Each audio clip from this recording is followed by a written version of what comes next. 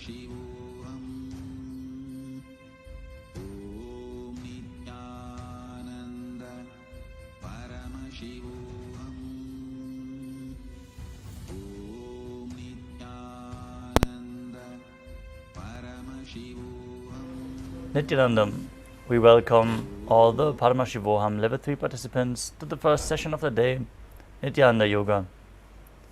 Please settle down onto your yoga mats, have your Panchapajam and Udani ready, wear your Rudraksha Mala, apply the Vibhuti and Kumkum, and all the male bodies, please remove your upper cloth and apply the Vibhuti over your body in the 16 various places. Settle down on the mat. We're going to start the session very soon.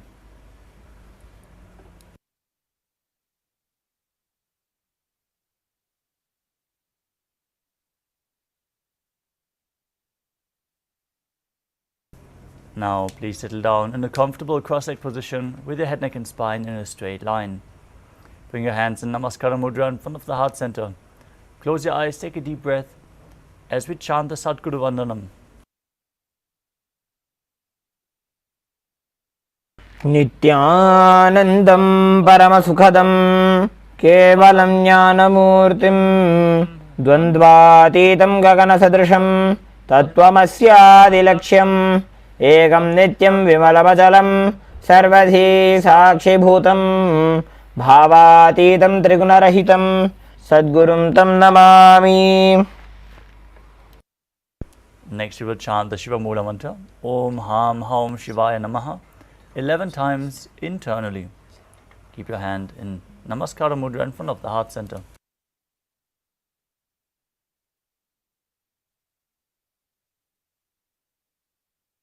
Om Ham Haum Shivaya Namaha.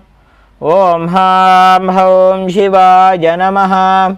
Om Ham Haum Shivaya Namaha. Om Ham Haum Shivaya Namaha. Om Ham Haum Shivaya Namaha. Om Ham Haum Shivaya Namaha. Om Ham Haum Shivaya Namaha. Om Ham Haum Shivaya Namaha. Om Ham Haum Shivaya Namaha. Om Ham Haum Shivaya Namaha. Om Ham Haum Shivaya Namaha. Next up is the Tattvajamanam, the ritualistic cleansing. Now keep your right hand in the Gokarna Mudra in the shape of a cow's ear. Then take an udani of water from the Panchapatram and pour it into your right palm. Each time the word Svadha is chanted, sip the water from the bottom of your right palm and take another udani of water. We're going to repeat this process thrice. Om Atmatattvam Shodhayami Svadha. Om Vidyatattvam Shodhayami Svadha. Om Shivatattvam Shodhayami Svadha. Now wash your hand with the water from the Panchapatram and wipe your lips twice with the bottom of your right thumb as we chant. Om Ham Hridayaya Namaha. Wash your hand again. With your index, middle and ring finger joined together, touch above the upper lip and below the lower lip. Then wash your hand again. With your index finger and thumb together, touch your right nostril and your left nostril. With the ring finger and thumb joined together, touch your right eye, your left eye, your right ear and your left ear. Wash your hand again. With the little finger and thumb joined together, touch your navel, your right chest and your left chest. With all the fingertips joined together, touch the crown of your head, the right shoulder, the left shoulder and the heart center. Wash your hand again. Now place the right hand over top of the left and place both hands on the right thigh. Set your sankalpa, your conscious declaration, what you want to manifest through today's Nithyananda Yoga session as we chant the Sankalpa mantra.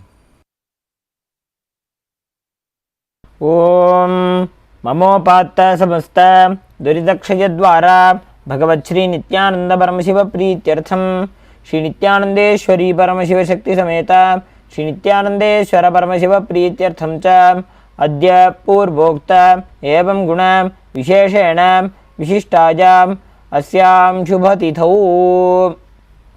पूर्ण आरोग्ययुक्त दृढगात्र यौगिक शरीर सिद्ध्यर्थं परमशिवशक्ति आविष्करणार्थं नित्यानंद योगाभ्यासं करिष्ये. Right hand once more as we chant. Om upasprishya. Now keep your Panchapatam entered on the side, out of harm's way, and let us briefly cover the components of Kailasa Nithyananda Yoga. Yoga is the ritual to experience the cosmic union of divine entering into man. To hold the intense energy of Paramashiva, we need to prepare ourselves, and the 12 components of Kailasa Nithyananda Yoga are designed exactly to achieve that. Through the physical postures, the asanas, aligning our bodies to the cosmic geometry and aligning them to Paramashiva himself. The pranayamas, the breathing techniques, aligning our breath to Paramashiva and pumping the prana in and through our system. The mudras, the energy circuits, which we perform through with our fingers, with our limbs and other parts of the body, aligning our intra-organs to Paramashiva and creating the flow of prana in certain parts of the body, preventing the prana from leaking out into the air around us and dissipating. The bandhas, which are the energy locks, which are performed by contracting certain diaphragms and muscles within the body, aligning our internal organs to Paramashiva. The bandhas we are going to perform are of three kinds. The Mula Bandha, the root lock, contracting the perineal floor and pulling it in and up. The Uddiyana Bandha, the abdominal lock, contracting the stomach above and below the navel and pulling the abdomen in and up towards the spine. And the Jalandhara Bandha, the throat lock, tucking your chin to the chest, internally contracting your throat muscles, locking the throat, preventing any air from seeping out.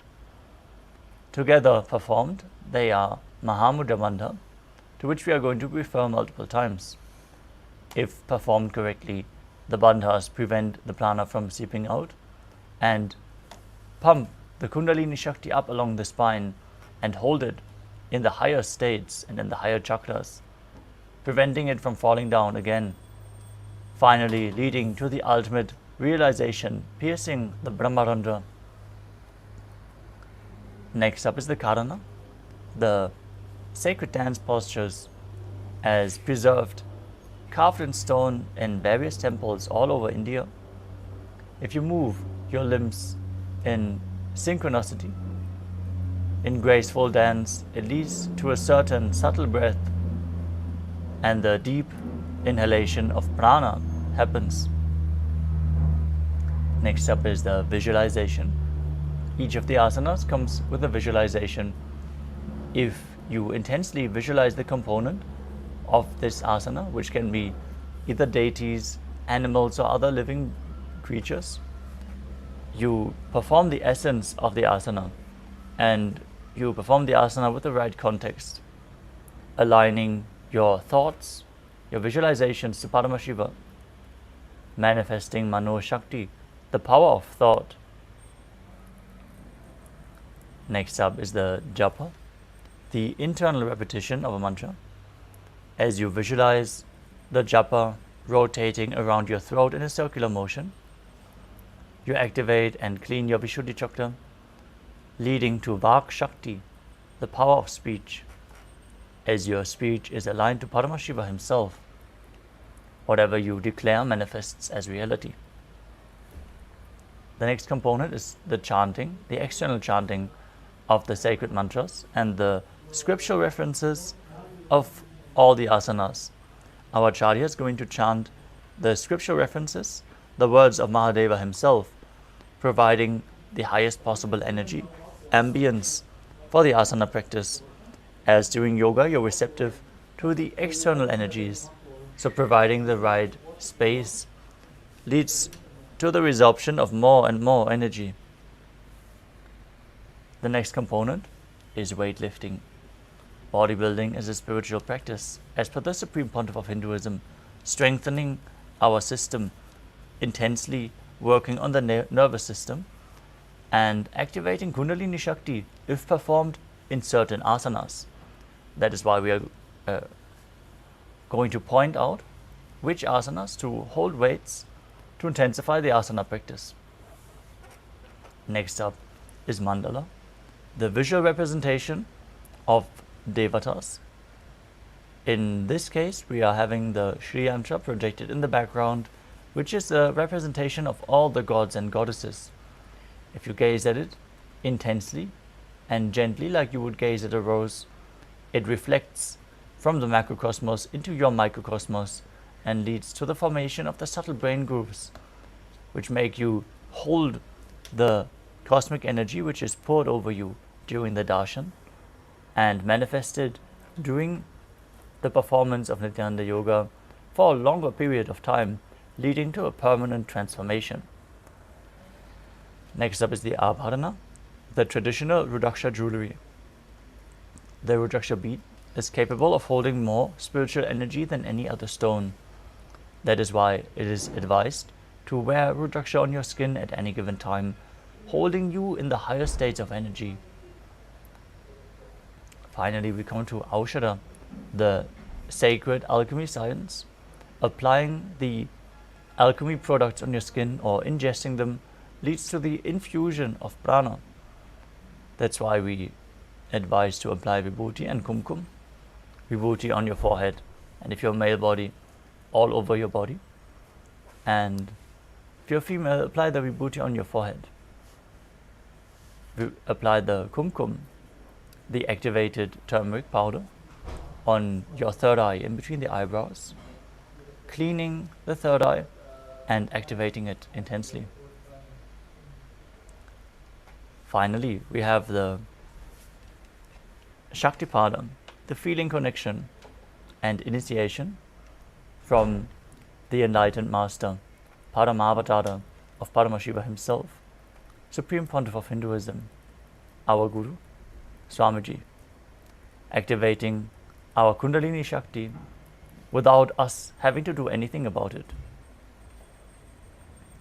With all the components covered, let us now move to the first asana of the sequence.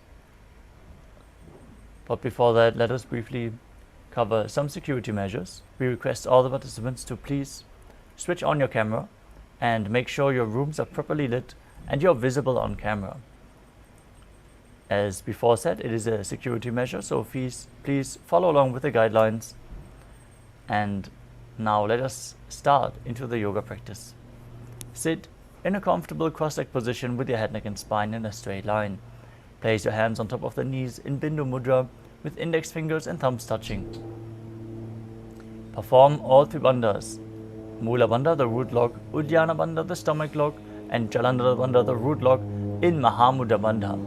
As you visualize Lord Shiva in your inner space, perform Samana Kumbhaka. Inhale deeply into your stomach and hold your breath there. As you then engage all three bandhas and visualize a flame rising up your spine. Internally chant the Japa Soham and visualize it rotating around your throat in Sukhasana. तत्सुखासनमित्युक्तमशक्तस्तत्समाचरेत्.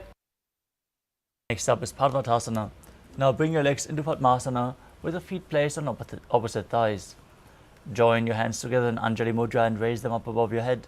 Keep your elbows straight, engage all three bandhas and visualize yourself as Mount Kailash. Vkshe Mahadeva Parvatasana Mangalam. Next up is Halipavasana. Now bring the soles of the feet together in front and hold the left hand by the right behind your back. Place your forehead on the ground behind the heels. Engage all three bandhas and gaze to your nose, visualizing Swamiji in your inner space. Vidhi ahu me jano ubhai pakdali samputithano. Next up is Nagi Pavasana. As you keep the soles of the feet together, the feet extended away from the body, stretch your arms out, cup your palms and place them on the mat in front of the feet as you place your forehead on the ground behind the heels. Engage your Uddiyana Bandhas, gaze to your nose and visualize yourself as a snake in Nagi Pavasana.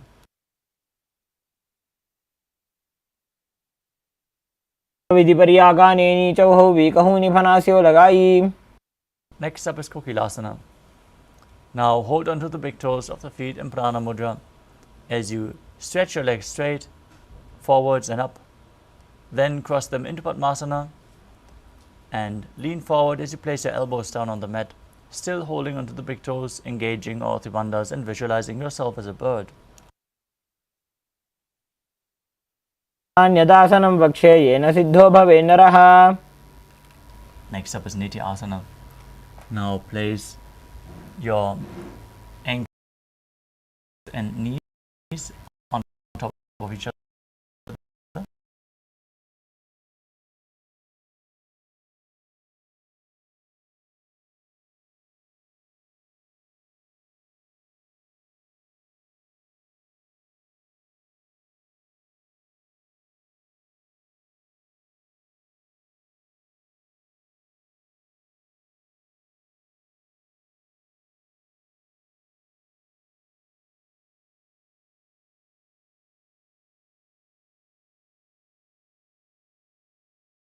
Your body forward and down again and again.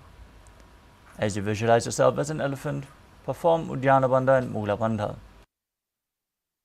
पादाग्रे भूमौ कृत्वा लम्बी भूया मस्तकाग्रे निधाय. Next up is Vrikshasana. From the same position, alternate pressing one heel into the ground while lifting the other heel up. Repeat this movement again and again as you visualize yourself as a bear. Keep Uddiyana Bandha, the stomach lock, and Mula Bandha, the root lock, engaged. एकैकं पादमाकुञ्च गजासनं कुर्यात् वृक्षासनं भवति. Next up is Vaishyasana. Now rise up and stand on the big toes as you raise the other toes off the ground if you can. Place your index, middle and ring fingers to the heart center and Hridaya Mudra as you visualize Swamiji in your inner space and engage Uddiyana Bandha and Mula Bandha. केशेन पादयुगलं बद्ध्वा तिष्ठेत अधोमुखः. Next up is the Urdhva Janukarana. Now stand in Adimandi position with the heels together, toes pointing outwards and the knees bent. Bring your hands to the chest and then lift one knee up along the body in a circular motion. Follow along with the respective hand as you repeat this movement again and again.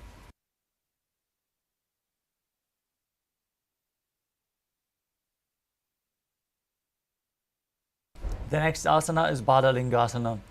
Now interlace your fingers from the outside in Sarvashankari Mudra.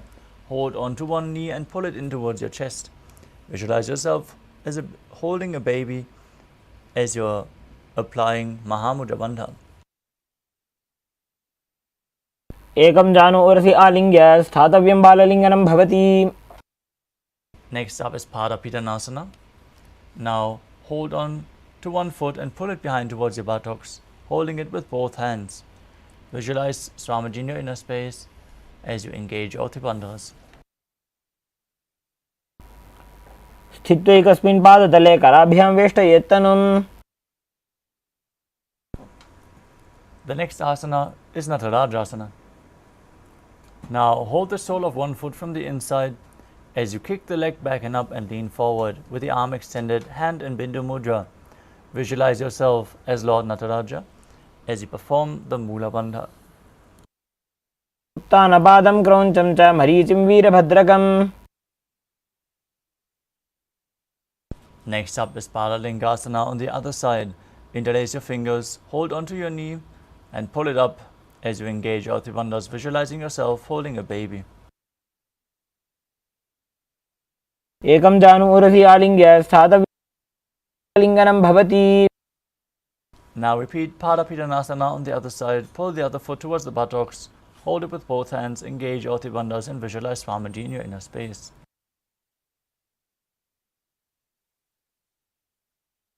स्थित्वा एकस्मिन् पादतले कराभ्यां वेष्टयेत् तनुम्.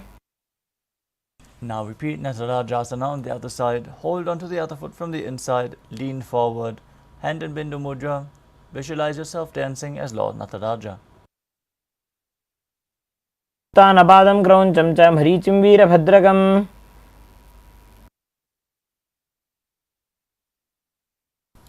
Next up is Ardha Rejta Karana. From Arimandi position, heels together, toes pointing outwards and knees bent. Step one foot behind the other with the toes down. Now bring the left hand to the chest and swing the right arm back and forth like a pendulum. Gracefully move the fingers one by one. Then place the right hand over the nose, uncross your ankles, place the other foot behind. Repeat the movement on the other side.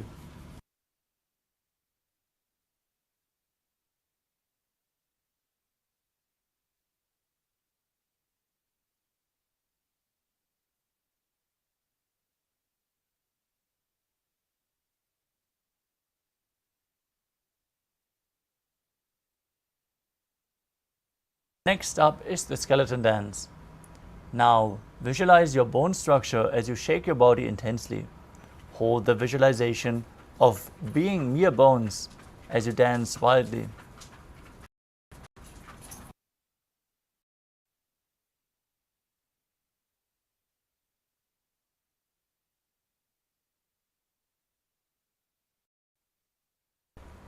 Next up is the Katichina Karana.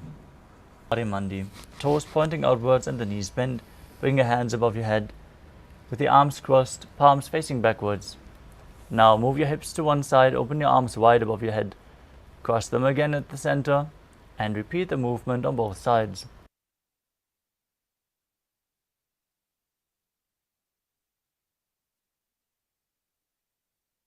The next asana is Tadasana. As you stand tall, on the tips of the toes, raise your hands up above your head. Engage your earthly wonders as you visualize yourself as a palm tree and internally chant the japa Shivoham. महामुद्राबद्ध कोनो ताड़ासन विभेदकान्. Next up is Uttanasana. From a standing position, lean forward and bring your hands flat to the ground if you can. Try to reach as low as you can as you bring your head towards the knees. Visualize Swamiji in your inner space and keep breathing in the Samana Kumbhaka as you visualize a flame being kindled in your stomach rising up your spine. महामुद्राबद्ध कोनो ताड़ासन विभेदकान्. The next asana is Tarakshvasana. Now place your hands flat on the ground in front with shoulder width apart. As you step your feet back into a plank position, and then contract the perineal region and tuck your chin to the chest as you start rotating your head from side to side, visualizing Swamiji in your inner space. गजासनवस्थित्वा मस्तकं वारं वारं दक्षिणकुक्षिं सव्यकुक्षिं नजेत्. Next up is Bhujangasana. Now lower your body down onto your stomach, keep the toes pointing backwards, the hands at your chest level. As you raise your head up, using the strength of your lower back, try not to push yourself up but pull yourself up with your back muscles. As you open your mouth widely and inhale through the hollow of your throat in Bhujangani Mudra. Visualize yourself as a cobra as you perform the Mula Bandha. अंगुष्ठनाभिपर्यन्तम् अधोभूमौ विनिन्यसेत्. Next up is Shashasana. From a tall plank position, as you push your body back up, alternate bringing one knee in towards your chest back and forth. Visualize Swamiji in your inner space and perform the Mula Bandha as you breathe in Sahadra Kumbhaka, calmly through your nose, leading the prana along the spine and holding the breath on and off as per your control. Don't let your breathing be controlled by the moving patterns. गजासनसंस्थितौ जानुद्वयमाकुञ्च्य वारं वारं कर्तव्यं शशासनं भवति. Next up is Rathasana. From a tall plank position, place one foot in between the two hands. Simultaneously jump one foot back and bring the other one in between the hands, alternating again and again as you visualize yourself as a chariot.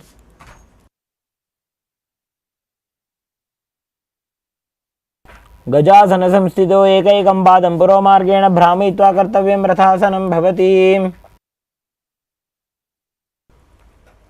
The next asana is Virabhadrasana. as you keep one foot flat on the ground with the toes pointing forward, knee at a 90-degree angle. Keep the other leg extended back, knees straight, toes pointing outwards. Now raise your arms up parallel, gaze to your third eye, and visualize yourself as Lord Veerabhadra as you perform Uddiyana Bandha and Mula Bandha. Pull your stomach up.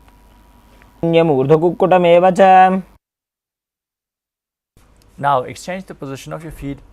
Repeat Veerabhadrasana on the other side.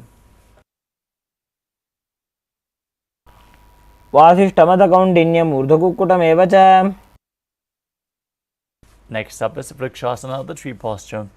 Now stand tall and bring one foot to the inner thigh of the other leg. As you join your hands in Anjali Mudra and raise them up above your head, elbows straight. Visualize yourself as a tree and perform Uddiyana Bandha and Mula Bandha.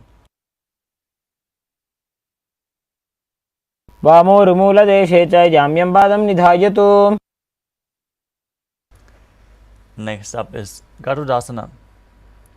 Now bring the raised leg to the opposite hip and join your hands in Namaskara Mudra in front of the heart center as you visualize yourself as Lord Garuda with big wings on your back as you perform Garudasana.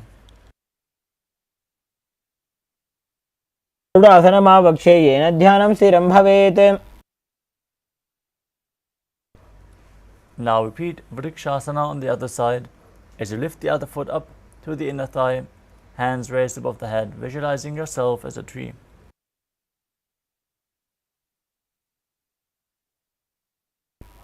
Bring the raised foot to the opposite hip, hands in Namaskara Mudra in front of the heart as you visualize yourself as Lord Garuda and Garudasana on the other side.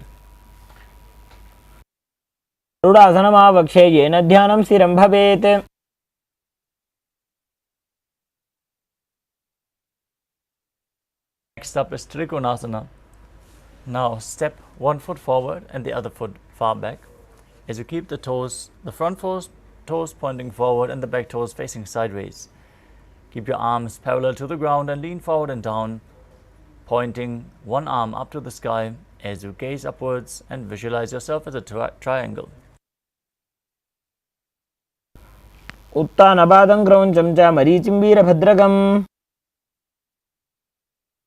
Now exchange the position of your feet.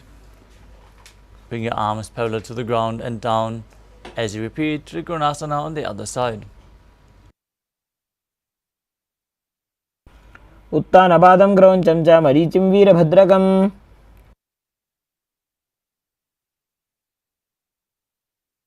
next up is the Nikuttaka Karana. From Arimandi position with your heels together, toes pointing outwards and the knees bent, raise one heel off the mat. Bring your hands in front of the heart center with the palms facing each other. As you stomp the raised heel to the ground, lift the other heel up and exchange the position of your hands again and again.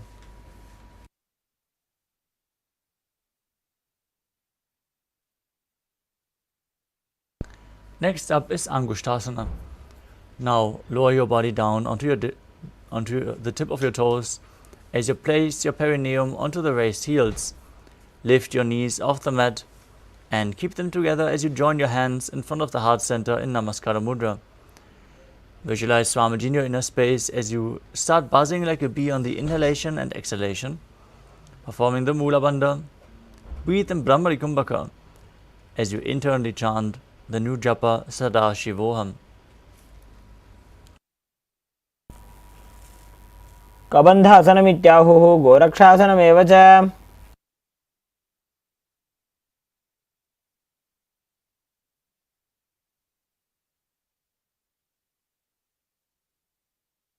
Next up is Saurasana. Now, from Angushtasana, extend one leg forward with the heel down, toes pointing up as you sit down on the perineum. Keep the hands at the side of your body, palms facing forward in Vara Mudra, fingers just touching the ground.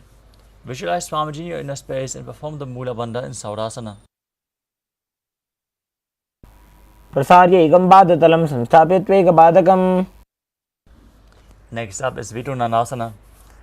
As you maintain the same posture, lean forward and down and hold on to the big toe of the front foot in Prana Mudra.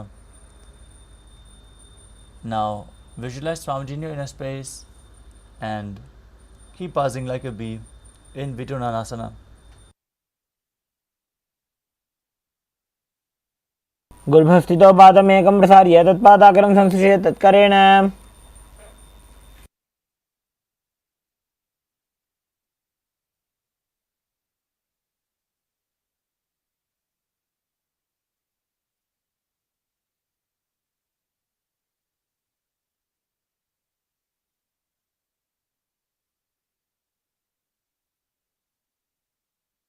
Now extend the other leg forward as you repeat Saurasana on the other side.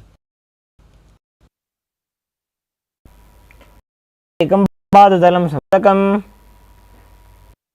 Now repeat Vitunanasana on the other side as you lean forward and down. Hold onto the big toe of the front foot and the back heel if you can. Balance in this position.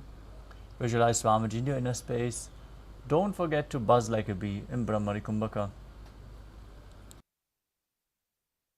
गुल्भस्थितो पादमेकं प्रसार्य तत्पादाग्रं संसृज्य तत्करेण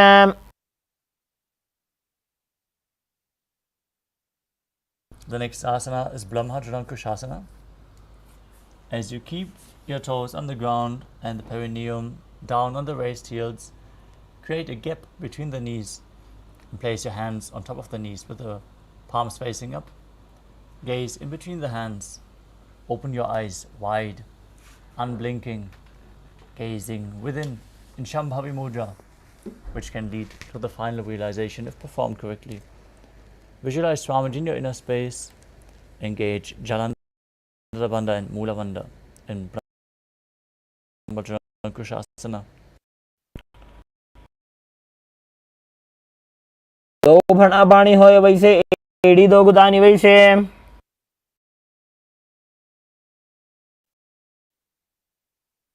Next up is Kapilasana on the heels, on top of the thighs. Pull your stomach in and up. Contract the gaze to your nose and visualize yourself as Sage Kapila Muni. उभय पगदली से मठहरावे तिनकी माहिली को और मिलावे.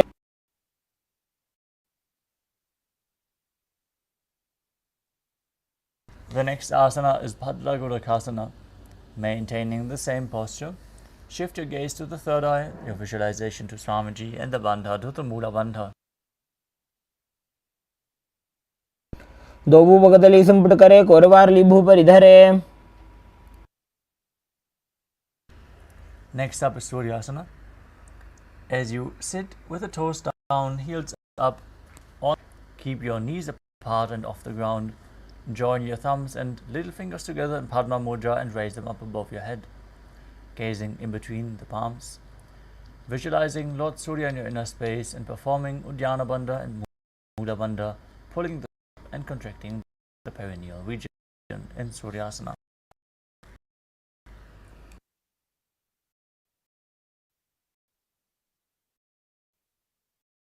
एड़ी दो पानी बैठक पर निठाने.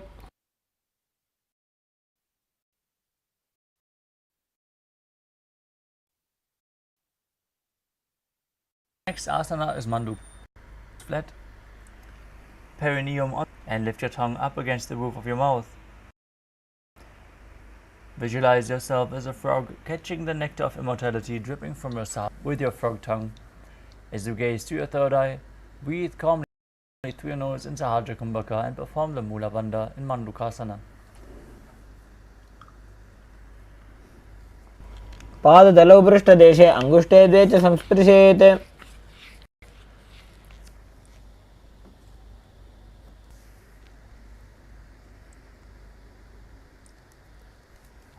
Next up is Uttana Mandukasana.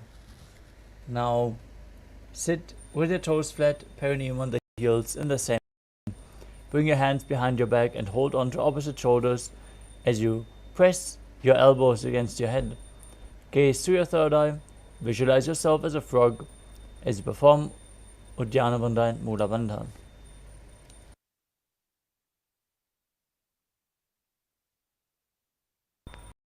मध्यस्थं कूर्पराभ्यां धृतं शिरः.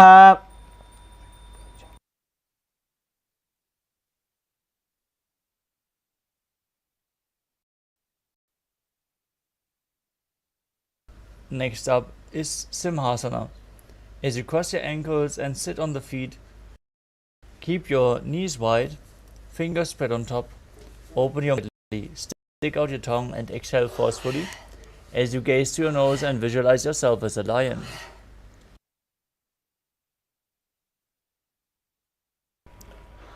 दक्षिणं सव्यगुल्फेन दक्षिणेन तथेतरम्. Next up is Bhadrasana. As you sit with the heels under the perineum and keep your knees wide, cross your hands behind your back and hold onto the big toes in Prana Mudra.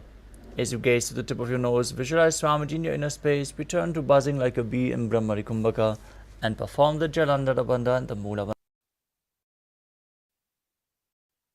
चवृषणस्याधो व्युत्क्रमेण समाहितः. Next up is Kaka Bhushan Asana. As you squat flat on the ground, the knees opened wide, bring your arms in and around the raised knees as you interlock your hands behind your back in Parashu Mudra. Try to reach your hands behind your back, push your hips wide open and torso forward as you gaze to your nose and visualize yourself as a crow. प्रथमे वैसक उकटठाने दोबू हाथ पगमीच आने. The next asana is Kani Pavasana.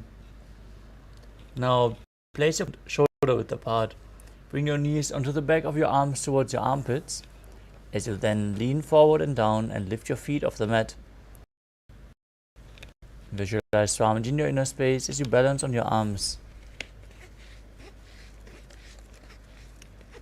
आसन को गुण आशी होई तो आची होई.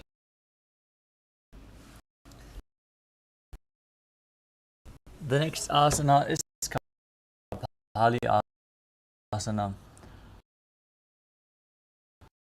Our first inverted posture of the sequence. If you have any neck or upper back injuries, please take it slow with all the inverted postures, as well as if you have any blood pressure related issues. Take precautions and the crown of the head onto the ground, forming a triangle between the hands and the head. Bring the knees onto the elbows, the hips over the shoulders, and then straighten the legs up. Visualize Swamiji in your inner space as you gaze through your nose and contract the perineal region in Mula Bandha. शीशा धरती टेकी पगदो वो मिलिवा ऊंचा गुगरे. The next asana is Parshvamayurasana. Now squat on your toes with the legs together. Twist your body to one side and place your hands on the mat, shoulder width apart, and then align the knee and the hip with your elbows and lean forward, extending the legs to the side. As you balance mid-air, gaze to your third eye and visualize yourself as a peacock. Exhale fully and hold your breath in Rechaka Kumbhaka on all the exhalations as you perform the Mula Bandha. मयूरं दंडवत् कुर्यान् मायूरं दंड नामकम्. Now twist your body in the opposite direction as you repeat Parshvamayurasana on the other side. मयूरं दंडवत् कुर्यान् मायूरं दंड नामकम्.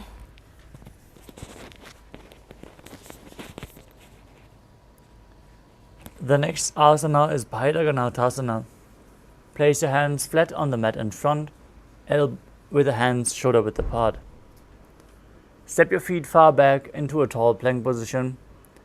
As you step one foot outside the respective shoulder in between the two hands. Gaze to your third eye. Visualize yourself as Lord Kala Bhairava in Bhairaganathasana.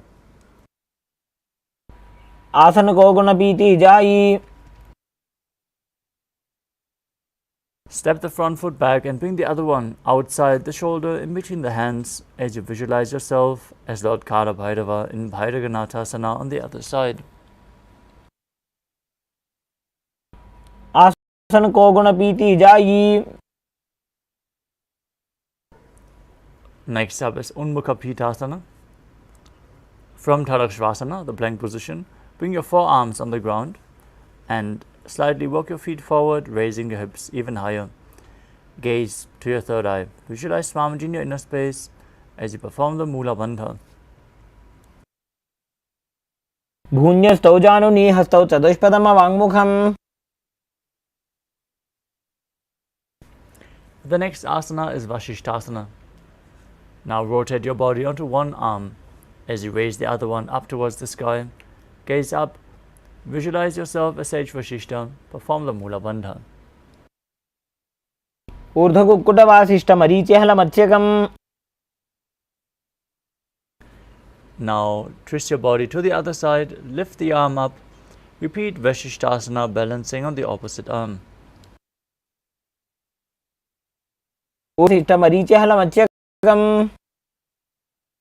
Now come to a seated posture with your legs extended forward. Bring your hands underneath your buttocks with the palms facing up. Gaze to your nose. Contract the Jalandhara Bandha and Mula Bandha. Tuck your chin to the chest and contract the perineal muscles. As you gaze to your nose, visualize yourself as Lord Hanuman. Breathe in Rechaka Kumbhaka, exhaling deeply and holding your breath as you internally perform the Japa Maha Sadashivoham in Anjani Asana.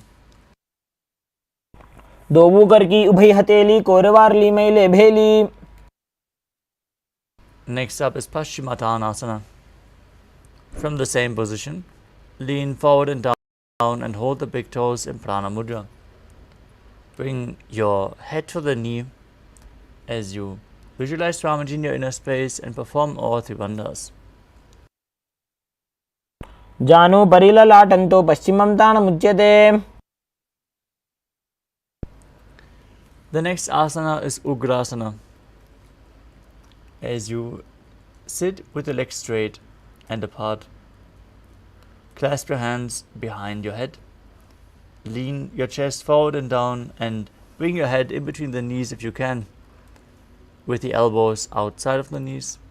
Squeeze your body as you engage all three bandhas. Hold your breath after exhale and visualize Kali in your inner space in Ugrasana. स्वपाणिभ्यां दृढं धृत्वा जानुभरि शिरोन्यसेत्. The next asana is Marichi Asana, where you sit with one leg extended, the other heel against your groin, knee raised. Bring your arm in and around the knee and interlace your fingers behind your back. Visualize yourself Marichi as you lean forward and down towards your knee. उत्तानपादं क्रौञ्चं च मरीचिं वीरभद्रकम्.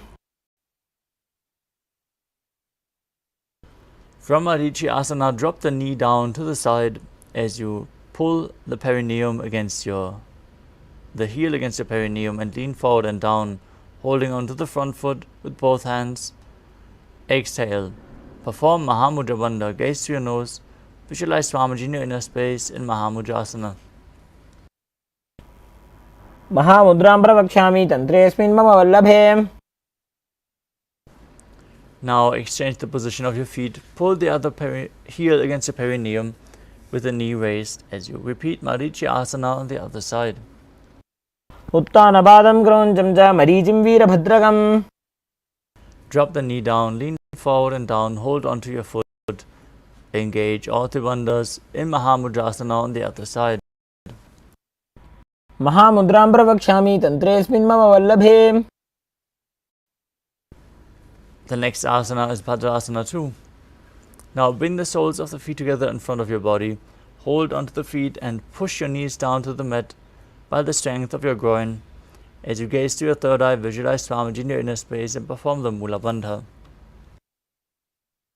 गुल्फौ त्वपृषणस्यादः सीवन्त्याः पार्श्वयोः क्षिपेत्. The next asana is Gvalipavasana. Now slightly extend your feet away from the body as you keep the toes together and the heels apart. Place your hands on the knees. Engage Jalandhara Bandha and Mula Bandha as you visualize Swamiji in your inner space in Gvalipavasana. पूरब चरपट चौक कख्यो सोजी वाही विधि जो कीजे sooji. Next up is Joni Asana. Now back against the perineum. Soles of the feet together. Now hold the soles of the feet with your hands and lean forward and down as you bring your head towards the feet. Visualize the Yoni Mandala, the visual representation of Devi Paramashiva Shakti herself. Gaze to your nose and perform Rijaka Kumbhaka. दोवू भगदली संपुट के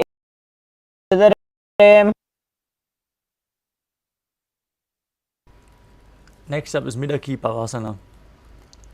With your feet together, heels together, toes apart, feet extended away from the body, stretch your arms out to the side and lean forward and down. Bring your head and your forehead on the ground behind your heels. Gaze to your nose, visualize Swamiji in your inner space and perform the Mula Bandha. पूर्व विधि परिपकदली संपूर्ण शोल एडी मिली राशे. Next up is Siddha Samadhi. As you sit and keep the toes together, heels apart, bring your arms below the shins and extend them out as you keep your palms facing up. Bring your forehead to the ground above your feet as you bring your toes to your... Otherwise, just lean as low as you can to the ground. Gaze to your nose, visualize Lord Surya in your inner space as you perform the Mula Bandha. दोवू भगदली संपुट करे सोले मेढ आगा मेधरे. Next up is Chinaki Pavasana. As you pull the feet back in towards the perineum, keep the heels together and toes apart and open your feet up with your hands like a book. Press your elbows down onto your thighs. Bring the knees to the ground as you gaze to the nose and visualize Swamiji in your inner space. दो बगागी AD धरती मगिवा मेढ लगावे. Next up is Chadapata Chukasana. Now sit and bring the soles of the feet together with your heels at the perineum and place your hands on top of the knees, gently pushing them down to the ground. Gaze to your third eye, visualize Swamiji in your inner space and perform Uddiyana Bandha and Mula Bandha. दोवू भगदली संपुट धारे आगाने कर जारे पसारे. The next asana is Bhairavasana. Now, as you keep the soles of your feet together, try to raise your heels up and bring the toes down to the mat vertically. In this intense stretch, place your hands on top of the knees. If you can't perform the asana, you can use your hands for support. Pull on the feet or the soles, whatever works best for you. As you gaze to your third eye and visualize yourself as Lord Kala Bhairava, Lord of Time, engaging Uddiyana Bandha and Mula Bandha as you exhale fully in Rijaka Kumbhaka.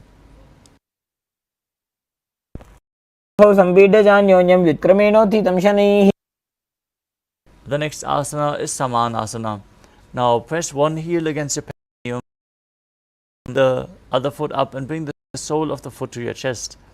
Gaze to your third eye, visualize Swamiji in your inner space and perform the Mula Bandha. समानासनम् आवक्षे सिद्धमन्त्रादि साधनात्. Next up is Apanasana. Now place one foot on top of the respective shoulder, the other leg forward and up. Gaze to your third eye, visualize Swamiji in your inner space. Exhale fully in Rijaka Kumbhaka and perform the Mula. Pull and push the Kundalini Murna with your asana. केवलं पादमे कञ्च स्कन्धे चारोप्य यत्नतः.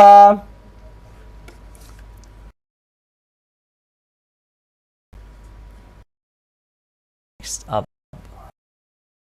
repeat Samanasana on the other side. Place your other heel against both towards it. Gaze to your third eye, visualize Swamiji in your inner space as you perform the Mula Bandha. मंत्रादि साधनात्. Now repeat Apanasana on the other, placing the other leg over top of the shoulder, extending the opposite foot straight. Gaze to your Swamiji in your inner space. केवल यत्नतः. The next asana is Gomukhasana.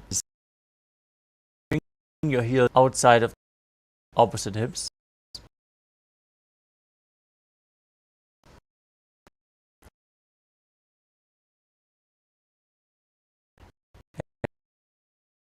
As you place both hands on top of the knee,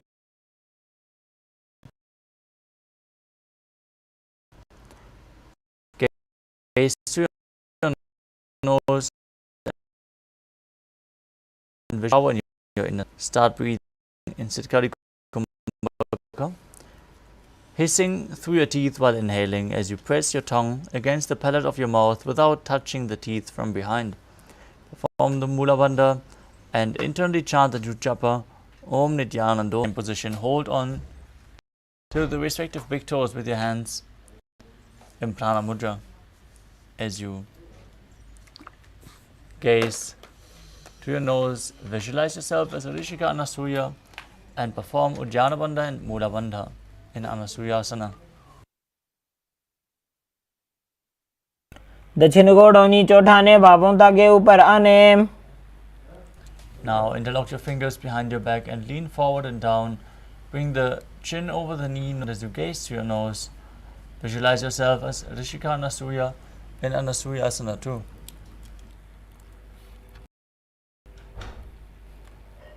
जीमणा गोदा की संधि उपरिड़ा वागोड़ा की संधि. The next asana is Garudasana too. Now with one heel against your perineum, the other foot placed flat on the ground in front with the knee raised against your chest. Keep your hands on the respective knees, gaze through your nose and visualize yourself as Lord Garuda. डावो बगमोड़ी एडी माहिलो गुल्फमूल द्वार नीचे दे.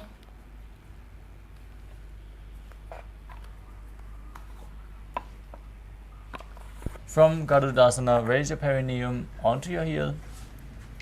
Bring the heel of the other foot onto the opposite foot as you interlock your fingers behind your neck. Twist your elbows outside the raised knee. Gaze to your third eye and visualize yourself as Sage Narada in Naradasana. पिष्टि जवाम पगदली केरी भूपरिता ही लगा वे फेरी.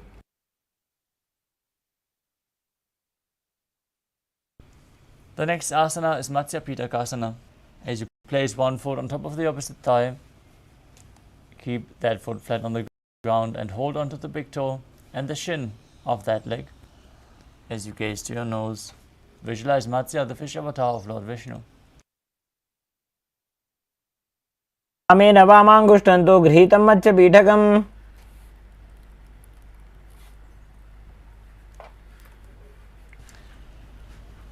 Now repeat Gomukhasana on the other side. Stack your knees with the other knee on top. Heels outside the hips, hands on the knees.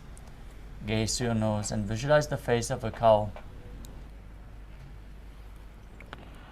सव्ये दक्षिणगुल्फं तो पृष्ठपार्श्वे नियोजयेत्. Now hold onto the big toes in Prana Mudra.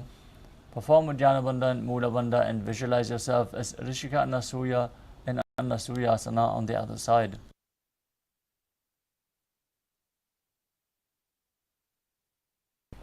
दक्षिण गोड़ नीचे उठाने बाहों ताके ऊपर आने.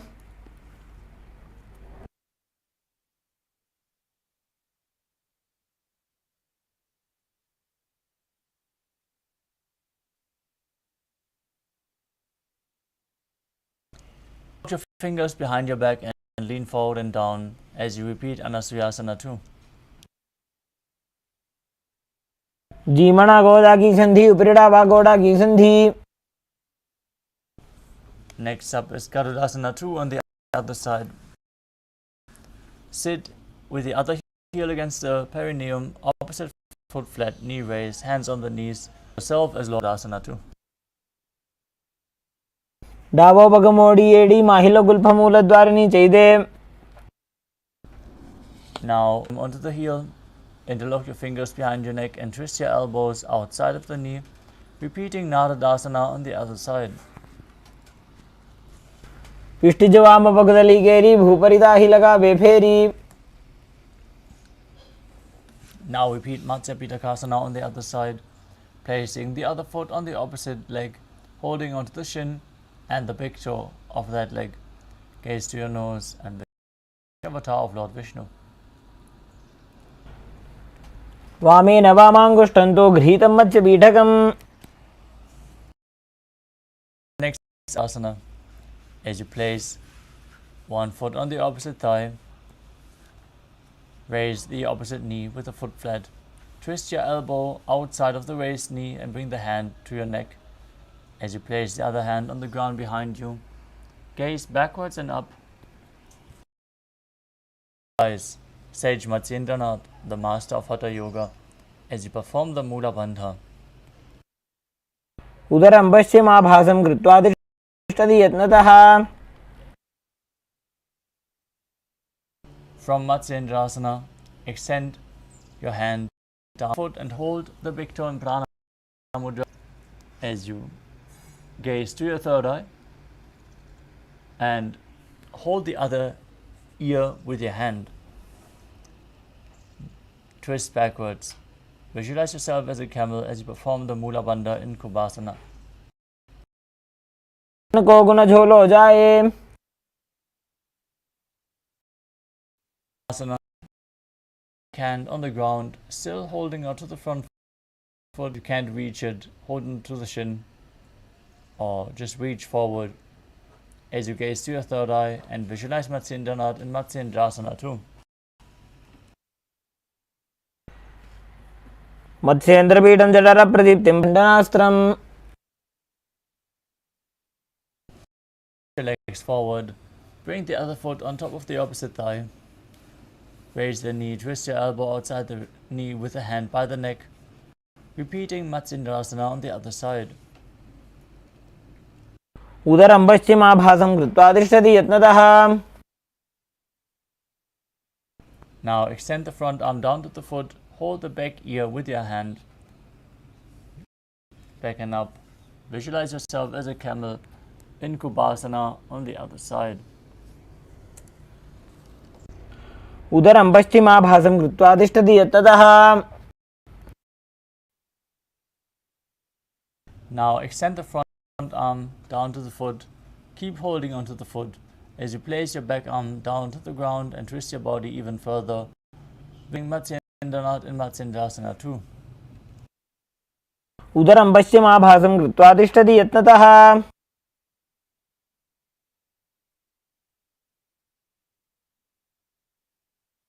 The next asana is Padmasana, the lotus posture. Now place your feet on top of opposite thighs as you place your hands on top of the knees. Gaze through your nose. Visualize yourself as Lord Shiva as you perform Sitali Kumbhaka, hissing through your teeth with your tongue pressed against the back of the teeth. Engage all three bandhas Mahamudra Bandha as you internally chant Om Nithyananda Paramashivam. आसनं द्विविधं प्रोक्तं पद्मं वज्रासनं तथा. The next asana is Padmasana too. As you sit and place your feet on top of opposite thighs, cross your arms in front of your body and hold onto the big toes in Prana Mudra. Gaze through your nose. Visualize yourself as Goddess Parvati, the consort of Lord Shiva, as you keep breathing in Sitari Kumbhaka and perform the Mula Bandha in Padmasana too. उत्तानौ चरणौ कृत्वा उरु संस्थो प्रयत्नतः.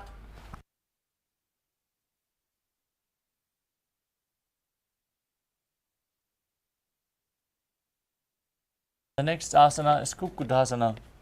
As you sit and put your hands in between the thighs and calves, place your palms on the ground and push your body up off the mat, visualizing yourself as a rooster, breathing calmly through your nose in Sahadra Kumbhaka.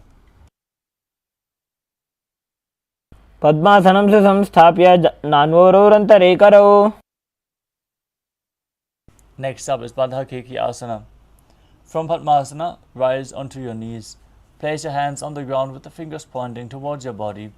Lean forward with your elbows pressed against your navel as you lift your knees off the mat and balance on your arms. Visualize Swamiji in your inner space. धरामोष्टभ्यकरद्वयेन तत्कोर्प्रतिस्थापिता नाभिपार्श्वः.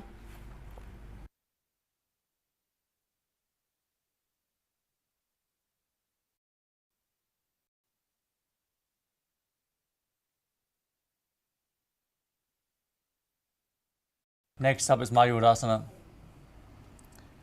While on your knees, place your palms on the ground, fingers pointing towards your body. Keep your elbows together, press them against your navel, then lean forward, find balance and lift your legs off the mat. Visualize yourself as a peacock as you perform the Mula Bandha in Mayurasana. अथवा क्षेमः देव मयूरासनमुत्तमम्.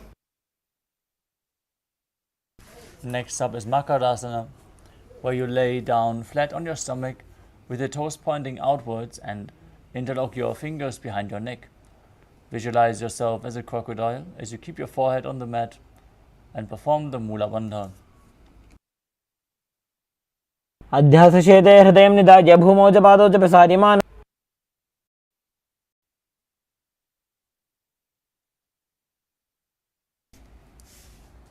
The next asana is Shalabhasana.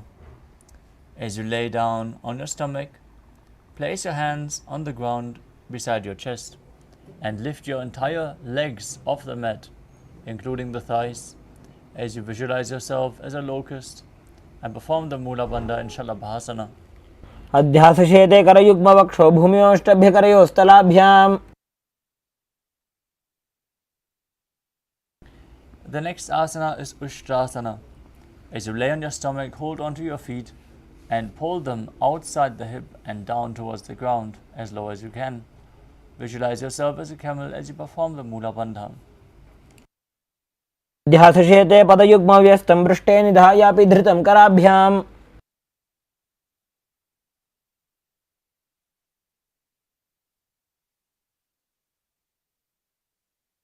Next up is Dhanurasana. As you keep holding onto your feet, kick your legs back and up as you raise your chest off the mat as well. Up towards your third eye as you visualize yourself as Pinaka, Lord Shiva's bow in Dhanurasana. प्रसार्य पादौ भुविदण्डरूपौ करौ च पृष्ठे धृतपादयुग्मम्. Next up is Bhagasana. Now sit up into a kneeling posture with your heels outside the hips, toes touching behind your body. Place your hands under the thighs, gaze to your third eye. Visualize Swamiji in your inner space as you internally chant Om Nithyananda Paramashivoham in Bhagasana. उल्टा मोड़ी पावदो वैसे बहुरो जुगति करे कैसे. Next up is Gohi Asana. We are setting up for another inverted posture. So take precautions. Position yourself in front of a wall if needed. Now, from a kneeling position, place your elbows on the ground, shoulder width apart. Interlock your fingers and place the crown of your head, holding your head with your hands. Now raise your hips up, walk your feet forward and align your hips with your shoulders as you lift your legs up, pulling your knees in towards your chest. Try to touch your knees to the chin. As you squeeze your body, visualize Swamiji and perform the Mula Bandha. दो हाथ की कोहनी जोजी पुनः कलाई जाने दोई. From Gohi Asana, extend your legs up straight into Shirshasana. Gaze to your nose, visualize Swamiji and perform the Mula Bandha. विपरीतं मण्डलं च द्विधैव विदितं हिनः.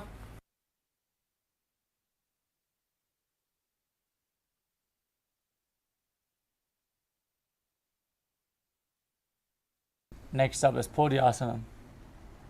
Now come to a sitting posture with the legs extended forward as we enter a sequence of rapid exhalations in Bastika Kumbhaka, where you pull your abdomen in and up and push the air out of your body like the bellows of a blacksmith. Don't inhale actively, just let the air flow in naturally as you keep exhaling, exhaling, exhaling. Now place your hands behind your calves as you pull your legs up. Try to bring them vertically with your head by the knees. Keep exhaling as you visualize Swamiji in your inner space. दो हाथ पग बाहर आने गोड़ा तरे काकसी ठाने. Next up is Palikasana. Now hold the opposite shoulders behind your back as you raise your feet off the mat in a 45-degree angle. Visualize yourself as a mace and gaze to your third eye, still breathing in Bastika Kumbhaka and Palikasana. उत्थानं शयनं कृत्वा पादौ मिलित्वा प्रसार्य. Next up is Naukasana. Now, with your legs extended forward and up, bring your arms extended forward parallel to the ground if you can. Otherwise, you can bring your elbows down to the mat. Visualize yourself as a boat as you perform the Mula Bandha and exhale and Bastrika Kumbhaka. उत्थानशयनं कुर्वराभ्यां भूमिं वष्टभ्याम्. Now, lift your feet towards your chest as you scoop the hands beneath and pull the feet close to your chest. Keep exhaling rapidly. Gaze to your nose and visualize yourself as Lord Rudra in Rudrasana. पगथली संपूर्ण करी हाथस्य पग ऊंचाई. The next asana is Unmukha Pitasana too. Breathe calmly as you lay down on your back with the feet flat on the ground, knees raised. Place your palms on the ground behind your heels. As you push your hips up, contract the perineal region. Gaze to your nose and visualize Swamiji breathing in Murcha Kumbhaka with the Jalandhara Bandha engaged, the throat lock engaged while exhaling. Force the air out through the throat lock, which is leading to a state of swooning. ऊर्ध्वे च जानुनी कृत्वा शवेत्वोर्ध्वमुखं तथा. Slowly lay down on your back. Keep your hands beside your hips with the palms facing up. Perform the Shakti Chalan Mudra. Pull the activated Kundalini Shakti up along your spine, forcefully pulling it up from Muladhara to Sahasrara, all the way along your spine. Relax, unclutch from any micro movements of the body and mind. Be completely still as you visualize your body is dead and Swamiji, the Supreme Pontiff of Hinduism, is liberating you as you internally chant the Mahavakya Om Nithyananda Paramashivoham. उत्थानं शवमौ शयनं तु शवासनं शवासनं श्रान्तिहरं श्रान्तिकारणम्.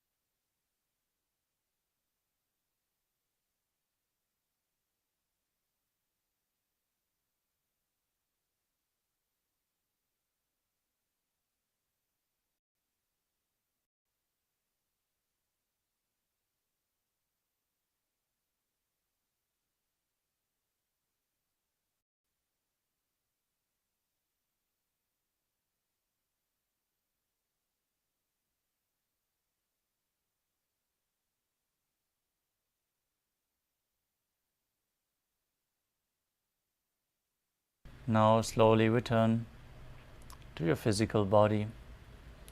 Start to wiggle your fingers and toes, your wrists and your ankles, your elbows and your knees. Pull your knees up towards your chest. Walk your body from side to side and return to a comfortable seated position.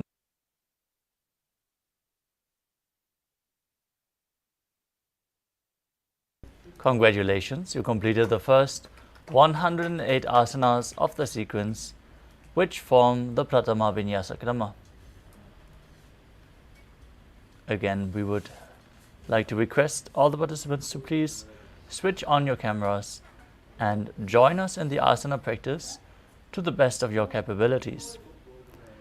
Performing the Nithyananda Yoga will prepare you to receive all the blessings that the Supreme Pontiff of Hinduism is bestowing you in tonight's darshan.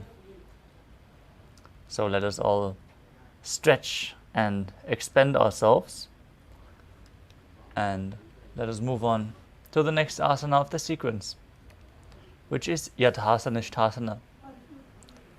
As you sit in a posture that brings ease to your physical and mental space, any comfortable posture for you, place your hands in Bindu Mudra on top of the respective knees. Visualize Swamiji in your inner space. Perform Samana Kumbhaka.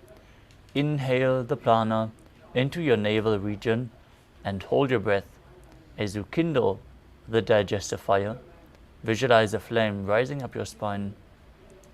Engage the Mula Bandha. Push the Kundalini Shakti up as you internally chant Om Nithyananda Paramashivoham in Yathasana. Paryankam tatsamakhyatam yatasamstam yathastitihi. Next up is Samasana, in a cross-legged position with your hands in Bindu Mudra on top of the knees. Inhale deeply and hold your breath. Then exhale and inhale deeply, respectively, as you visualize Swamiji in your inner space. Idanim garbhininam yogabhyaso yatha laghu. Next up is Muktasana. As you place the left foot against the genital region, place the right foot over top. Keep your hands facing down on top of the knees as you gaze through the nose and visualize yourself as a sage, liberated by the Supreme Pontiff of Hinduism. Nibidhyasivinim sukshmam dakshinetara gulphatah. Next up is Siddhasana. Maintain the same position. Switch your gaze to your third eye as you visualize Swamiji in your inner space. Thanassamyamitendriyo chaladrisha pashyan bhruvarantaram chaitan mokshaka patavhedajanakam siddhasanam procyate. Next up is Siddhi Asana. Maintain the same position. Switch your gaze to the ground in front of you as you engage all three bandhas, Mahamudra Bandha, and visualize Swamiji in your inner space. Vamapadake idijano sivani madhitasa kothano. Next up is Rudrasana 2. Maintaining the same position, rotate your hands on top of the knees into Bindu Mudra. Gaze to your third eye and visualize yourself as Lord Rudra as you engage the Mula Bandha. वामचरण पर दक्षिण राखे एक जुगति ऐसे विधि दाखे. Next up is Santadunasana. Maintain the same position, shift your gaze to the nose and embody tranquility and an unshakable nature.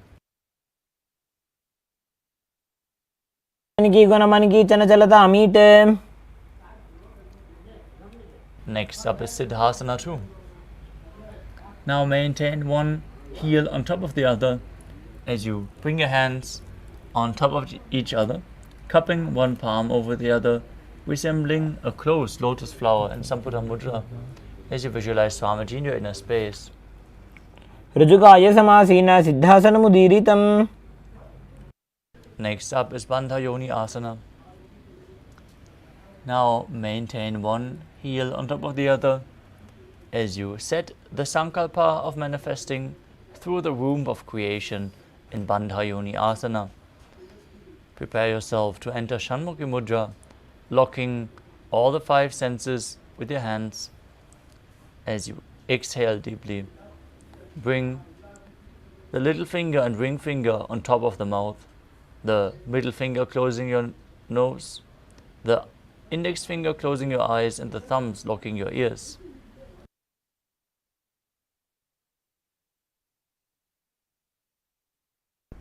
यत्र मध्ये महादेव बन्धयोन्यासने शृणु.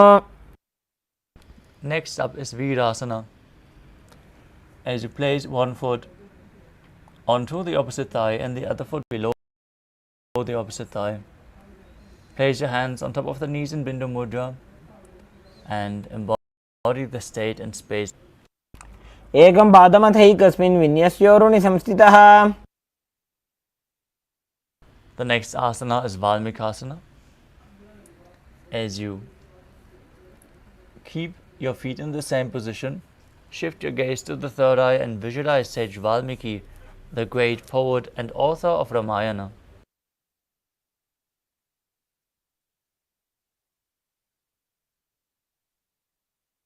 डावा पग की पगतली पुनियेड़ी है जो ये.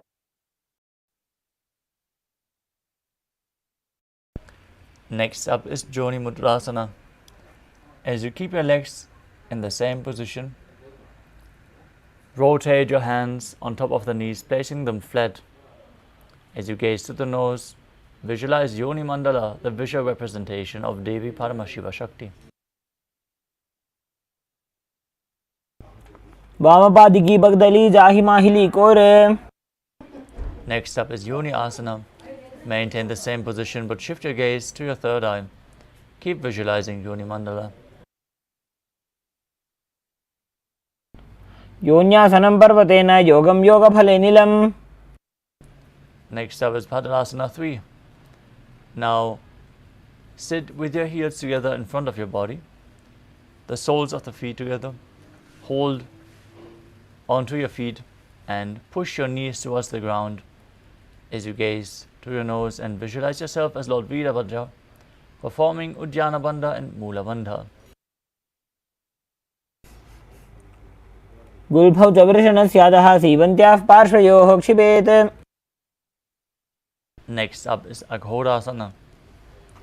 As you maintain the feet, the soles of the feet together in front with the heels against your perineum.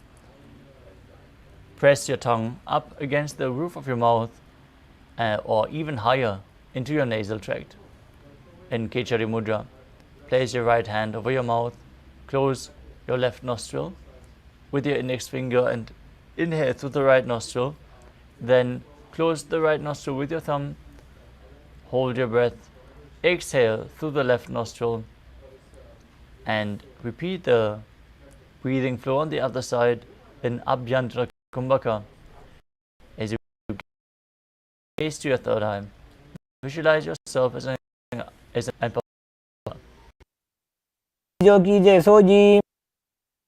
Next up is Kanari Pavasana. As you bring the feet together in front, toes together and heels apart, place your elbows on top of the heels. Rest your chin on your palms, gaze to your nose, perform Uddiyana Bandha and Mula Bandha. Breathe in Rechaka Kumbhaka as you visualize yourself as a female elephant drinking water. ग्वाली पाव आसन कक्ष्यो है जैसे Yahoo में जाने विधि तैसे.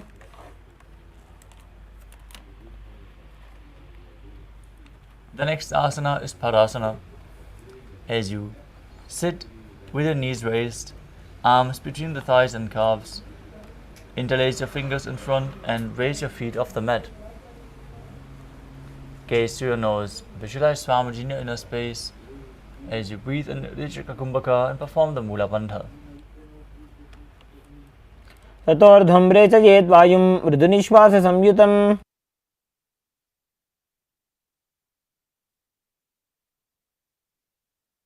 Next up is Gopi Chandasana. As you interlace your fingers around the feet with the soles of the feet together in front, place the toes at the groove of your throat and the heels against your chest.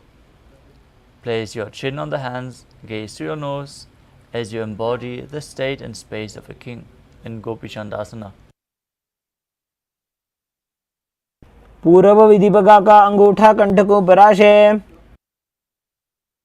Next up is Uttarasana. Now sit with the soles of the feet together, insert your hands underneath the legs and hold onto the feet with interlocked fingers. Bring your feet up to your chest, the head down, the chin touching the soles, gaze to your nose and visualize your body free from any defects. दो भूपगदली संपुटाने उभय हस्तकरी व्रत हिताने. From the same position, lift the feet even higher in front of your face with the interlocked fingers above your forehead. Visualize yourself excelling in everything as you perform the Mula Bandha in Vishishthasana. दो भूपगदली जोड़ी संपुट करे. Next up is Pujasana. From a seated position, lift both legs over top of the respective shoulders. Bring your arms underneath your legs and up, interlacing the fingers around the back of your neck. As you visualize yourself as a cobra, exhale fully and perform the Mula Bandha. शिरासनं तु विज्ञेयं कक्षासनमतः परम्. Next up is Kalyanasana. As you maintain a seated posture, raise your legs up, bring your elbows under the knees and wrap your arms around your back, clasping your palms behind your back. Gaze to the nose and visualize yourself as a beautiful, auspicious goddess. दो हाथ भगम नीचे आने, तिनको गोड़ा नीचे ठाने. Next up is Sankatasana. Now place the top of the left foot flat on the mat as you sit on top of the left heel. Place the right foot over top, heel close outside the hip as you visualize yourself as an elegant swan and perform the Mula Bandha, breathing in Ujjayi Pranayama, making an ocean-like sound with your mouth, and performing the Vaishnavi Mudra, where you don't focus on any external objects, only on the object within. वामपादं चितेर्मूलं सन्न्यस्य धरणीतले.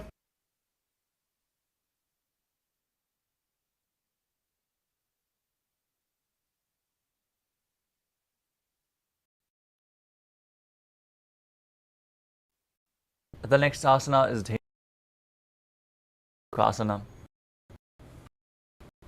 From Sankatasana, slide the left heel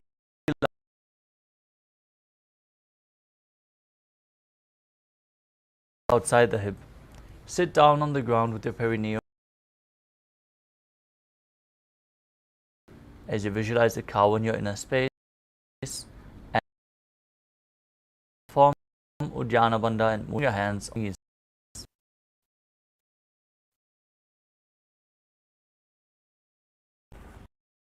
अनुषागी Nagar पंचडं वृषीलिंद कल्यम्नी. Next up is Machandasana. As you place the right foot on the left thigh, visualize face and perform. वामजंग बर्दचीरिस आने. Next up is Machandasana 2. Now hold onto the feet with your hands and lean forward, having the feet in the same position as the previous asana. Place your forehead on the ground, visualize Swamiji in your inner space. प्रथम जी मनो चरण Joji वामजंग Barira खेसोजी. Now rise back up. Keep your feet in the same position.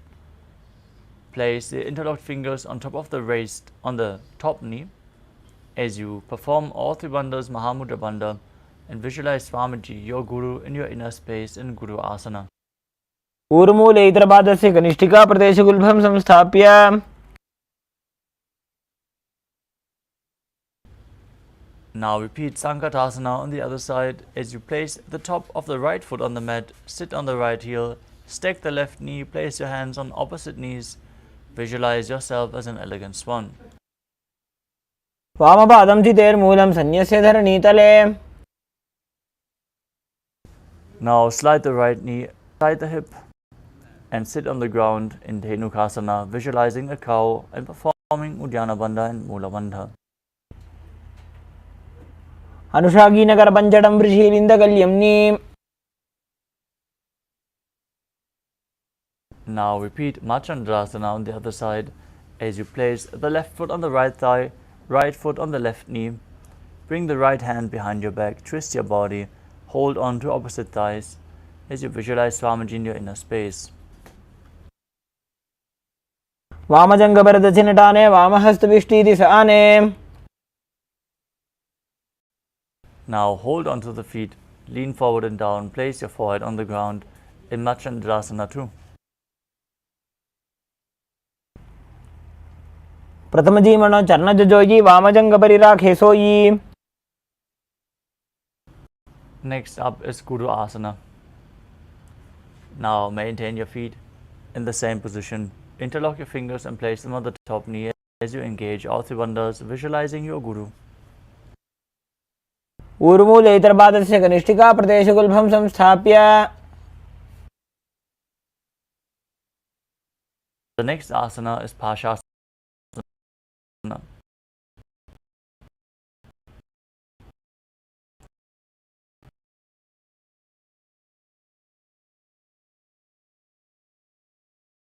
As you sit with the feet, knees raised to your chest, opposite catering, the third energy in your inner space. पादतले भूमौ निधाय जानुनिवृसि निधाय. From the same position towards your knees, gaze to the nose and visualize being in an abode of bliss in Bodhashokasana. भूपगतली भूपरिधरे कोर्माहिलिये सेकरे. Next up, as you bring the hands underneath the opposite elbows, gaze to your nose, perform Kechari Mudra and visualize Swamiji in your inner space. दो हाथ पग बाहर लियावे गोड़ा नी करावे. Next up is Sumati Asana. Keep holding on to the opposite elbows and cross your ankles in front with the toes pointing up. Gaze to your nose and visualize the great sage Maharishi Sumati. मूलद्वारी धरती परिठाने डावा पग परिदक्षिपद आने. Next up is Dandasana. Now extend your feet out straight and raise your arms straight above your head, interlocking the fingers with the wrists pointing outwards. Engage all three bandhas as you gaze to your nose and visualize Swamiji in your inner space. इदानीं योगाभ्यासो यथा लघु. The next asana is Arambhasana. Now lean forward and down, hold on big toes in Prana Mudra.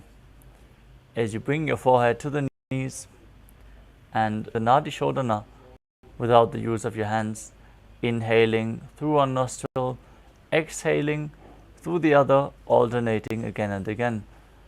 Control the flow of your prana as you visualize Swamiji in your inner space.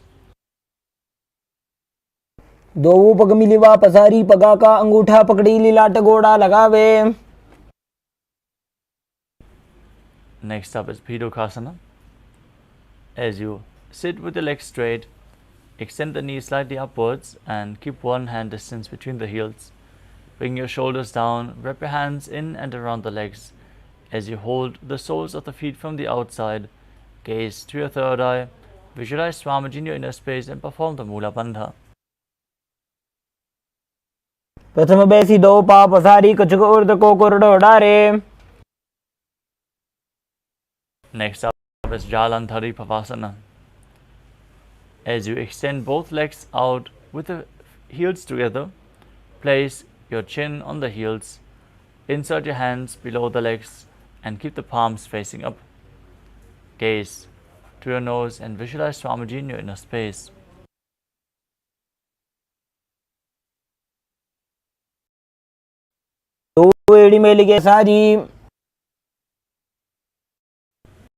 The next asana is Urdhva Paschimottanasana. As you keep one leg extended behind your neck, if you can't lift your foot behind your neck, you can bring it over top of the respective shoulder or pull it towards your chest, opening up your hips. As you lean forward and down and hold onto the foot with both hands in as in Paschimottanasana. Gaze to your nose, visualize Swamiji in your inner space, perform the Mula Bandha. पश्चिमतानवत् संसिधिं कृत्वा एकं पादं ग्रीवायां धृत्वा तिष्ठेत्.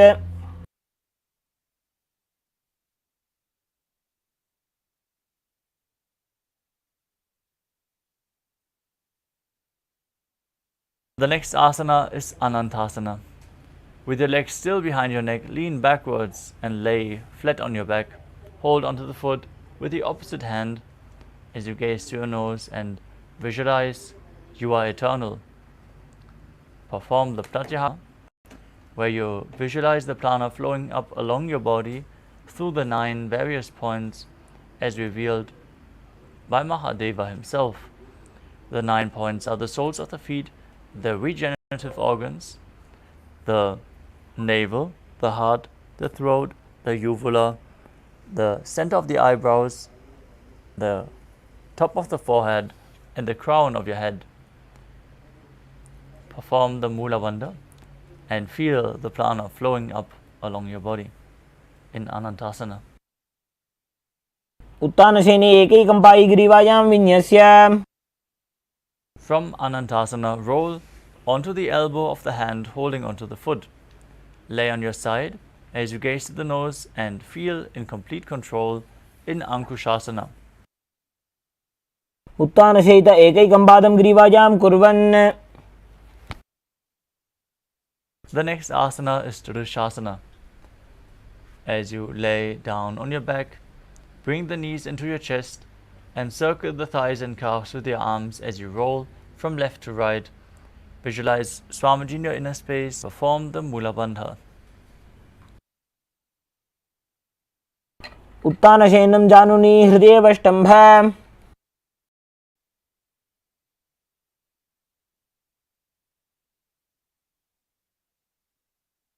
Now repeat Urdhva Paschimottanasana on the other side.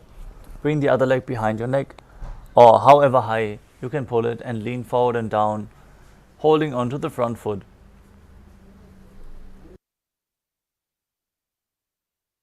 पश्चिमतानवत् संस्थितिं कृत्वा एकं पादं ग्रीवायां धृत्वा तिष्ठेत्.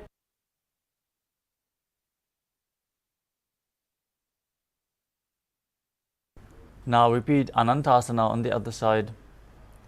As you lean back, still with the leg behind your neck, hold onto the foot and gaze to the nose as you visualize being infinite, endless, eternal. उत्तानशयनी एकैकं पायिग्रीवायां विन्यस्य.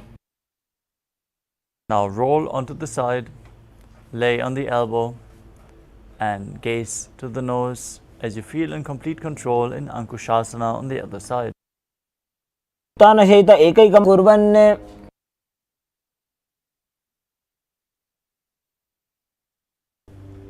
The next asana is Yoga Nidasana. As you lay on your back, lift your legs one by one up behind your head. Hold your hands behind your back as you gaze to your nose. Visualize Swamiji in your inner space. Perform the Pratyahara Kumbhaka and engage the Mula Bandha. पादाभ्यां वेष्टयेत् कण्ठं हस्ताभ्यां पृष्ठबन्धनम्. Next up is Atmaramasana. While laying on your back, raise the legs towards your head and wrap your hands around the legs, interlacing the fingers, gazing as you visualize Lord Vishnu blessing you, and perform the Mula. आत्मा राम आसन प्रथमसु धोसोवे.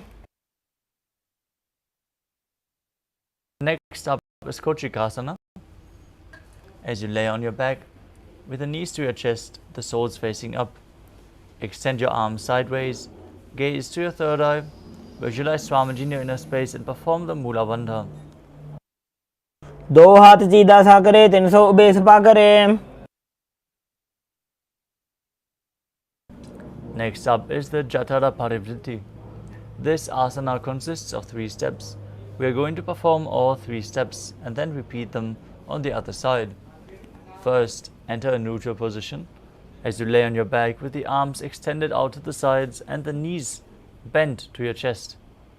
Now, visualize Swamiji in your inner as you perform the Mula Bandha and visualize the prana flowing up along your spine.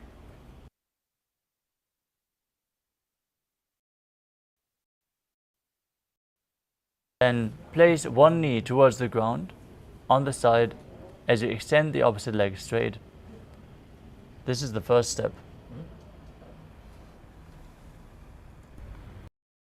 bring both knees bent to the side. And then extend both legs to the side, holding onto the foot and gazing in the opposite direction.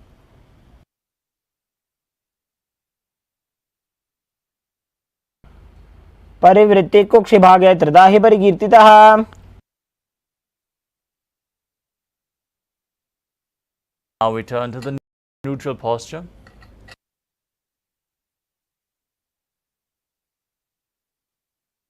Bring your hands extended to the side, knees bent to your chest. Then place the other knee to the ground, the opposite leg extended down. Then bend both knees to the side and extend both legs to the side, holding onto the feet, gazing away from them. प्रतिक्रियायुतं द्वन्द्वपीठः सर्वबलप्रदम्.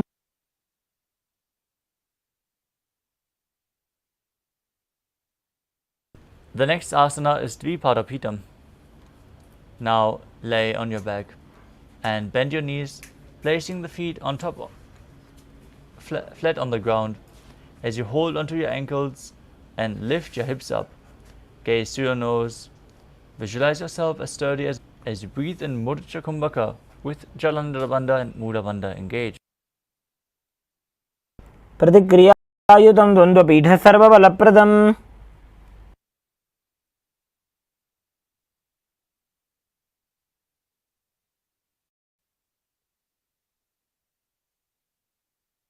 The next asana is Paryankasana. As you lay on your back, place your feet flat on the mat and bring your hands head flat on the mat as well, with the fingers pointing towards your feet. Lift your entire body up off the ground as you visualize yourself as sturdy as through your nose inside, performing the Mulakasana.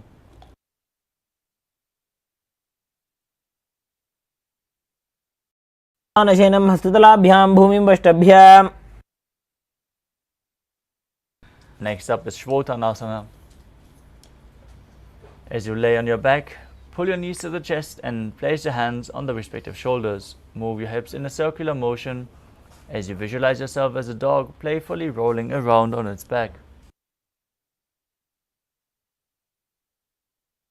शरीरं संस्थाप्य जानुनी सम्मील्य नाभो वाणीय.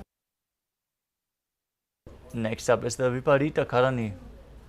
As you lie supine, bring your hands flat on the mat to support your balance. With the legs straight, as you visualize Swamiji in your inner space, start rotating your feet in a circular motion. Perform the Mocha Kumbhaka with Jalandhara Bandha and Mula Bandha engaged. भूतले सशिरो दत्त्वा चरणद्वयम्.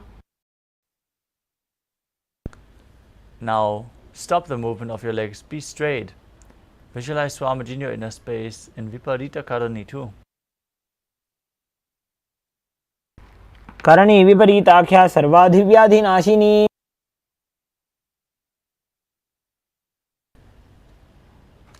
Now lower your body down. As you lay on your back, lift your hips and take your feet over your head with the toes on the floor. Place your hands stretched on the ground behind your back, interlacing the fingers in Parashamudra as you rest on your neck and shoulders. Visualize yourself as a plow. Perform the Mocha Kumbhaka.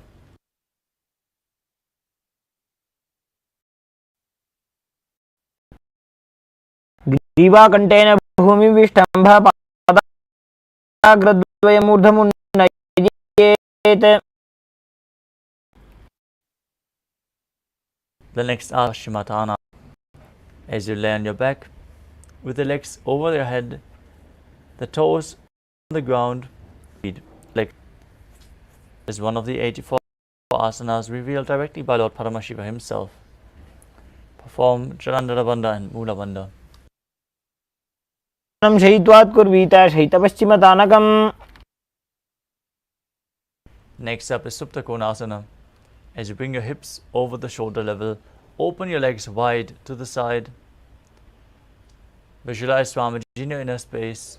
Perform Moksha Kumbhaka. वृते कुक्षि भागे त्रिदाहि परिकीर्तितः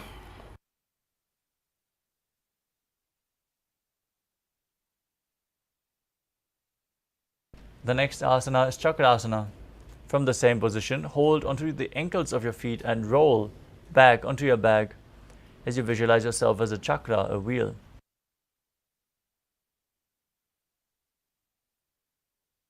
शवासनस्तद्वौ पादौ कुर्यान्मस्तकतः परौ.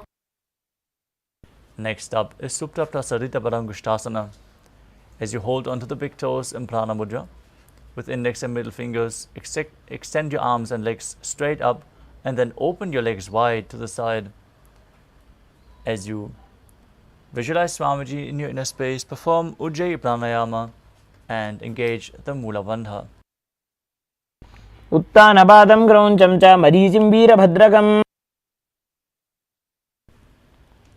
The next asana is Supta Parangushtasana.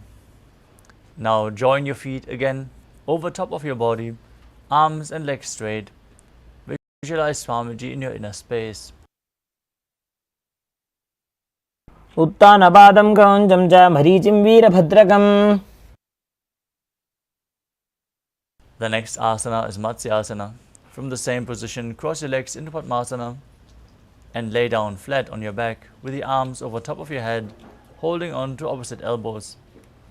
Gaze through your nose. Visualize Matsya, the fish avatar of Lord Vishnu, in Matsyasana. आसनं कृत्वा उत्तानशयनं चरेत्.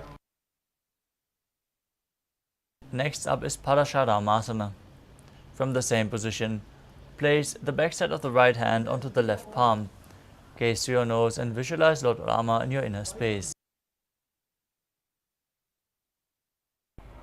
प्रथमकरे पद्मासन आचे सुधो सोवे भूपरिपाचे. Next asana is Sarvangasana. As you lay on your back, lift your legs and hips up. Place your hands onto your hips for support with the elbows on the mat. Gaze through your nose, visualize Swamiji in your inner space and perform Murcha Kumbhaka with Jalandhara Bandha and Mula Bandha engaged. अथवा क्षेत्र संक्षेपात् सर्वांगासनम् उत्तमम्.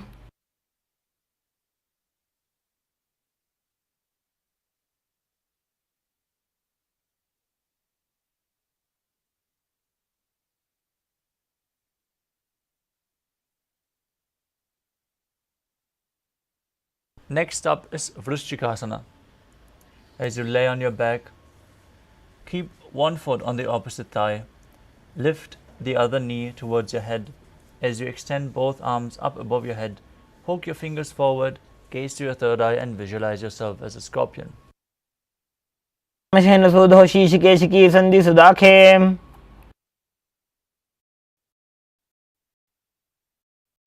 Next up is Vrishchikasana on the other side. Bring the opposite foot on the thigh. Visualize yourself as a scorpion.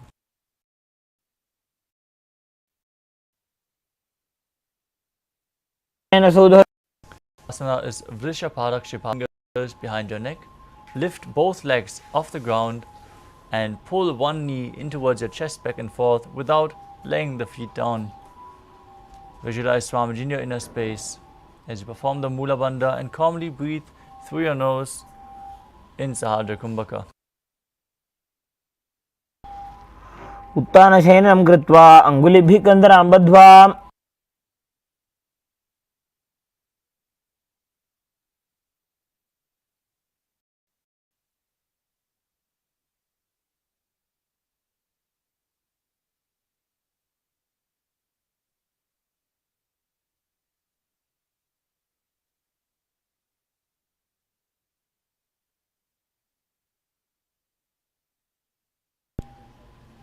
The next asana is Maruttanasana.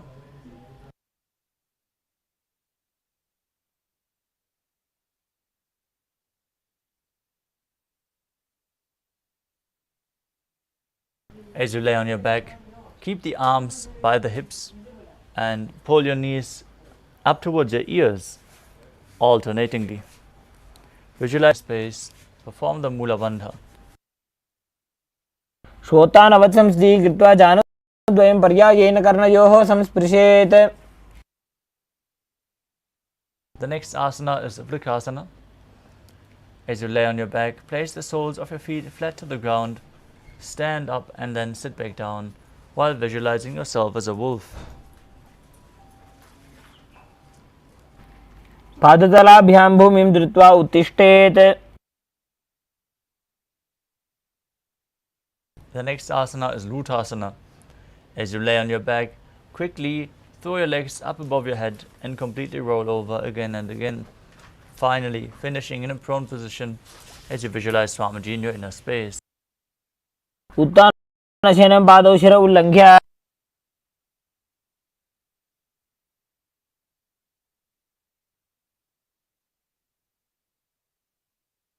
Now lay flat on your belly with the arms by the respective shoulders. Keep the feet flat and contract your lips, make the sound of a flute, whistling while inhaling. As you visualize yourself as a chariot, carrying warriors into a battle for Dharma on your chariot back in Saradhatasana.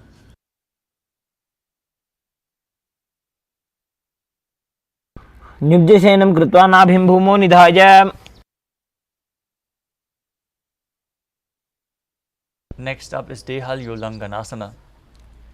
As you place your palms on the mat in a plank position, jump your legs forward and back in between the arms. Visualize yourself transcend body and mind as you perform the Mula Bandha. हस्ततलाभ्यां हस्तद्वयं बद्ध्वा तन्मध्ये चरणद्वयम् उड्डानैव बहिरानीय. Next up is Jatyasana. From a standing position, bend forward and place your hands on the mat. Walk back and forth as you visualize yourself as a wise 60-year-old elephant. अथ जात्यासनं वक्षे येन जातिस्मरो भवेत्. Next up is the Lolitika Karana. As you stand with the knees bent and the feet pointing outwards, bend your elbows and rotate your arms around the body as you open your chest widely back and move your head in all directions.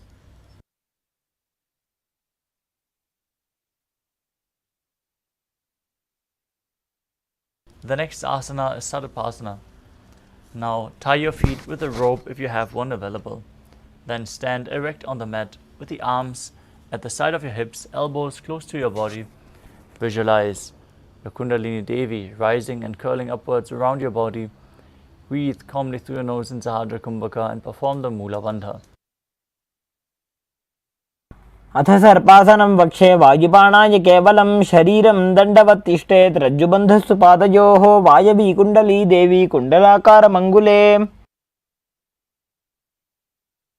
Now untie your legs if you tied them.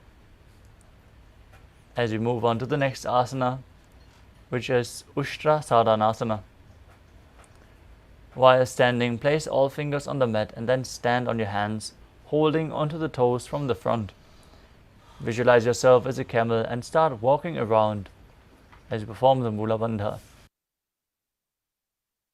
मुष्टिकनिष्ठिका प्रदेशेन भूमौ निधाय उपरि पादतले संस्थाप्य. The next asana is Ashvasana. While standing, place all fingers on the mat, stand on your hands and hold the toes from the outside and walk around on the mat visualizing yourself as a horse. मुष्टिकनिष्ठिका प्रदेशेन भूमौ निधाय उपरि पादतले संस्थाप्य.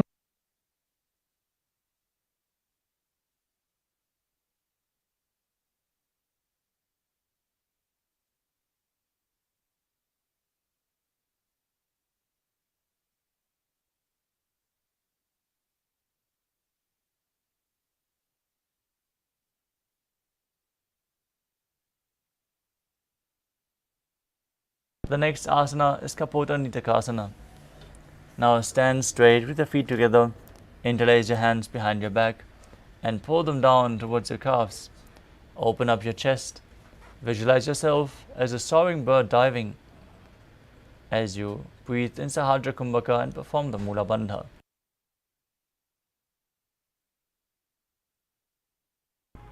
पादतले भूमौ निधाय पृष्ठभागेन हस्तौ जङ्घापर्यन्तं नीत्वा.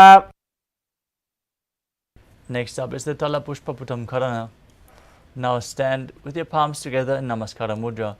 Gently bend your knees and keep the toes pointing outwards as you bow down to each side, opening up the palms, raising the knee and lowering the shoulder as you visualize you're holding a bouquet of flowers and offering it to Paramashiva.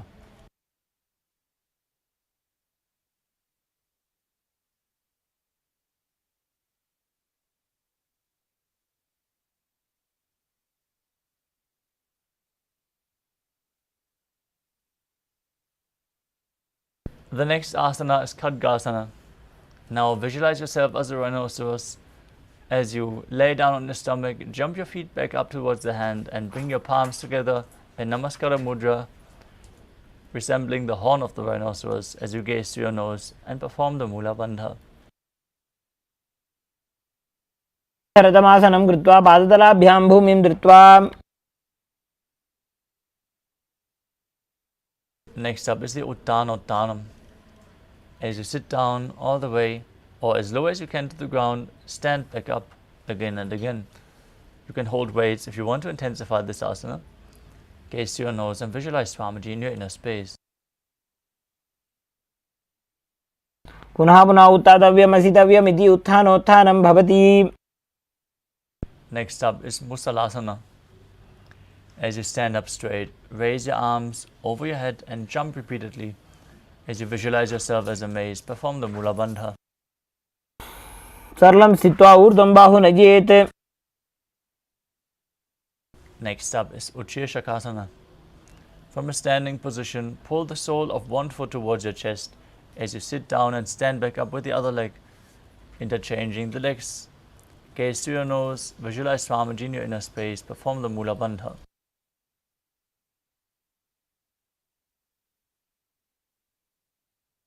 एकैकं पादतलं कुक्षौ निधाय तिष्ठेत् उच्छीर्षकं भवति. Next up is Parshvajanukarana. Now stand with one knee bent, the toes pointing outwards as you lift the other leg up towards your chest. Hold it with a hand in a fist. Keep the other hand on top of the thigh with the fingers pointing inwards.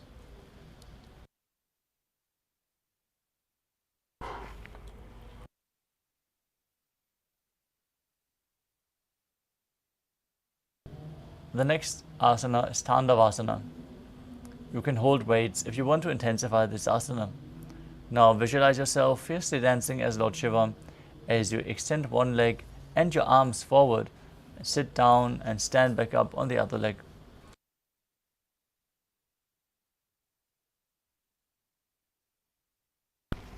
एकेन पादेन स्थातव्यं ताण्डवासनं भवति. Next up is Brahmanasana. As you place the left foot on the opposite thigh and stand erect on the mat like a rod, keep your hands by the sides, visualizing Lord Brahma blessing you from within. ब्राह्मणासनमावक्ष्ये यत्कृत्वा ब्राह्मणो भवेत्. Next up is Garudasana 3. As you stand straight, bring the left foot over top of the right leg and bring the toes behind outside of the thigh. As you cross your left arm below the right and bring your hands together in Namaskara Mudra. Visualize yourself as Lord Garuda as you perform the Mula Bandha. उत्तानकूर्मपीठं च संहिमस्गारुडमेव च. Next up is Ekapadasana. As you stand straight on the right leg, lift the left foot on the opposite thigh. Keep your hands relaxed by the knees as you visualize Swamiji in your inner space. दक्षाङ्घ्रिं वामपादस्य जङ्घोपरि निधाय च. Next up is Dhuruvasana, the post-up posture. Now visualize yourself as the north poster as you hold onto the big toe of one foot, extend it out and rotate on the standing leg. एकेन हस्तेन दण्डरूपस्य एकस्य पादस्य अग्रं धृत्वा. Next up is Trivikramasana. Now visualize Lord Vishnu blessing you from within. As you bring one leg behind your neck, if you can, otherwise bring it over your shoulder or up you from within. ग्रीवायां पादं संस्थाप्य स्थातव्यम् उत्थातव्यं त्रिविक्रमासनं भवति.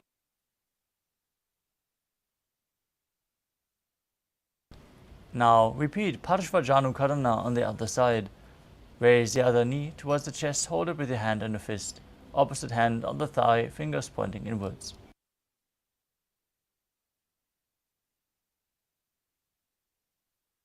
Repeat Tandavasana on the other side. Visualize yourself fiercely dancing as Lord Shiva.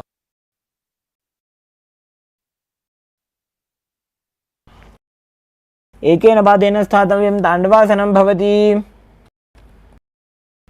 Now repeat Brahmanasana, blessing you. ब्राह्मणासनमावक्ष्य यत्कृत्वा ब्राह्मणो भवेत्.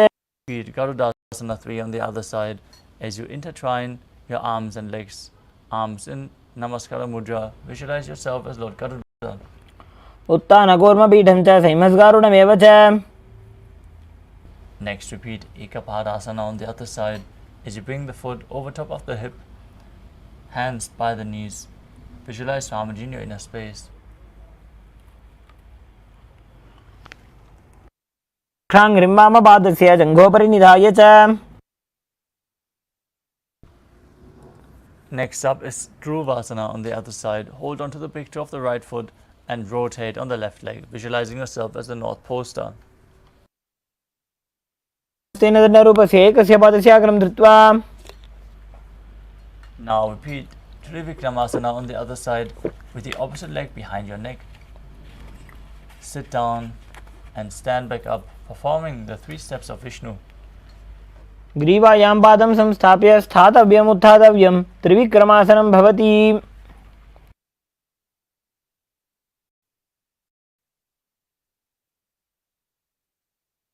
Next up is the Samanaka Karana.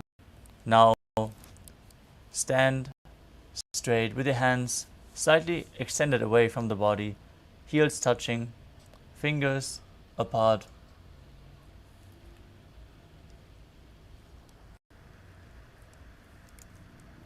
As we move on to Gorak Anjali Asana. Now stand erect and then bend forward and bring both hands underneath the knees. Squat down.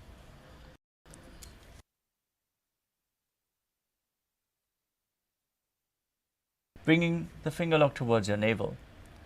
Visualize the great sage Goraknath, founder of the Natha Yoga Hindu Sampradaya. As you perform the Jivachala Kumbhaka, where you hold your breath and move the prana forcefully up and down within your system. Perform the Mula Bandha and internally chant the Mahavakya Om Nithyananda Paramashivoham. प्रथम ही उभो होए बाहुरी नीचोपनि होवे दोऊ कर दोऊ जंघा मडिनी की with पोछे.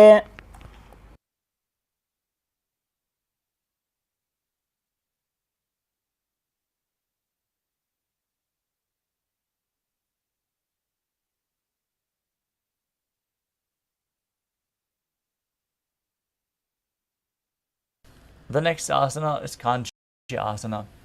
Now insert your hands between the thighs and calves, then wrap them around behind your butt. Interlace your fingers in Parusha Mudra. As you squat down, hold your hands behind. Keep your chest upright as you visualize Swamiji in your inner space. ऊर्ध्वमध्याधस्तमं धृत्वा पादतलाभ्यां भूमिमष्टभ्य.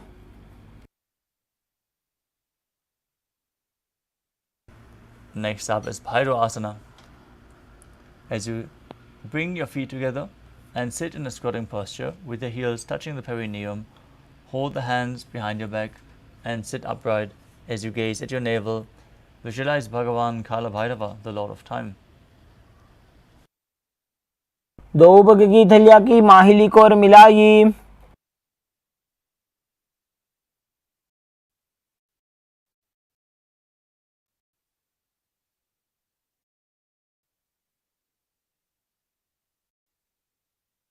Next asana, squat all the way down to the ground.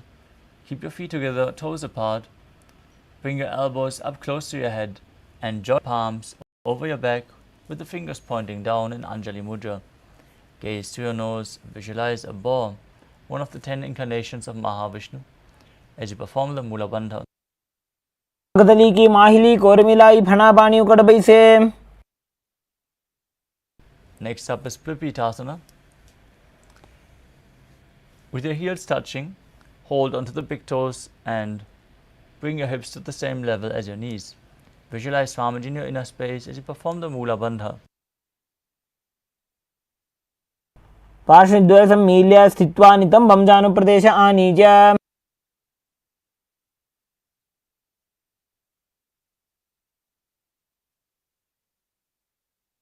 The next asana is Bakasana. Now place your hands on the mat with the fingers wide. Place your knees onto the back of your arms. As you lean forward, lift your feet off the mat and visualize yourself as a crow in Bakasana. हस्ताभ्याम अवनिमवष्टभ्याम. Next up is Sushtanga Kapali Asana. As you kneel down, place your head on the ground and spread your palms for support. Raise your body onto your head, your legs into Padmasana, and gaze through your nose as you visualize Swamiji in your inner space. आसन को गुण कपाल आछो होई.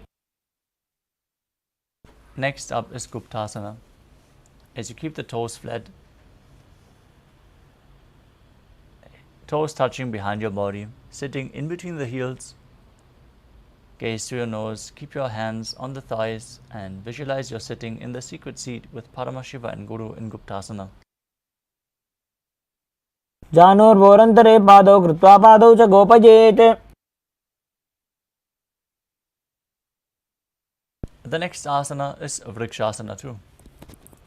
Now place your hands on the ground, fingers wide. Lift your body up straight into a handstand. This asana should be practiced to purify the 7 chakras. You can use the support of a wall or if you have a partner by your side that can aid you. Visualize yourself as a tree with deep roots growing into the ground. सप्तचक्रक्षालनाय vrikshasana विशेषकान्.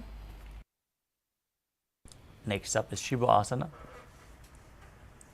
In a handstand position, gaze to your third eye and join your feet and hands closer together as you visualize tejas flowing to your third eye.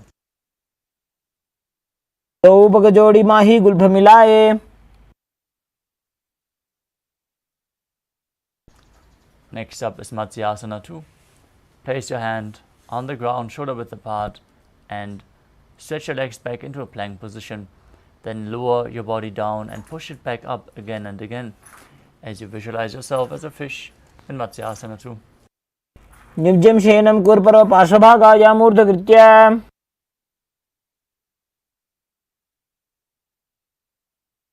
Now lay flat on your belly with the hands on the respective hips as you visualize yourself as a snake moving your body, lifting your head from left to right like a snake.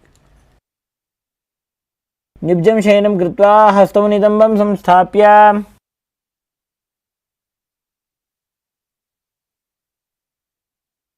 The next asana is Niralambanasana.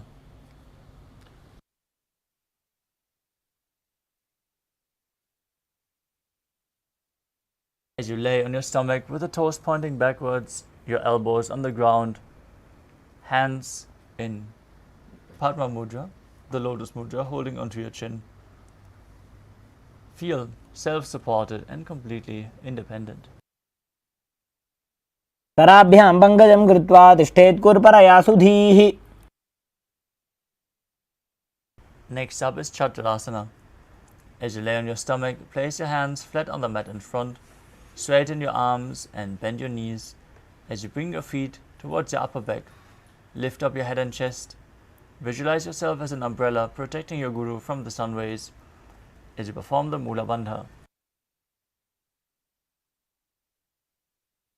अर्ध्यासनवस्थित्वा हस्ततलाभ्यां भूमिं वष्टभ्य.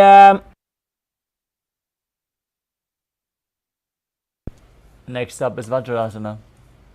As you sit on your knees with the tops of the feet flat on the mat, lean forward and down. Stretch your arms away from your body as you place your forehead on the ground in front. Nose and visualize yourself as a weapon of Indra, symbolizing your indestructibility. इदानीं गर्भिणीनां योगाभ्यासो यथा लघु. Next up is Meshasana. As you place your hands flat on the mat, raise your hips up high. Alternate striking the ground with your hands, experiencing yourself as powerful as a ram. गजासन संस्थितो एकैकं बाहुं भूमौ ताडयेत्.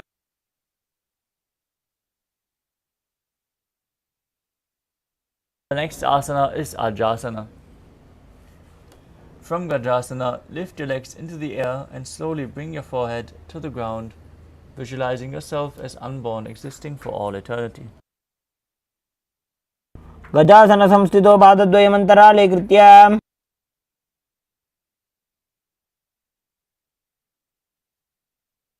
The next asana is Dhanantarasana. As you sit on your heels with the legs together, interlace your fingers around the toes. Pull your feet towards your perineum and then place your hands on the respective knees. Keep your spine straight, gaze to your nose and visualize Swamiji in your inner space as you breathe in the Ujjayi Pranayama. पूरव विधि परिहाता की काकसीस्यो फणा शरा मोड़ी. Next up is the Angamuttanam. Now interlace your fingers in front and behind. Stretch your arms forward to the sides and back, giving massage to various different joints and muscles. Visualize Swamiji in your inner space as you do so. हस्तयोः अङ्गुलीर्बद्ध्वा हस्तयोर्मध्यात् सर्वङ्गं निष्कासयित्वा. And next up is Garudasana form. As you sit on your heels in Vajrasana, turn your feet outwards to the side. Visualize yourself as Lord Garuda flying Lord Vishnu and Lakshmi on his back.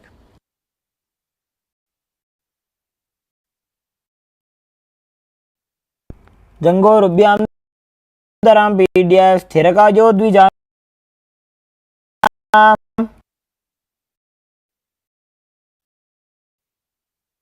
Next up is Ananda Mandira.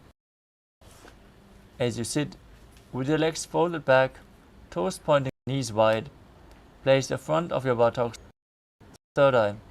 Visualize yourself residing in the blissful space of a temple.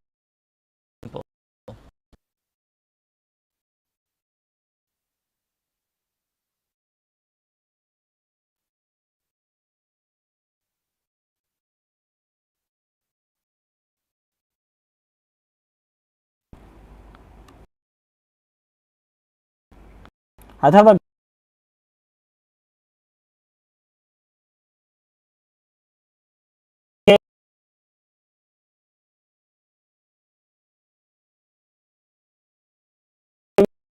वीरनाथ आनंदमंदिरासनम. Next up is Mandukasana 2. As you sit with the knees wide, feet overlapping on your ankles, place your hands under the knees.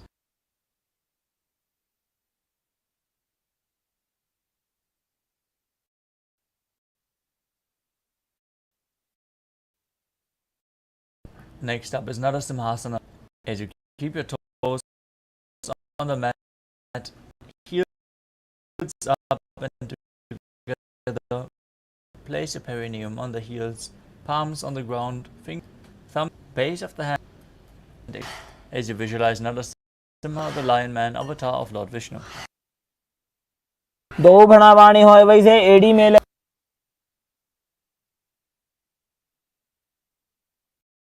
Next up is Vishrakasana. From the same sitting posture, cover your mouth with both hands. Place your thumbs underneath the teeth and close your lips. As you inhale through the right nostril and in Vishraka Pranayama, gaze through your nose and visualize yourself as Devi, victorious over all your fears. दो भगांगी एड़ी जोई घोड़ा फनोवान पुनि होई. Makadasana. With the soles of your feet together, the top of your feet on the ground. Sit on your heels and bend your elbows. Bring your toes to your armpits as you imitate as if you are a monkey stretching itself. Gaze to your third eye. Visualize yourself as a playful monkey as you perform the Mula Bandha. द्वौपकतली संपुट आने तिनकी पिष्टि भूमि परिठाने. Next up is Vajrasangadasana. Now stand on your toes with the soles of the feet together. Sit on your heels, knees wide off the floor. Hold onto your elbows behind your back as you gaze to your nose and embody diamond-like strength for you and your Sangha, your spiritual community. प्रथम पणा पाणी होय वैसे दो एड़ी गुदानी वैसे.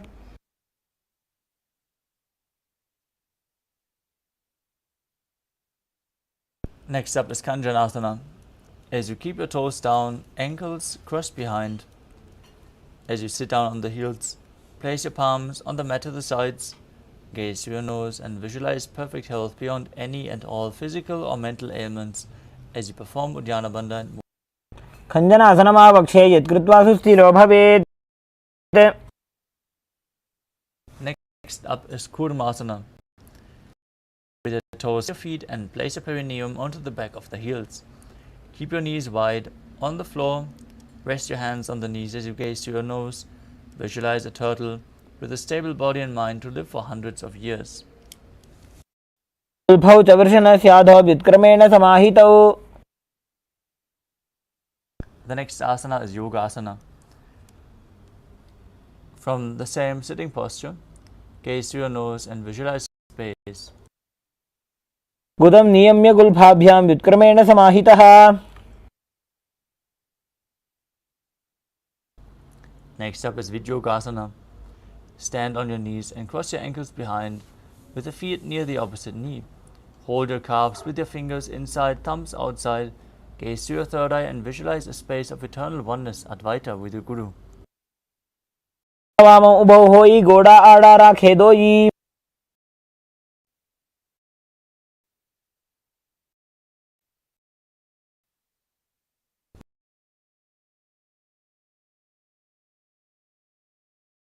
Next up is Ushtrasana 2.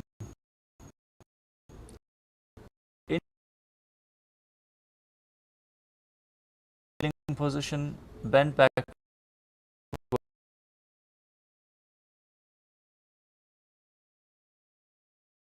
and hold your ankles with your hands. Keep your arms straight, push your hips back, visualize yourself.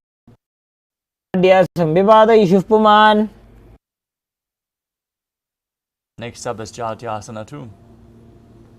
With your heels together, hands on the soles of the feet, slowly lean back. Bring your elbows down to the mat as you lean back and touch your back onto the ground and rise back up. You can use the support of your hands if needed. As you repeat this again and again, gaze to your nose and visualize the healing and liberation of all causal subtle forms of your body.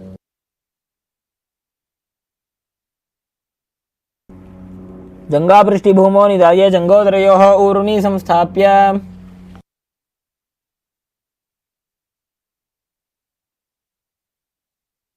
The next asana is Kapotasana.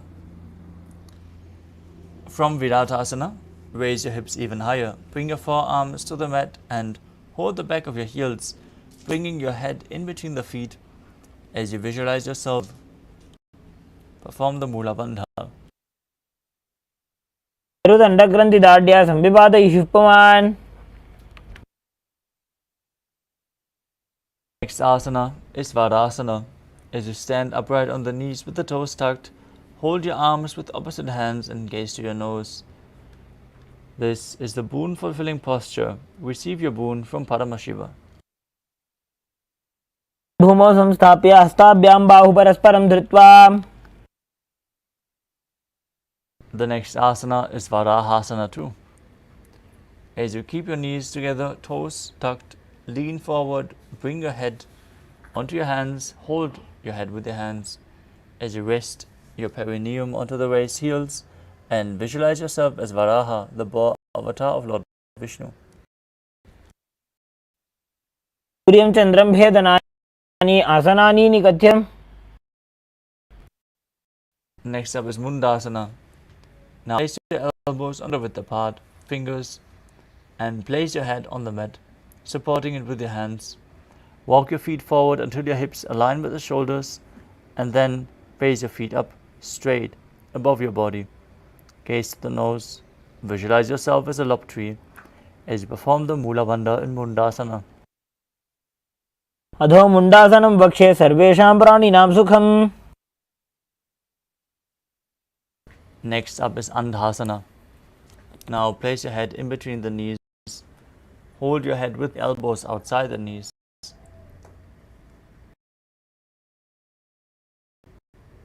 Inhale through your nose in Sahadra Kumbh. Exhale through as you gaze by Swamiji in your inner space. प्रथम भगदली समहरावे कोरमाहिली उभे मिलावे. Next up is the Viparita Shalabhasana. You can hold weights if you want to intensify this asana. As you lay in your belly, arms extended straight out, lift your thighs, arms and chest off the ground as you visualize yourself as a locust. भासन भेदाश्च नटभेरुण्ड नामके.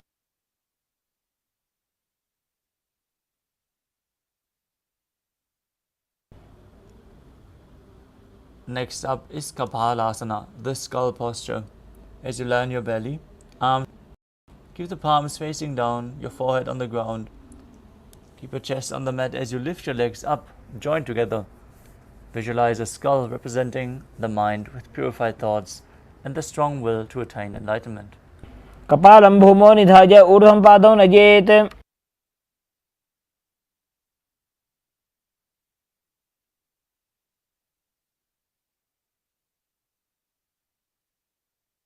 The next asana is Akashaka Bhotasana. As you lay on your stomach with the hands by the sides, lift your legs up over your head. As you slowly place your feet on the mat in front of your head, keep your palms flat on the mat behind as you visualize yourself as a free and open dove. उष्ट्रासने स्थित्वा चरणौ भूमेरुत्थाप्य.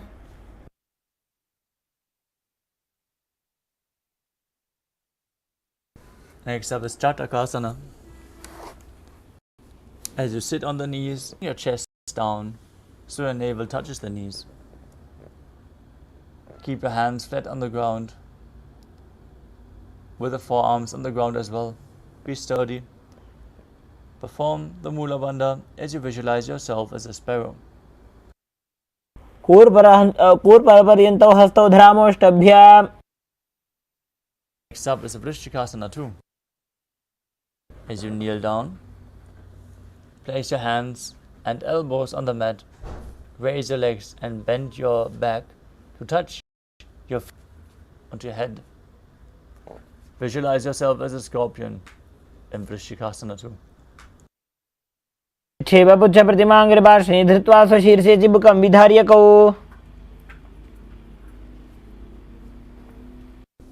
Next up is a Vrishasana. As you place your perineum down on the right heel, keep the left foot outside of the hip with the toes pointing outwards. Keep your hands in front of the body.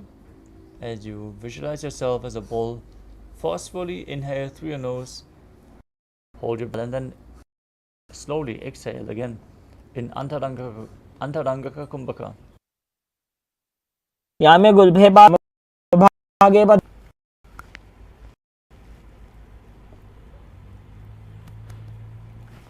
Next up is Lolasana. With your hand mat, raise your knees off the mat, cross the left toes over the right as you balance and visualize Swamiji in your inner space. लोलासनं सदा कुर्यात् वायुलोलापघातनात्. Now place your perineum down on the left heel with the right foot outside the hip as you visualize yourself as a bull in Vrishasana on the other side. यामे वामभागे पदे. Next up is Balagunasana.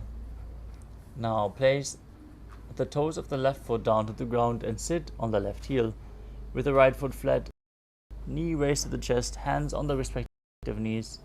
Visualize Balagunahai, one of the 84 siddhas in your inner space. आकार जाई. Next, as you squat with the feet flat on the mat, bring your elbows under the thighs and wrap your hands around the shin. Hold onto your ankles from the outside as you visualize yourself as the entire planet. पादतले भूमौ निधाय संस्थाप्य जानुमध्ये कुर्पौ स्थाप्य.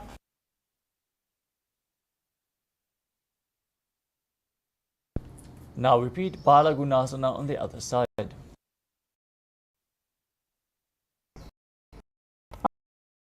आसन गोगुण जल विकार जाई.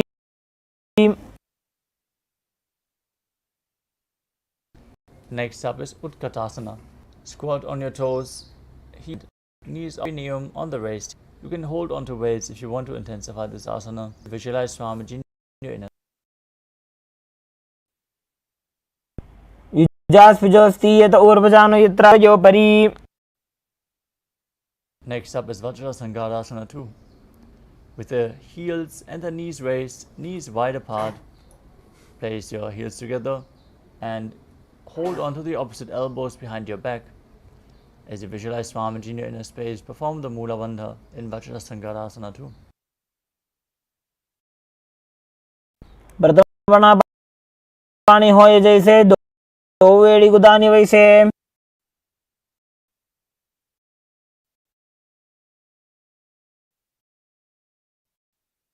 Next up is Anilasana. From a sitting squatting posture, place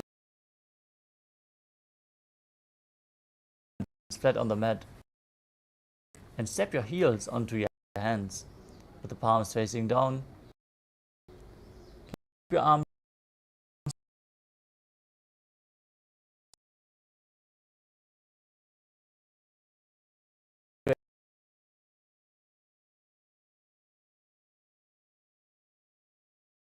visualize you're able to live off of air alone as you perform the Mula Bandha. दो हाथ भूमि पर ठान लगाने. Hands as you wrap your hands. सतलयो हो पादतले. Next up is Kukkutuddanasana. As you place your palm, raise both into the air and let them fall back. Visualize yourself as a rooster. हस्ततले भूमौ कृत्वा पादतले च ऊर्ध्वमुड्डानं कृत्वा.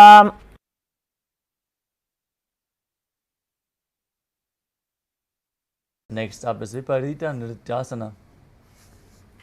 Place your hands on the mat and raise your legs upwards into a handstand. As you move around on two handstands, feel yourself become free of all inhibitions. सतलाभ्यां भूमिं वष्टभ्य ऊर्ध्वं पादाग्रे कुर्वन्. Next up, now separate, place one palm down to the mat with the arm straight, the other hand on your ear. Visualize Swamiji in your inner space.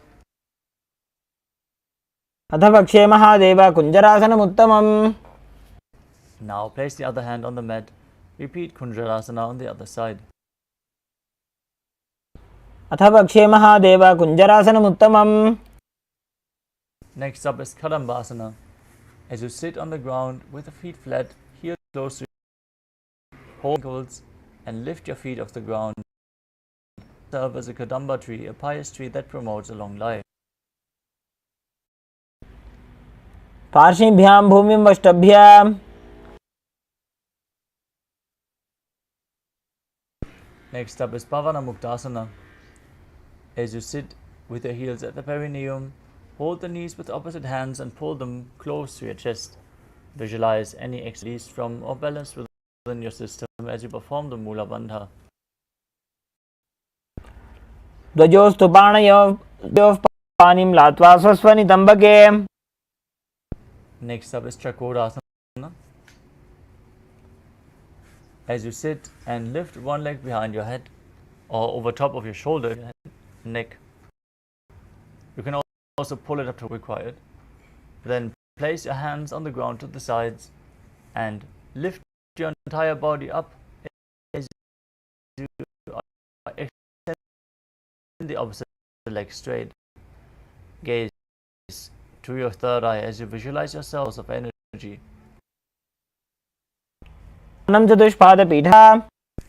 Next up is Dhanurasana 2. Now hold on to the big toes in Prana Mudra as you pull one foot towards the ear, extending the other leg straight. Visualize yourself as a bow as you perform the Mula Bandha. पादांगुष्टौ तु पाणिभ्यां गृहीत्वा श्रवणावधि. Next up is Ashtavakrasana. Now place your hands flat on the mat and bring one leg over top of the respective shoulder, hooking the other foot over top, extending the legs out to the side. As you lift your body up and balance, visualize yourself as a flying crane. Perform the Mula Bandha. वासिष्ठमथ कौण्डिन्यम् ऊर्ध्वकुक्कुटमेव च. Next up is Pranasana.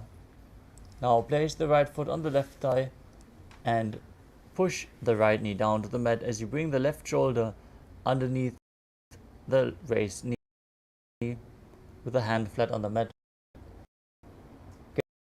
Gaze to your third eye and visualize you're immortal, able to exist solely in prana.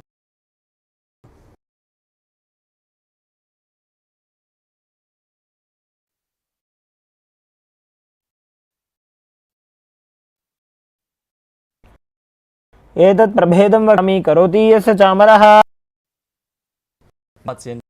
Now one heel out the ground as you step the other foot over top of the knee.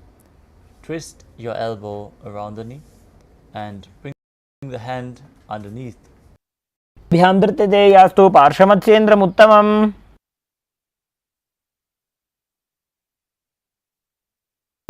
Now repeat Chakrasana on the other side as you lift the other leg up behind your neck and lift your body up with the foot extended forward.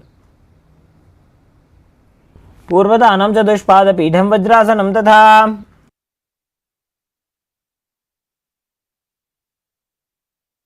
Now repeat Dhanurasana 2, holding on to the big toes, pulling the other foot towards your ear. Visualize yourself as a bow. पादांगुष्टौ तु पाणिभ्यां गृहीत्वा श्रवणावधि.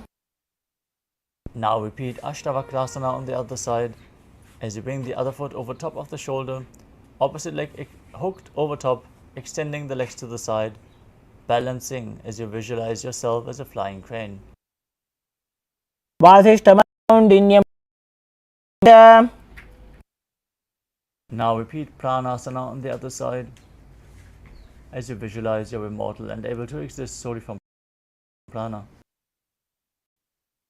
एतत् प्रभेदं वक्ष्यामि करोति यस्य चामरः. Repeat Parshvamatsendrasana on the other side.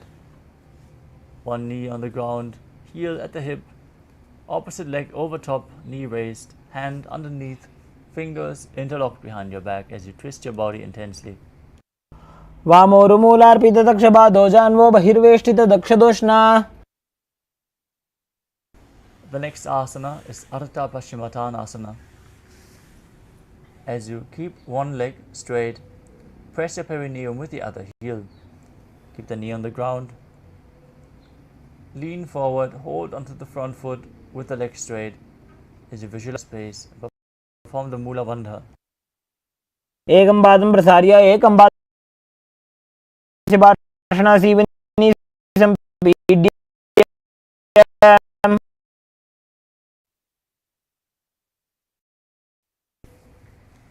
Next up is your side of the hip. Hold the sword and blade in front of your face. Visualize. वासिष्ठमथ कौण्डिन्यम् ऊर्ध्वकुक्कुटमेव च. Now repeat Ardha Paschimottanasana on the other side. Lean forward, hold the foot with the opposite heel against the perineum. एकं पादं प्रसार्य एकं पादस्य पार्श्वनासीवनी सम्पीड्य. Now repeat Kraunchasana on the other side. Extend the leg up with the opposite of the hip, visualizing yourself as a crane. उत्तानपादं क्रौञ्चं च मरीचिं वीरभद्रकम्. The next asana is Swastikasana. Now sit in a cross-legged position with the soles of the feet between the thighs and calves. Keep your spine straight, hands on the knees, gaze to the nose, and embody peace, well-being, good fortune, and prosperity as you visualize the swastika. जानोर्वोरन्तरे सम्यक् कृत्वा पादतले उभे. Now maintain the same position with your feet in between the thighs and calves as you place your hands over top of the heels and gaze to the nose, visualizing Sage Goraknath, the founder of the Natha Yoga Hindu Sampradaya, as you perform Jalandhara Bandha and Mula Bandha. जानोर्वोरन्तरे पादौ उत्तानो व्यक्तसंस्थितौ. The next asana is Bhagasana too. Now maintain the same sitting posture. Gaze to your third eye, visualize Swamiji in your inner space, perform the Mula Bandha, and meditate on Arihanta, the enlightened one, as you prepare yourselves to enter Shanmukhi Mudra. Exhale, then close your mouth with ring and little fingers, the nose with the middle fingers, the eyes with the index fingers, and the ears with the thumbs. वामपार्श्वं उदं संस्थाप्य दक्षाङ्घ्रिवामजगने. Next up is Yogasana 2.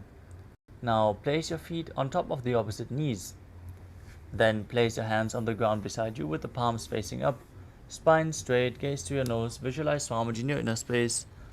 As you breathe in Kakachantra Kumbhaka with a rolled up tongue, keeping your mouth in the shape of the beak of a crow, as you inhale through the rolled up tongue and exhale through your nose.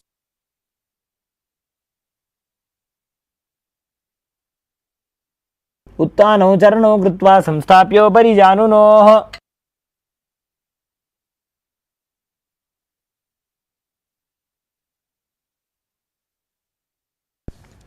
Next up is Urdhva Kukutasana. From the same position, rotate your hands outside of your body, place the palms down and raise your body off the mat. Visualize yourself as a rooster as you perform the Mula Bandha. वासिष्ठमदकौण्डिन्यम् ऊर्ध्वकुक्कुटमेव च. Next up is Siddha Hadatali Asana. As you sit in Padmasana, bring both hands in between the thighs and calves and place them flat on the mat without lifting your body up. Gaze to your nose, visualize Swamiji, perform the Mula Bandha. प्रथम पद्मासन को करे हस्तुदो वो गोड़ासन धरे. The next asana is Hamsasana. From the same position, push your body off the mat and balance on your hands. Keep the arms straight, gaze to your nose, visualize yourself as an elegant swan as you breathe in Kakachantra Kumbhaka, perform the Mula Bandha, and internally chant the Mahavakya, Om Nithyananda Paramashivoham.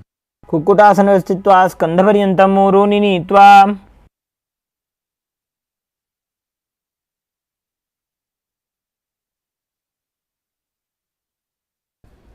Asana is Kardha Mukhasana. From Padmasana, place your hands between the thighs and calves. While sitting, reach your hands behind your body as you lean forward. Interlace your fingers in Parashva Mudra as you place your forehead to the ground. Visualize yourself as Pinaka, Lord Shiva's bow, and perform the Mula Bandha. प्रथम पद्मासन को करे घोड़ासन दिमाही करी धरे. The next asana is Kurmasana too. From Padmasana, bring your hands in between the thighs and calves as you lift the knees and then hold on to the respective shoulders with your hands. Visualize yourself as a turtle, having a stable body and mind to live for hundreds of years as you perform the Mula Bandha. By जंग परि दक्षिण पावा दाई जंग परि by ल्यावा. Next up is Granthi Bedasana. As you maintain the same position, tuck your chin to the chest, gaze to your nose, and rejoice, knowing you're sitting in Shiva's secret knot posture. अथ पक्षे नीलकण्ठ ग्रन्थिभेदासनं शुभम्. Next up is Uttana Kurmasana. From the same position, with your hands underneath the thighs and calves in Padmasana, roll onto your back. Gaze body a turtle laying on its back.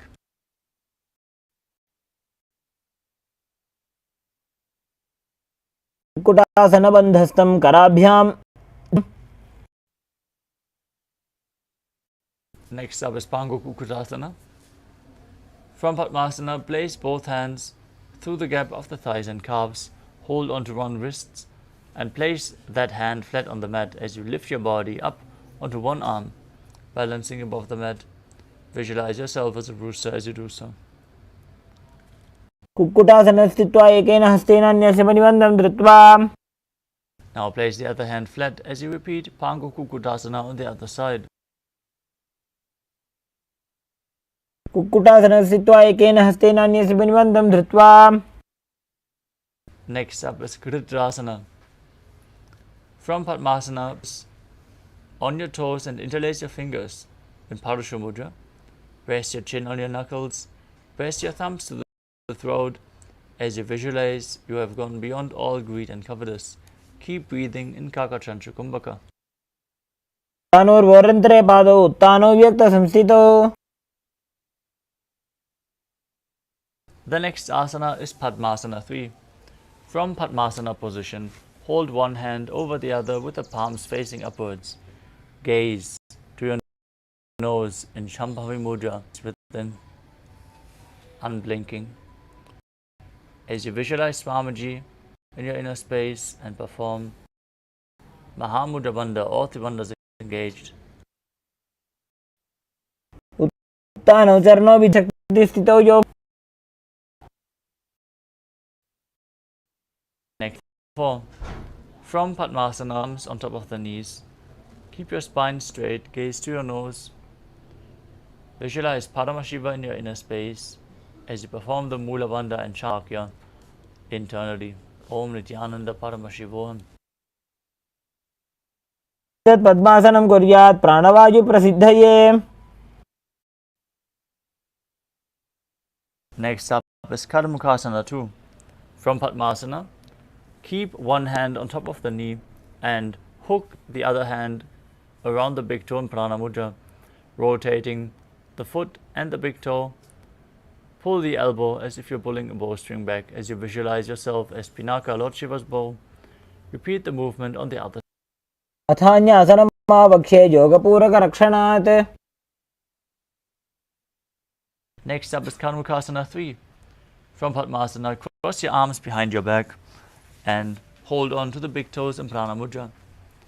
Gaze through your nose, visualize yourself as Pinaka, Lord Shiva's bow, as you perform Mahamudra Bandha. कार्मुकासनमाक्षित्य उदरे पूरयेत् सुखम्. Maintain Karmukasana 3 as you lift your chest up, gaze to your third eye, and visualize yourself as the action of Paramashiva's third eye, destroying anything you come across in Tridhasana. ऊरुभ्यामुपरि स्थाप्य पादयुग्मं प्रयत्नतः.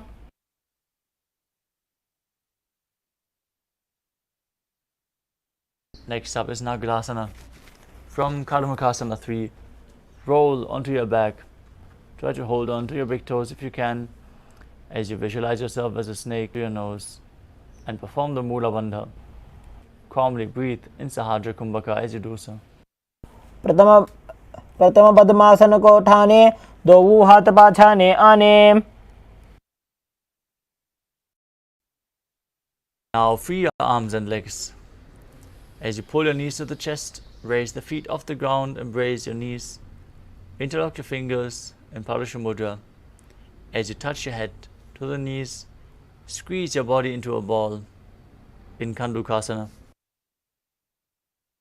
वेत्रासने स्थित्वा हस्तपादान् निष्कुष्य.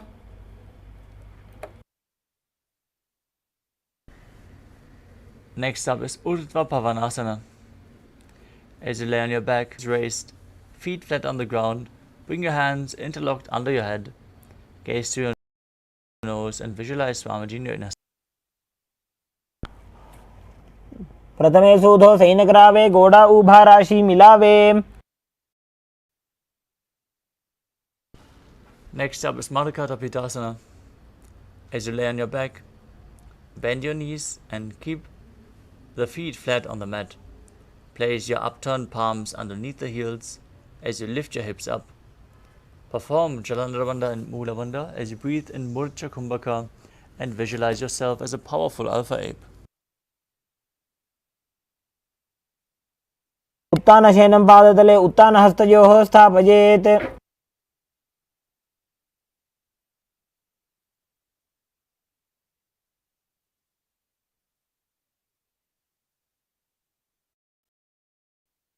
Next up is Uttana Shikhipitakasana. As you lie supine, raise your hips up, support your hips with your hands placed at the waist, elbows bearing the weight of your body. Tuck your chin to the chest, contract the perineal region, gaze to your nose and visualize Swamiji in your inner space. जङ्घोरुबलहीनश्चेत् उत्तानशिखिपीठकम्. Next up is now lie supine, raise your hips and legs up as you bring your arms flat to the mat, point your legs up, visualize yourself blissfully traversing Nalaka Loka unscathed.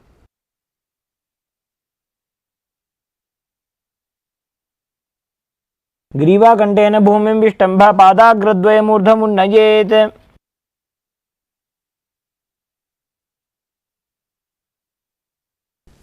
Next up is Tiryanaukhasana. As you bring your hands to the lower back, straighten your legs and lower and angle them, keeping your core engaged as you visualize yourself as a boat crossing the ocean of samsara. नौकावत् स्थित्वात् ऊर्ध्वं पादाग्रद्वयं नयेत्. Now place your hands back down to the mat. Keep your legs straight, pointing up. Be straight as a flagpole, as the Kailasa flag, respected across all nations in Vajrasana. तिर्यन् नौकावते ग्रीवापृष्ठगोर्परैः भूमिं वष्टभ्य.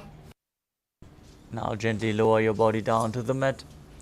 Lay flat, hands at your hips, palms facing up. Perform the Shakti Chalan Mudra, Kundalini Shakti, up from Muladhara to Sahasrara Chakra. Visualize your body as dead, and Swamiji, the Supreme Pontiff of Hinduism, is liberating you. As you internally chant the Mahavakya, Om Nithyananda Paramashivoham, in Mrita.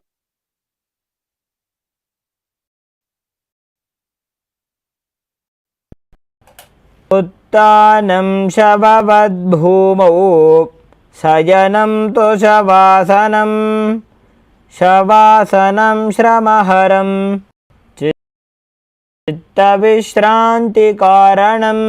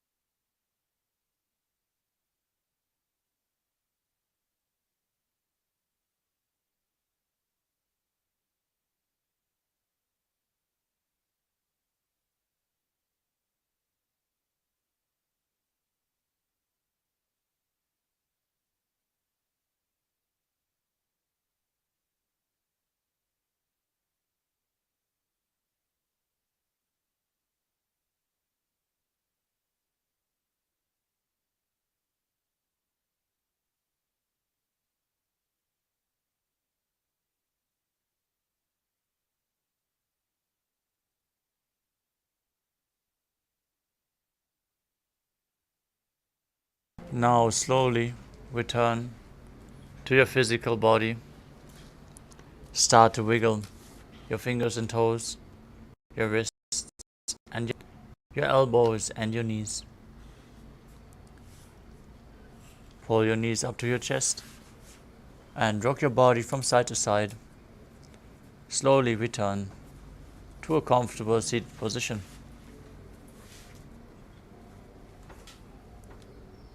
Congratulations for completing the Dvitiya Vinyasa Krama, all 308 asanas of the sequence.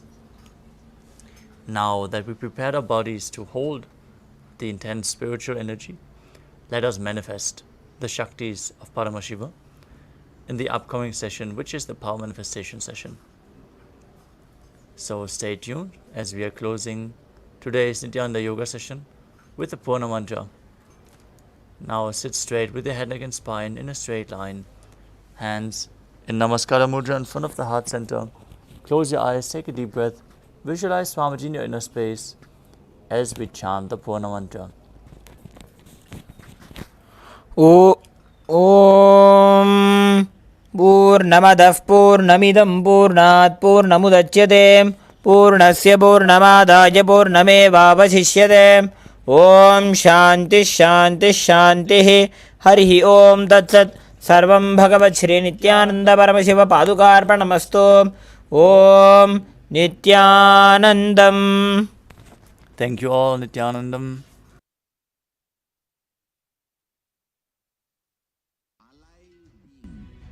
Drop your form into his form and dissolve. Remember, you are a Sarupya Mukta, means your form is dissolved into his form.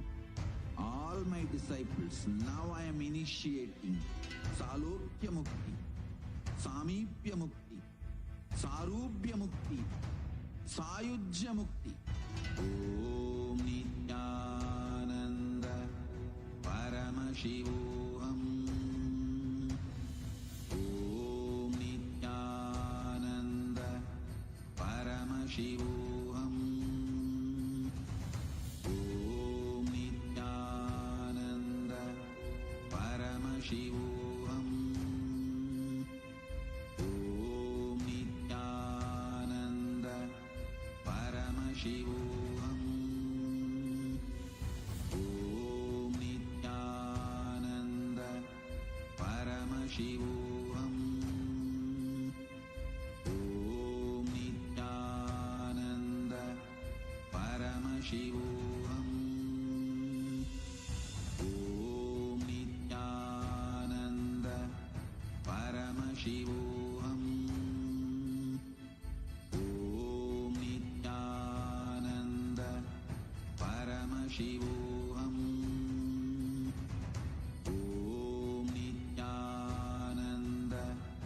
Paramashivoham. Om Nithyananda Paramashivoham. Om Nithyananda Paramashivoham. Om Nithyananda Paramashivoham. Om Nithyananda Paramashivoham. Om Nithyananda Paramashivoham. Om Nithyananda Paramashivoham. Om Nithyananda Paramashivoham. Om Nithyananda Paramashivoham.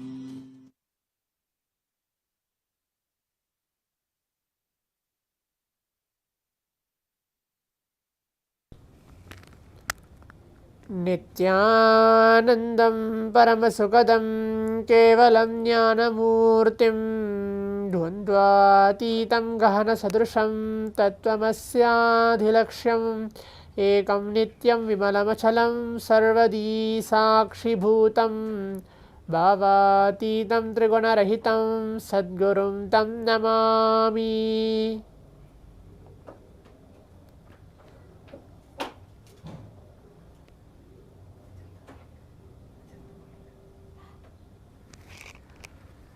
Nithyanandam, I welcome all the Paramashivoham participants who are being seated here, cross with us with many different Zooms and watching us live. We're entering to the power manifestation today, the 21 minutes of intense manifesting the powers of Paramashiva. It's good and it's best for all of us right after the Nithyananda Yoga, the performance of the 308 Dvitiya Vinyasa Krama blessed by the Supreme Pontiff of Hinduism, directly entering to the power manifestation, manifesting the powers of Paramashiva. Today we're going to be manifesting the power of third eye. It's going to be completely altogether different today as well.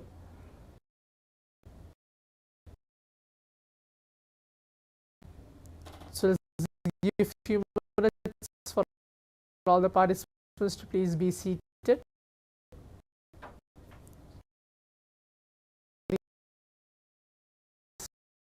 Turn on your cameras as well. Please be seated. Please turn on your cameras.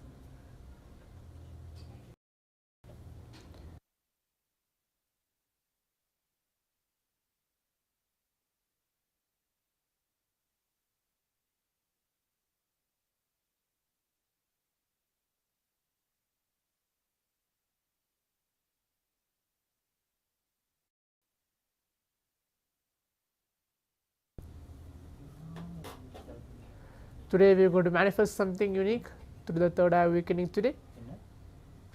Please be seated. It's good to see Bigyanaya, Pavanaya, Zudo Wong and many other participants as well. Please be seated and please turn on your camera. For the few participants who are maybe joining us live today or with the Zoom today with us who don't know what is the power of third eye, just a short description of that. This power of third eye awakening is a science where it is a power manifestation initiated by the Supreme Pontiff of Hinduism for all of us to manifest the powers of Paramashiva. It is located in the third eye and it can be initiated or a look or a word blessings of the Master. When we enter to this power manifestation, we are totally zoned in a different space altogether, manifesting these powers, directly connecting with Him by chanting the Mahavakya. Maybe this is the short description I can give.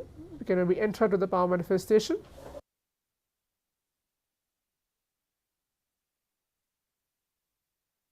Yes, now requesting all the participants to please bring your IBANs, pen and paper, and please be seated. If you don't have an IBAN, it's fine. Something to blindfold yourself as well, please bring that and please be seated. Let's give few seconds for that.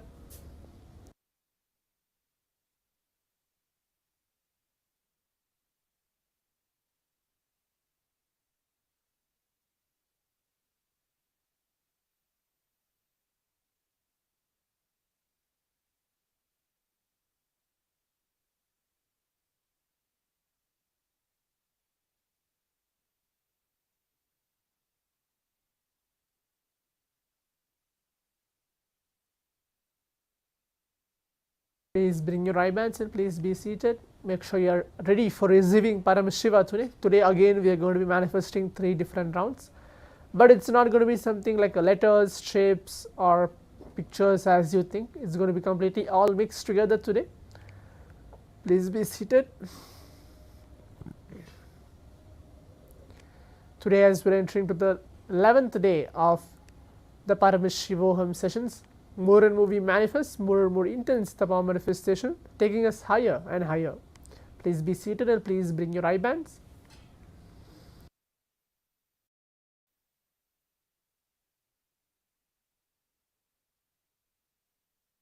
Yes, now I'll be reciting the Shastra Pramana, the scriptural reference to manifest the power of third eye. for every single power manifestation throughout these sessions of this Paramashivoham, initiating everybody and making sure every single participant out here are able to manifest and experience the space of oneness with Swamiji himself. Now the Shastra Pramana is for revealing, authenticating, validating this science of power manifestation is real, and it has been there 60,000 years ago, where Bhagavan Paramashivam himself, who is the first person to manifest this very same power, including coming down to the level of even Swamiji, our own beloved Guru, the Supreme Pontiff of Hinduism, even manifested this very same power, getting trained by his Guru. Now please be seated.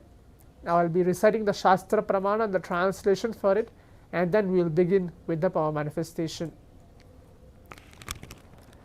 Kapalantarmano nyasya tishtanmilitalochanaha kramena manaso dadyayed lakshamuttamam.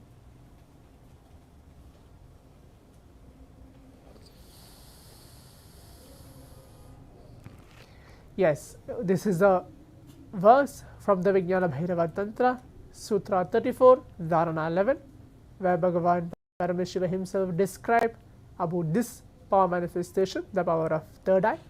The translation goes for this verse is by fixing the mind on your inner space within the crown center, sitting stably without any movement, with your eyes closed, having succession beyond any mind, sitting as Paramashiva when you connect, attaining the space of oneness with the source Paramashiva himself. Now do not blindfold yourself, keep your eye bands ready.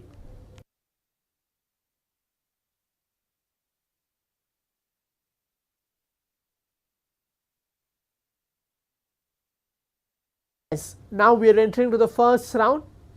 Do not blindfold yourself, Silva, do not blindfold yourself now. We are entering to the round 1 of the power manifestation. It's going to be shapes. We are going to be seeing shapes blindfolded. That will be the round 1 of the power manifestation. Do not blindfold yourself. There will be few instructions given, and then we'll enter. You have to see. It is going to be similar like yesterday as well.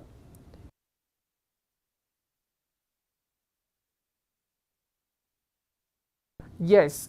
For those of you who attended in yesterday's power manifestation session for the power of third eye, we actually played a similar type of a game. Today, let's again play a game for this power manifestation. It's going to be something similar. The first round is going to be shapes.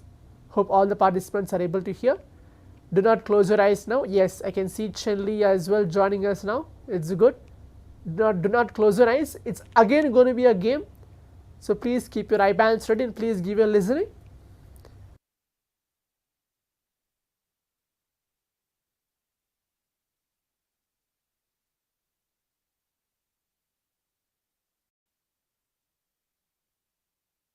Yes, now as you can see, there are 6 different shapes. Okay, the first round is going to be shapes. Now I'm showing you 6 different shapes. You can see it's the shape of a circle, second shape is a shape of a rectangle, triangle, heart, and a star. So again, repeating again, it's going to be a circle, triangle, square, heart, rectangle, and a star. These 6 shapes, I'll be choosing any one of the shapes. Okay, hope all the participants are able to hear. From these 6 shapes, I'll be choosing any one of the shape and projecting it to all of you for the round 1 of the power manifestation. Okay, so the round 1 is going to be shapes.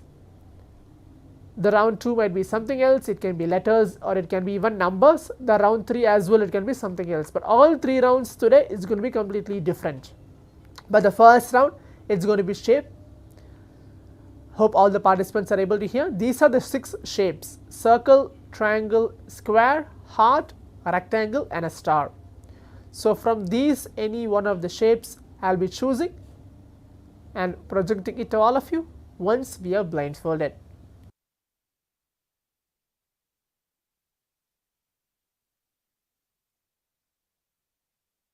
Yes, now requesting all the participants to please keep your eyes closed. You can put on your eye bands. Visualize Paramashiva onto our inner space.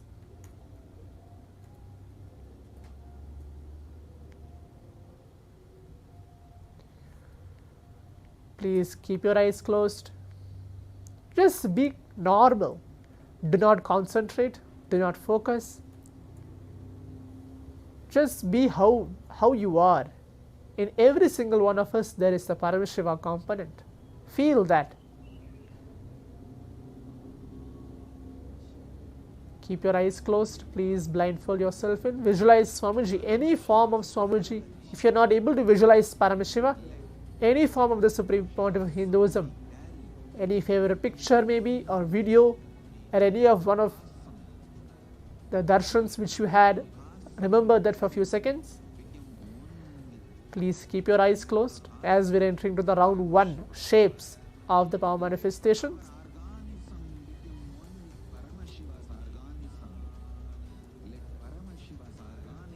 Start chanting the Mahavakya. Om Nithyananda Paramashivoham. Om Nithyananda Paramashivoham.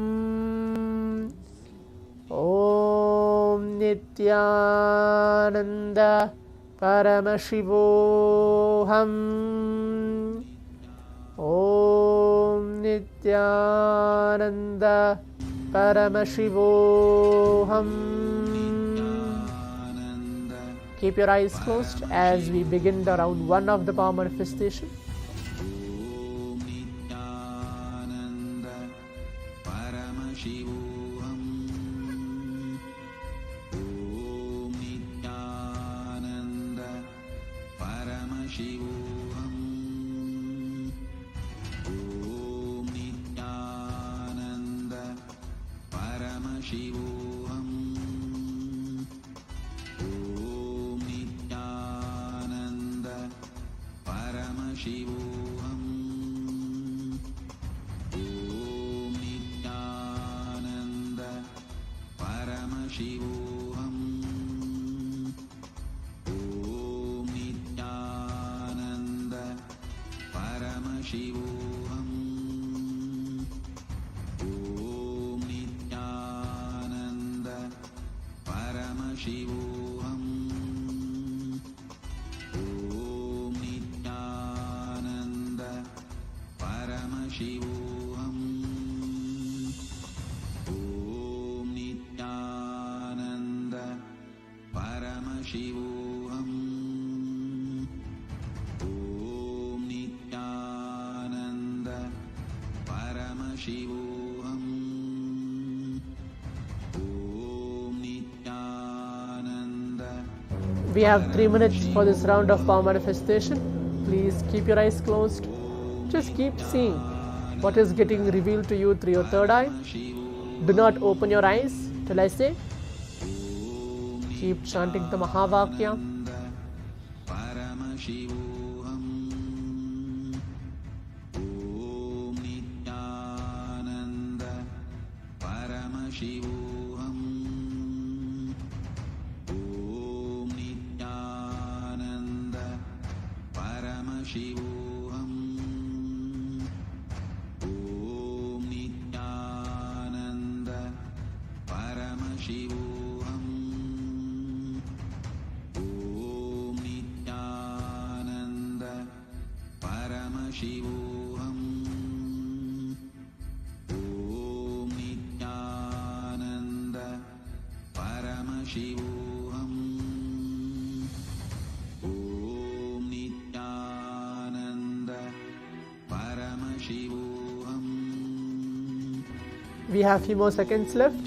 Keep your eyes closed. Nithyananda Paramashivoham. Om Nithyananda Paramashivoham. Om Nithyananda Paramashivoham.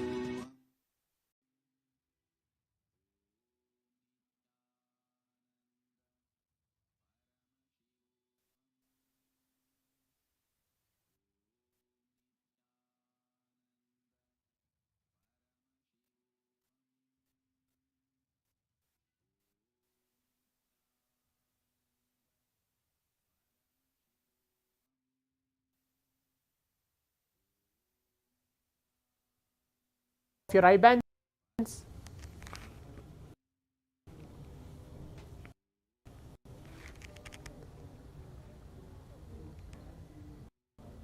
Yes.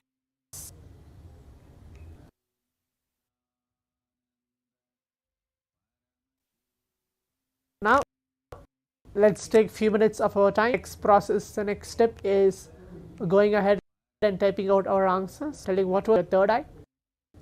Please type whatever was revealed to you through your third eye. Please type out that. That will be the next step of the power manifestation. What is the actual shape chosen for all of us for this round 1 of the power manifestation? Please type out your answers in the Zoom chat. Okay, John type triangle. Okay, please type K triangle. Okay, circle. Zudo Wang, please type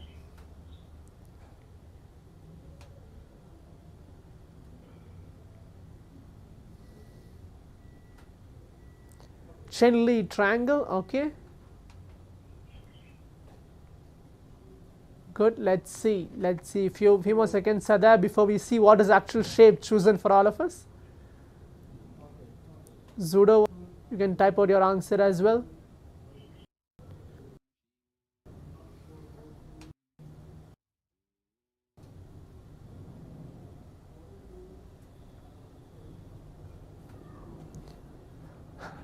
Zudo Wang is putting a message 5. Okay, 5-pointed star, so that was revealed to you through your third eye. That's great.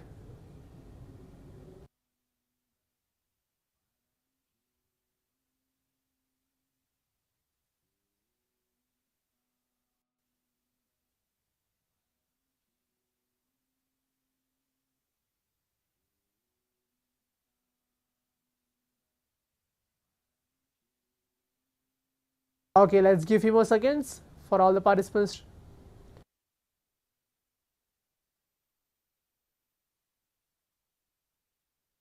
Yes, now as all the participants can see, the shapes which was chosen for all of us for this round 1 of the power manifestation is triangle. So I think so most of the participants have got it. Chen Li, you have manifested. Pavan K, you have manifested. John Dolly, you have manifested 3 round. So you have manifested this power. The first round was triangle exactly.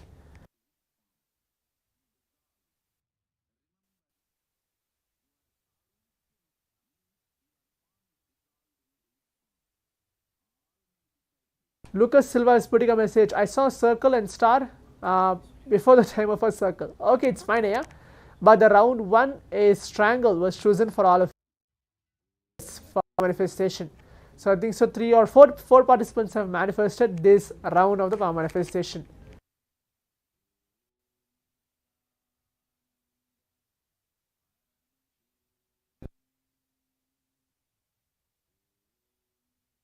Now we'll move on to the round 2 of the power manifestation. Do not close your eyes, but we're going to move on to the round 2 of the power manifestation.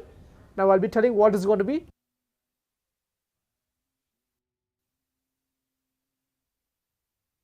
Yes, so round 2 of the power manifestation is going to be again 6 different numbers. The first one was 6 different shapes. For the round 2 is going to be again 6 different numbers. Hope all the participants are able to see. Let's give few seconds for that. I'll be choosing any one of the number from these 6 numbers. The number is going to be 7, 1 and 4, 9 and 6 from any one of these numbers. Hope all the participants are able to understand. From any one of the 6 numbers, 7, 1 and 4, 8, 9 and 6. So now round 1 we have successfully completed the shapes. Round 2 is going to be numbers. So I'll be choosing any one of these numbers and projecting it to all of you for this round 2 of the power manifestation.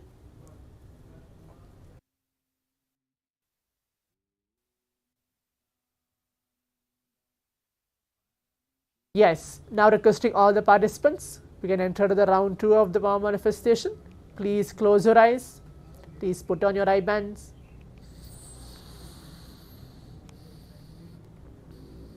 Please close your eyes. It's good to see Alex joining us for this round 2. Please close your eyes. Put down your eye band.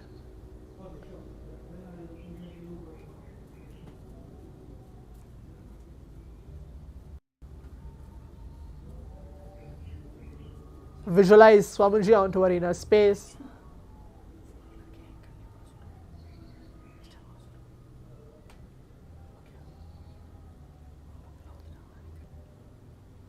Start chanting the Mahavakya. Om Nithyananda Paramashivoham. Om Nithyananda Paramashivoham. Keep your eyes. Keep chanting the Mahavakya as we have again 3 minutes for this round of power manifestation. It's going to be number. The first round was shapes and the second round is going to be number. I'll be choosing any one of the number from the number 7 and 4, 8, 9 and 6 from any one of these 6 numbers. Let's begin the power manifestation.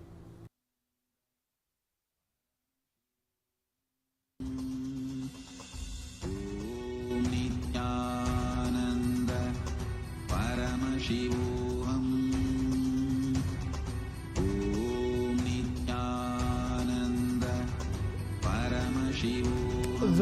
Keep your eyes closed.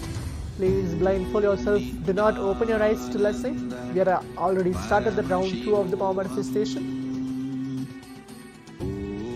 Nithyananda Paramashivoham. Om Nithyananda Paramashivoham. Om Nithyananda Paramashivoham. Om Nithyananda Paramashivoham. Om Nithyananda Paramashivoham. Om Nithyananda Paramashivoham. Om Nithyananda Paramashivoham.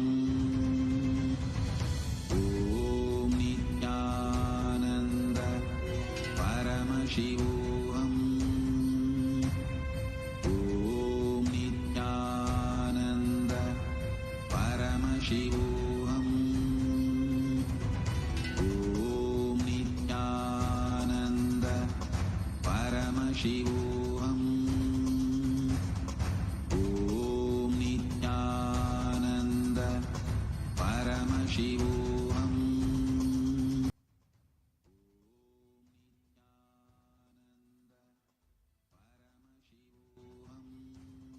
Yes, now the round 2 of the power manifestation has been completed. Let's take few minutes of our time. We are moving on to the next step of the power manifestation. Please open your eyes. Take off our eye bands. Please open your eyes.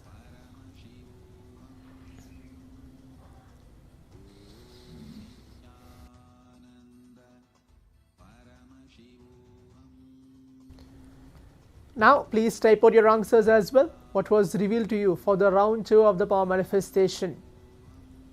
What number was chosen for you for the round 2 of the power manifestation? Okay, I can see John Dolly 7, Chenli 4, okay, Pavan KS 6, okay, Lucas Silva, yeah, please type out your answers as well.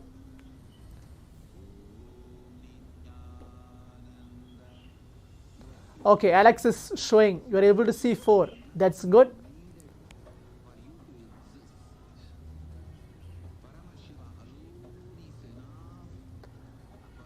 Shri Parabrahmananda 9. Okay.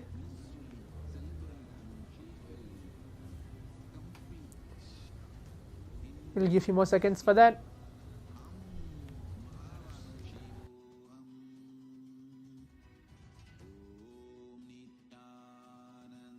Yes, now you can see the number chosen for all of us for the round 2 of the power manifestation is the number 4. Chinli Aya, I think so you have manifested. Alex, yes, congratulations. I think so you're jumping around there. You're able to see that you have manifested the number 4. Good. Lucas Silva, you put a message. I missed the time to close my eyes. Okay, yeah. We are going to have again one more round. Maybe you can enter to the round 3 and manifest for yourself this time. Chinli Aya, you got both round correct, the first round and the second round. So let's give a best try for yourself for the third round as well. Okay, now we'll move on to the third round of the power manifestation. Do not close your eyes. Let's see what's going to be there.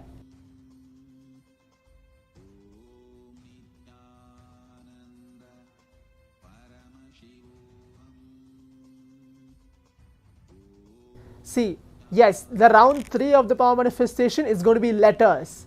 Okay, for all the participants, the round 3 of the power manifestation is going to be letters. You can see I'll be choosing any one of these letters. The letter H, M, T, K, B and F.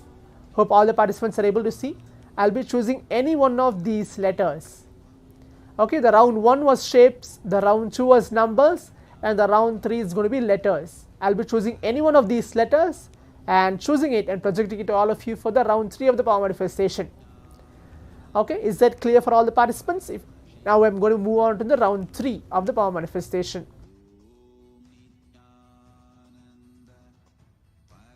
Now please close your eyes, visualize Swamiji onto our inner space, put on our eye bands.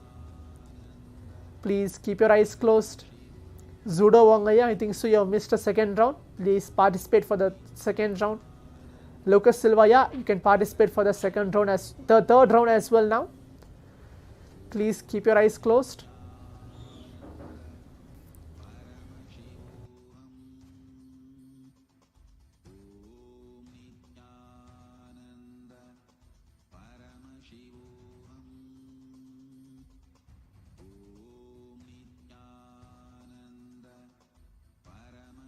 Visualize Paramashiva and keep chanting the Mahavakya. Om Nithyananda Paramashivoham. Sing what is the letter chosen for all of us for this round 3. Do not open your eyes. Please keep your eyes closed.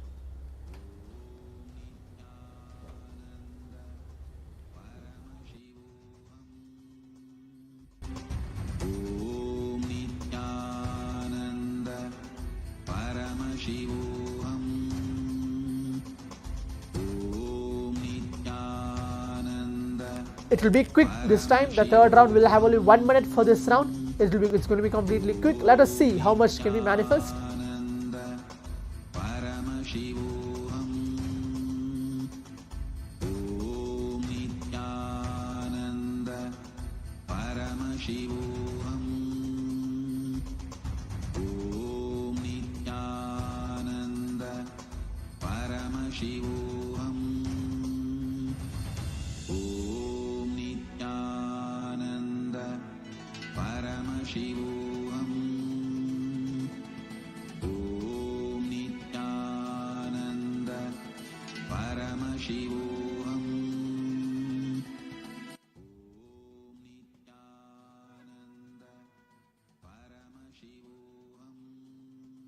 Yes, now the round 3 of the power manifestation has been completed. Now please take off your eye bands. Please open your eyes. Please open your eyes. As I said, it's going to be completely quick for the round 3. Now please type out your answers as well. What was revealed to you? What alphabet or what letter was chosen for you for the round 3 of the power manifestation? Okay, Chen Lee B, John Dolly B, Lucas Silva M, Pavan K. Okay.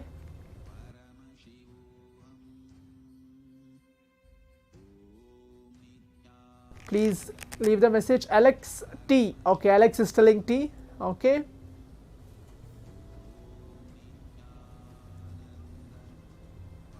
Zudo Wang is telling M. Okay. Let's see what is the letter chosen for all of us. I think so everybody is waiting for that.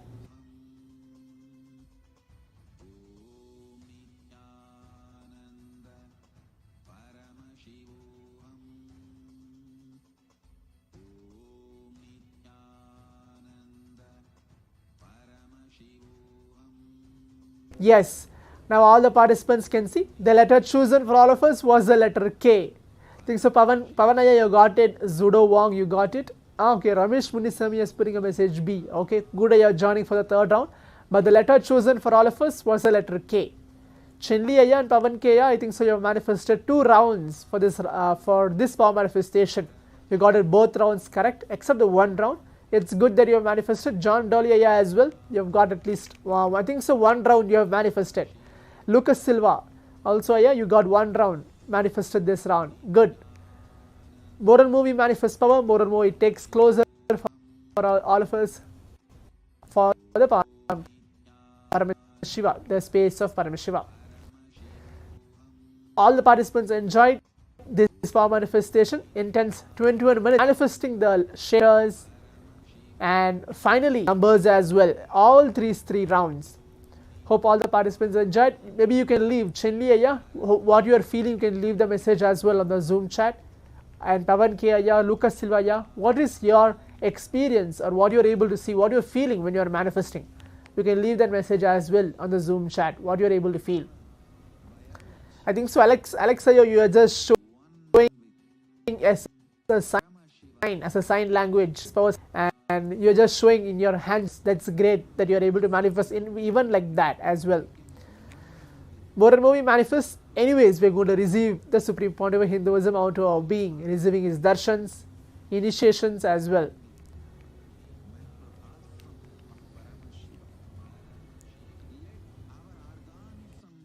Like this kind of form manifestation, we're going to be having many, maybe tomorrow, day after tomorrow, many different new type of power manifestation.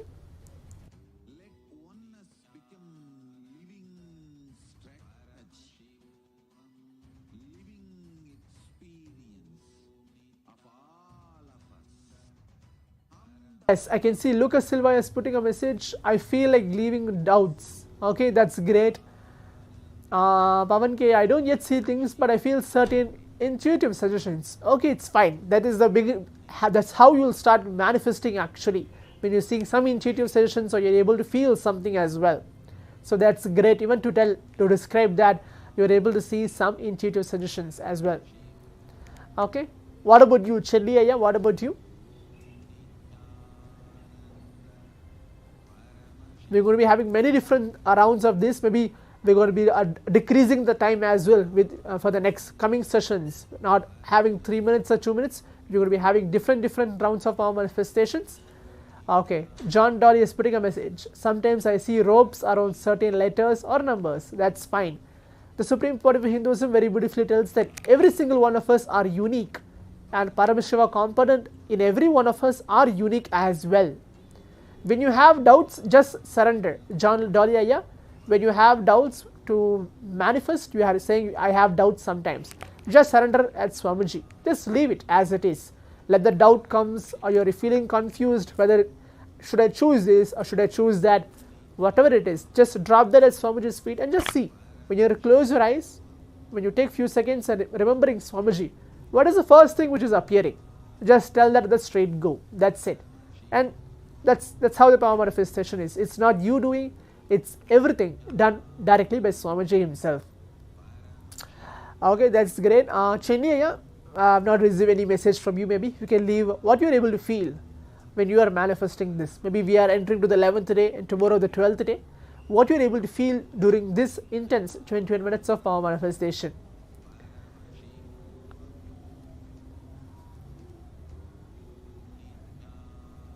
Zudo Wangaya, you also can leave Aya. Leave the message as well, what you are able to feel.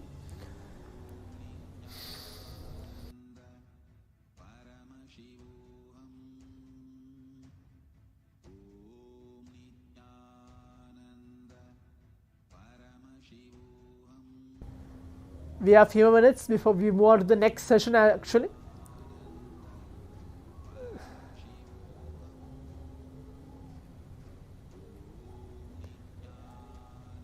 When we manifest more and more, these powers, it is exciting. Sometimes it is like thinking whether we are really manifesting or no, or how we are manifesting. Is it really happening to me?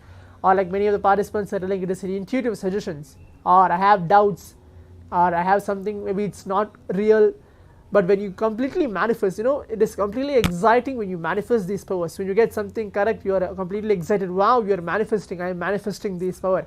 When that excitement comes, actually that is a signs of power manifestation happening in your very being itself, manifesting these powers more and more. The first most primary power, means most what I can tell, basic power the Supreme Pontiff of Hinduism initiated all of us, is the power of third eye itself, closing eyes and reading with your eyes completely blindfolded. That's the first most basic power, especially for all the Gurukul kids and the Balasans, which Swamiji himself has personally comes and trained, keeping the eyes closed and even showing something, like how I am showing to all of you, to the participants here through the slides. Swamiji himself has come down and trained each one of us and closing our eyes, like he is closing our eyes with an eye band and then showing us letters, shapes, colors, and seeing how we are manifesting. So those type of experience is very intimate, and like how to tell, it's extraordinary when we are manifesting these powers, because exactly Swamiji is there in front of us directly guiding.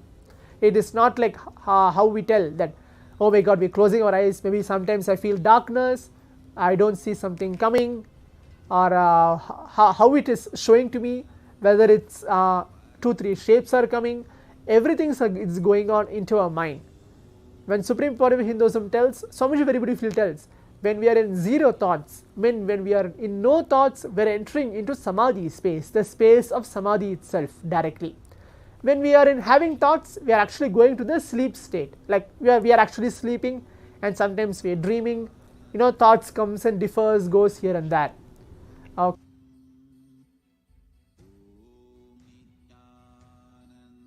See, Pavan K, it is leaving a message. It helps at least in the beginning to have upper bound on the number of things to pick from. It was without any upper bound on the number of things to pick from. I don't yet feel confident that it will work for me. Thank you for making this game format where we pick up from multiple options. Yes, as well. Maybe this is for maybe for next 1 or 2 days is going to be like this, and I'll be increasing the level of power manifestation more and more higher, where you're going to see it's not going to be maybe multiple options anymore. It's going to be completely different, but it's going to be 100% that you are going to actually manifest these powers. You are going to be sitting and manifesting these powers as well.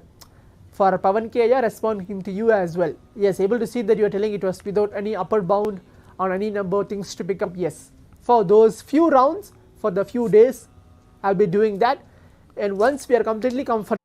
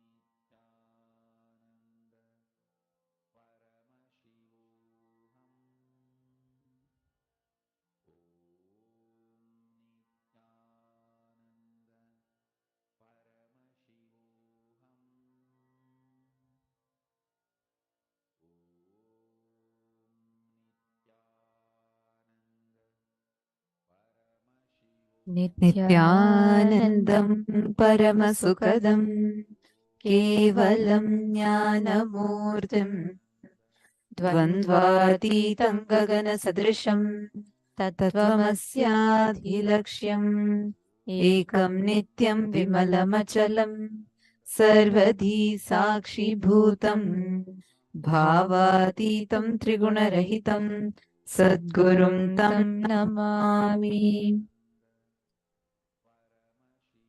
Nithyanandam to all the participants that are here sitting with us today. How are you doing? Nityanandamma Geeta Devi, Nityanandamma Basti Nevaldas, Karen Siva, and Ma Anandeshwari, Ma Jayanti, Nityanandam, Nityanandam to all of you, Nityanandam Manavamani. Lovely to have each one of you here. I saw so many of you sincerely sitting and doing the power manifestation. That is very, very nice to see all of you sitting and participating sincerely. Nityanandam to all the participants. Nityanandam Sada Nritta Priye. Okay, wonderful. After yesterday's very powerful darshan that we all had, the darshan of Bhagavan Mahakala Bhairava, and so the whole energy in all the participants, especially it was right after the conscious death process, right? And we all had this powerful darshan of Bhagavan Mahakala Bhairava. The whole energy level in everyone just shot up so high, and now we can see so many of it's like, wow, each of you is like fresh, bright. So really lovely to see all of you. And are you all ready to enter into today's day? Shall we all enter into today's day? Today we have a lot of things that we're going to be learning. Especially today, we all are going to be understanding about the mystical aspects, like, what is exactly these power manifestation sciences, how they work. And we're also going to be understanding about the science of manifesting Navakhanda Yoga Samadhi, or the science of manifesting that space where you will be able to unclutch and transcend yourself to the higher states of consciousness. So every one of you that are here that have joined with us today, we welcome every one of you through the day today. Just be available here, because today we're all going to be having a very, very powerful initiation, the Shivoham process. With the Shivoham process initiation, all of us are going to be experiencing a very, very beautiful transformation, where Swamiji is going to be using sounds to awaken our highest potential in us. We welcome all the participants, every one of you that have joined with us, and all of you that are sitting here. Interact with us throughout the day. And constantly you can ask all your questions, doubts, everything that you have. And you all can share your powerful cognitions clicks with us. We are going to be learning a lot today through the day. So let us all enjoy. And we encourage every one of you to interact with us. And we encourage every one of you to share your clicks. What are you understanding? What are you looking forward to with us? Let's enter into our day now. The first session that we are going to be learning today, I just have one request. See, every session is planned such that you experience the best in the initiation. Like, if you see the whole day, whatever you're learning, it's all leading to the most important part of our day, which is Swamiji's darshan and the initiation. So I request all of you to sincerely listen. I just wanted to tell, Swamiji has condensed like the best programs, whether it is Inner Awakening or the NDY, NKY, the Nitya Dhyana Yoga program, or the Nitya Kriya Yoga program, or all the programs, like 21 days of Inner Awakening, Shivoham, Nithyanandoham, all these programs, Swamiji has condensed it, packed it, like a crash course, and gifted it to us through this Paramashivoham Level 3 and Paramashivoham programs. So whatever you are learning, whatever cognitions are being given to you, it's literally the best essence taken out and gifted to you. So I request you all to make sure you intensely listen and you don't miss out on any of the sessions and don't miss out on any of the cognitions that are being gifted. So throughout the day, any questions you may have, feel free to ask and participate intensely. This will make sure you receive the best of the program, best of the cognitions, and this will also ensure you get the initiation in the best possible way. If you want to invite any of your friends, family members, take a few minutes. You can call them right now.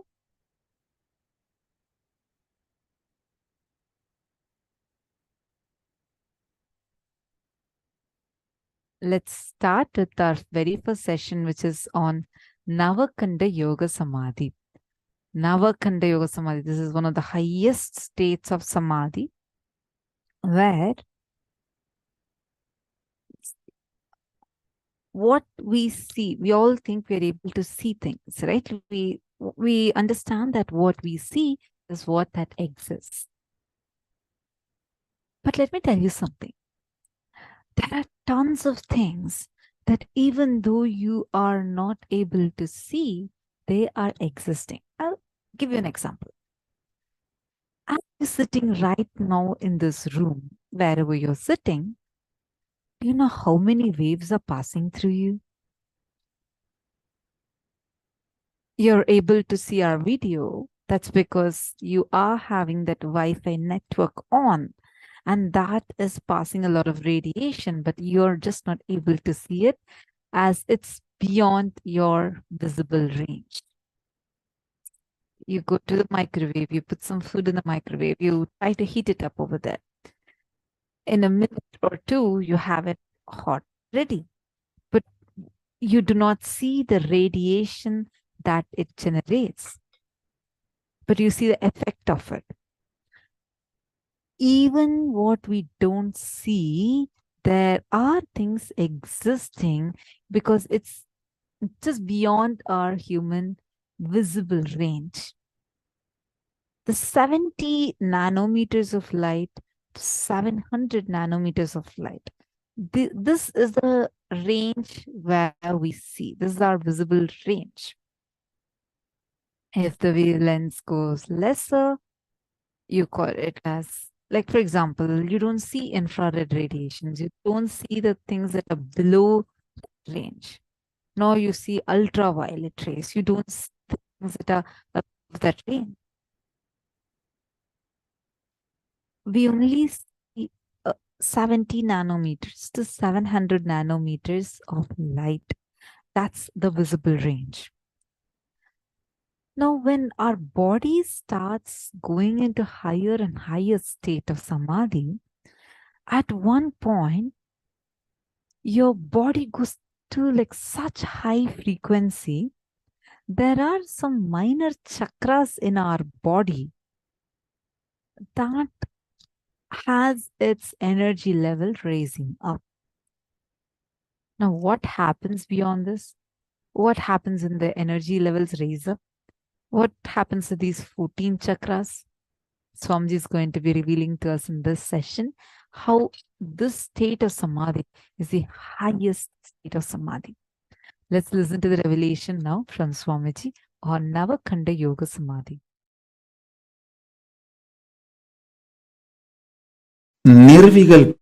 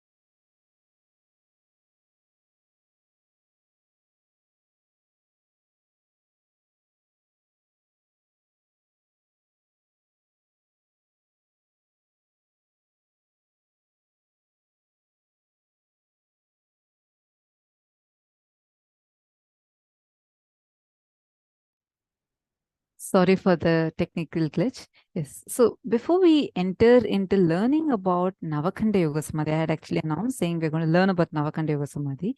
But before we enter into that, we need to first and foremost understand how you can reach that state. See, today we are going to experience the Navakanda Yoga Samadhi. It's going to be the right after first we are going to understand what state we need to be in so that our body can raise to Navakanda Yoga Samadhi. The ultimate space that your mind, your consciousness can reach is Nirvikalpa Samadhi. Once you're established in Nirvikalpa Samadhi, your body, if your body is ripened, your body will reach the highest state of Navakanda Yoga Samadhi. So first, we are going to learn about Nirvikalpa Samadhi, and then right after that, we are going to do the meditation and then go into Navakanda Yoga Samadhi. So let's all listen to the revelation now from Swamiji on what is Navakanda Yoga Samadhi. Sorry, Nirvikalpa Samadhi. Nirvikalpa Samadhi is silence, soaked in silence, soaked inside the silence.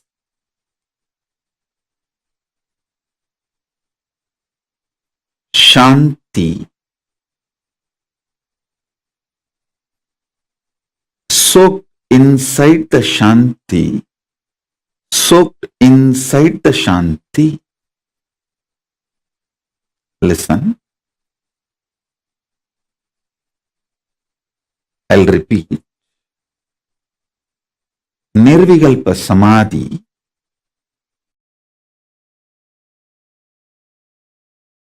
is silence, soaked inside the silence,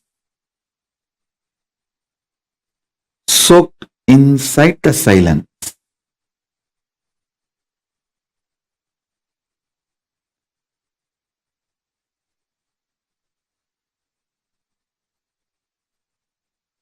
Contemplate on it.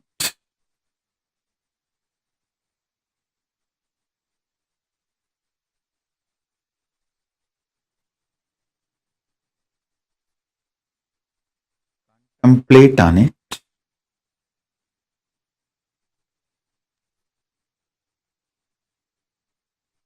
I'll initiate all of you into Nirvikalpa Samadhi as a living experience today.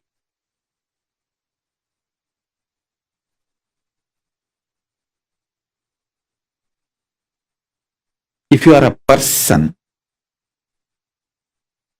using English as the language for your inner talk, use this line to meditate now. Silence, soaked inside the silence, soaked inside the silence.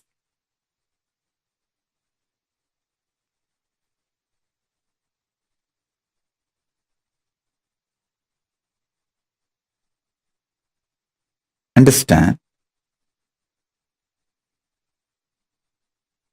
I'm going to fill you with intense, ferocious, powerful, living silence, not dead silence.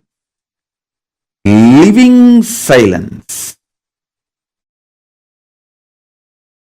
The silence I am going to inject into your being will touch your Swadhisthana chakra, means it will just terrorize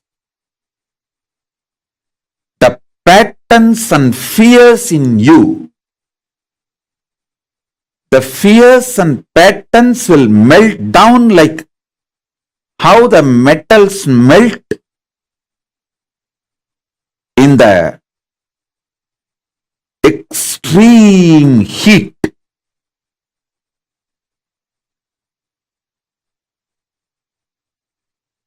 in that absolute heat, how the metal melts, same way all your patterns will melt. So it is not dead silence. So listen carefully. It is not dead silence. It's a living silence. I'll initiate you into this living silence. So you are liberated from the patterns. I tell you, freeing yourself from the fear gives you the power to negotiate in life. Understand? Everything is negotiation in the life. Whether the decision you take, what time to wake up, how to wake up, what to use to brush your teeth, what to use to wash your body, everything is negotiation.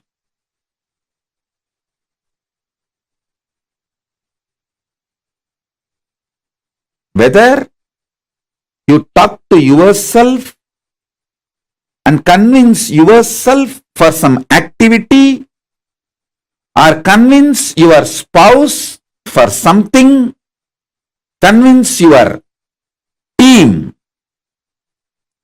your boss, your subordinates, your assistants, everything is all about negotiation.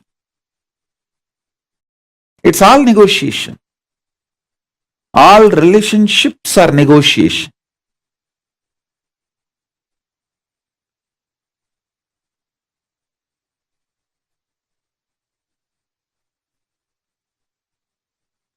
When your fear patterns melts away, you will be so clear about the negotiation with the life. You will create such blissful, happy, powerful ambience around you. And you will know very clearly with whom you should negotiate, what, how. You will be the boss of your life if you master your fears and ability to negotiate. That's all. That's all is life. So with this infusing Nirvikalpa Samadhi in you,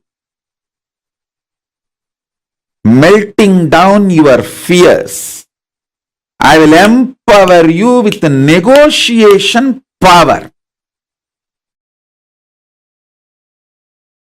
Negotiation skills.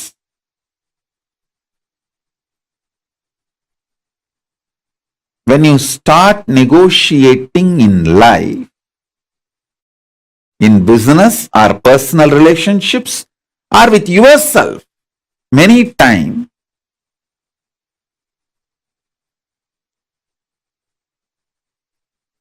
even what time to sleep, what time to wake up, if you learn how to negotiate with yourself, you will be successful in all the lifestyle I am teaching.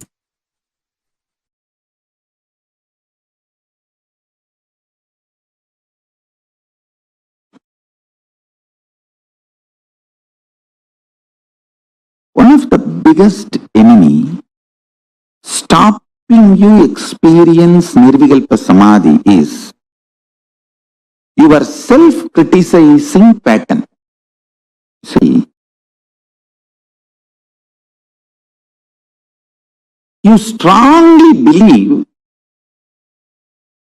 you have not achieved oneness Nirvikalpa Samadhi, unclutching, completion, because there is a definition for that state and that definition is not manifesting in you. You are such a, first of all, any person who thinks there is a definition for Nirvikalpa Samadhi, there is a definition for oneness, is a fool. Your mind cannot grasp even the definition. Forget about using the definition as the scale to measure whether you achieved it or not. You can do only one thing. Continuously remember to surrender, consciously declare to Mahadeva, Paramashiva, I am consciously declaring. Manifesting in me, only you can do.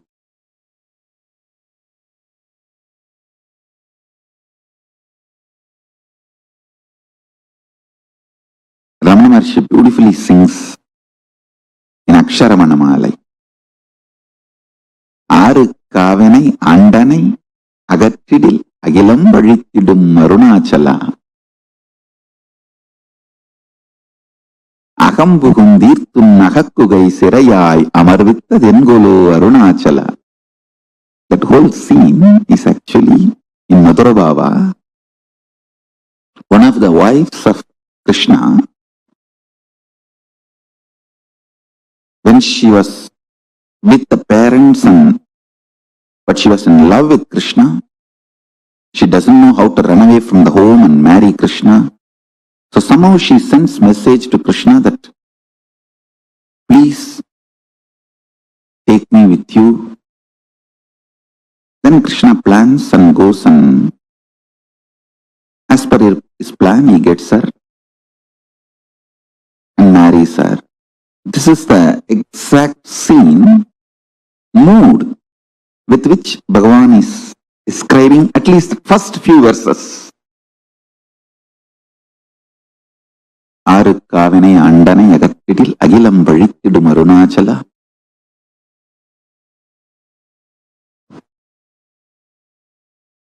Ippadi Tappunai Yeninai Pittai Iniyar Arulva Iniyar Viduvar Arunachala.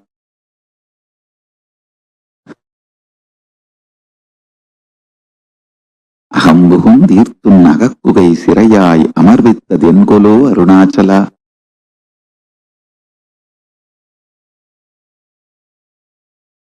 This whole scene of Krishna and Krishna's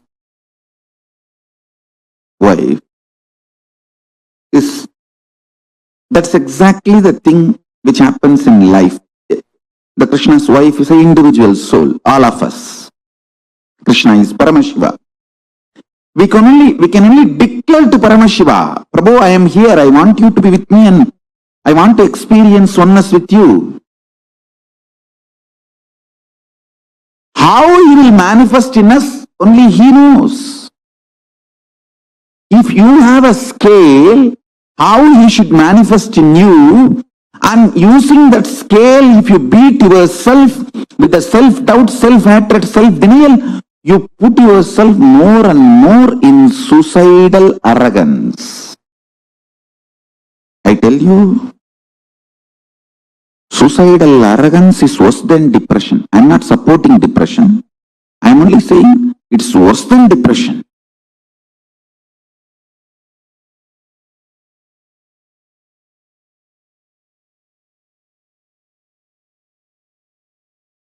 I'll tell you precisely, exactly right attitude. Declare to Paramashiva, Prabhu, really, I personally do not know much about the way you exist. But as per your declaration in Vedas and Agamas and my Guru's confirmation, I have some idea about how you exist. Whether that idea is complete or not, I do not know, but what I know as me, I surrender unto you.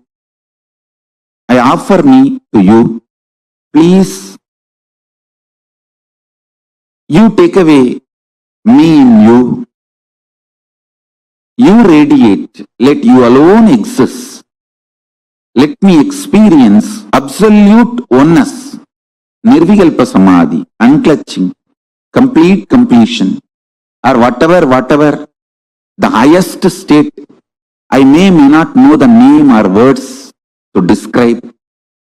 Let me experience that. Declare it consciously. Remember one thing. Even if you are consciously enjoying somebody swimming, his brain activity, his neuron activity is mirrored in you. Even ordinary swimming, his neuron activities are mirrored in your brain. Can't you understand the great cosmic experience, existence, Paramashiva, when you surrender to him? Will his neuron activity not mirror in you? Don't you understand? When you pray, when you decide to have feeling connection, when you declare to have oneness with Paramashiva, be assured simply his neuron activities mirror in your brain. How it should, you don't put a condition. Once you surrender and declare, whatever is happening, decide to know very clearly that is he manifesting. If you are even feeling irritated, what can be done? That is the way he is manifesting. Whatever he is manifesting. Go with that peacefulness, Shanta Swarupa. Then he sinks deeper and deeper into your being. Your being sinks deeper and deeper into his existence.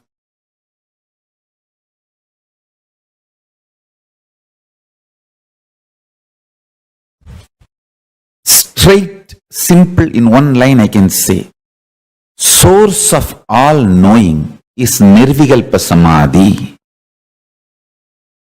It is too easy to achieve because every breath takes turn touching your Nirvikalpa Samadhi space. Means if you are breathing from Nirvikalpa Samadhi. If that Nirvikalpa Samadhi stops reflecting on your body, it becomes dead. Nirvikalpa Samadhi is a tattva. Only if that is reflecting. For example, if a sun is reflecting on the mirror, only that mirror is lit, alive. If the sun is not reflecting on the mirror due to some reason, the mirror will not be alive, lit. Your body is like a mirror. Only if it is reflecting Nirvikalpa Samadhi for some reason, it is alive. The moment the Nirvikalpa Samadhi stops reflecting, it is dead. So please understand. My mission is to teach the whole world the principal source of knowledge, principles of all the principal knowledge. Understand?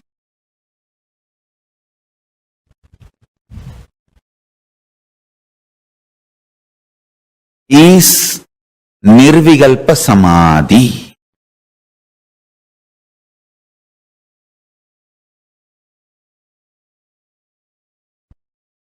Exist and operate from Paramashanta Swarupa, Nirvikalpa Samadhi.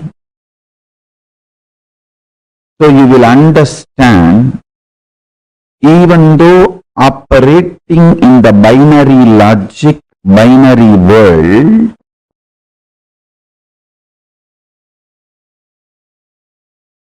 the binariness of the world is not ultimate truth. Ultimate truth is more than the binariness of the world. Understand? Good and bad, right and wrong, 0, 1. This binariness is easy for operation, does not mean it is ultimate truth.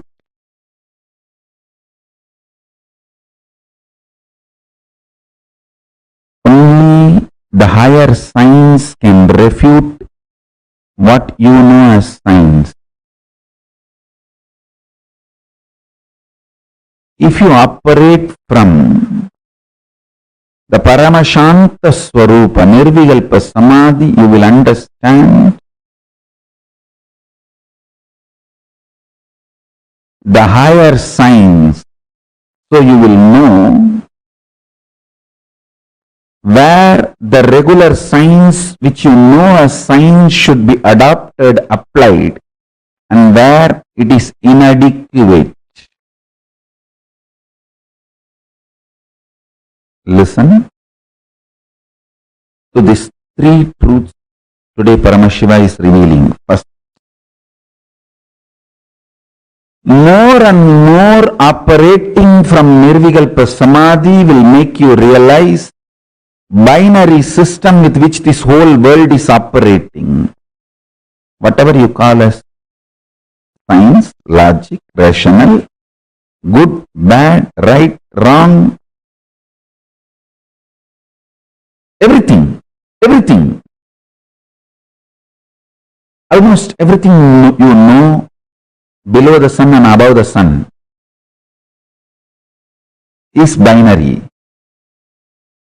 Whatever human mind can conceive, consume, conceptualize, cognize, everything is binary. Good, bad, right, wrong, 0, 1, there or not, it's all binary. Even your third possibility is mixture of this binary. Existence of binary and denial of binary and mixture of binary only forms even your third, fourth, fifth component and cognition. To understand, operating from Nirvikalpa Samadhi will make you understand binary is easy way for coexistence but not ultimate truth. You should know how to coexist beautifully, easily, sweetly, happily, and you should know the ultimate truth. That is the uniqueness of your existence. People who learn only how to coexist happily may have power over the human society. Power over the human society is not always the truth of the existence.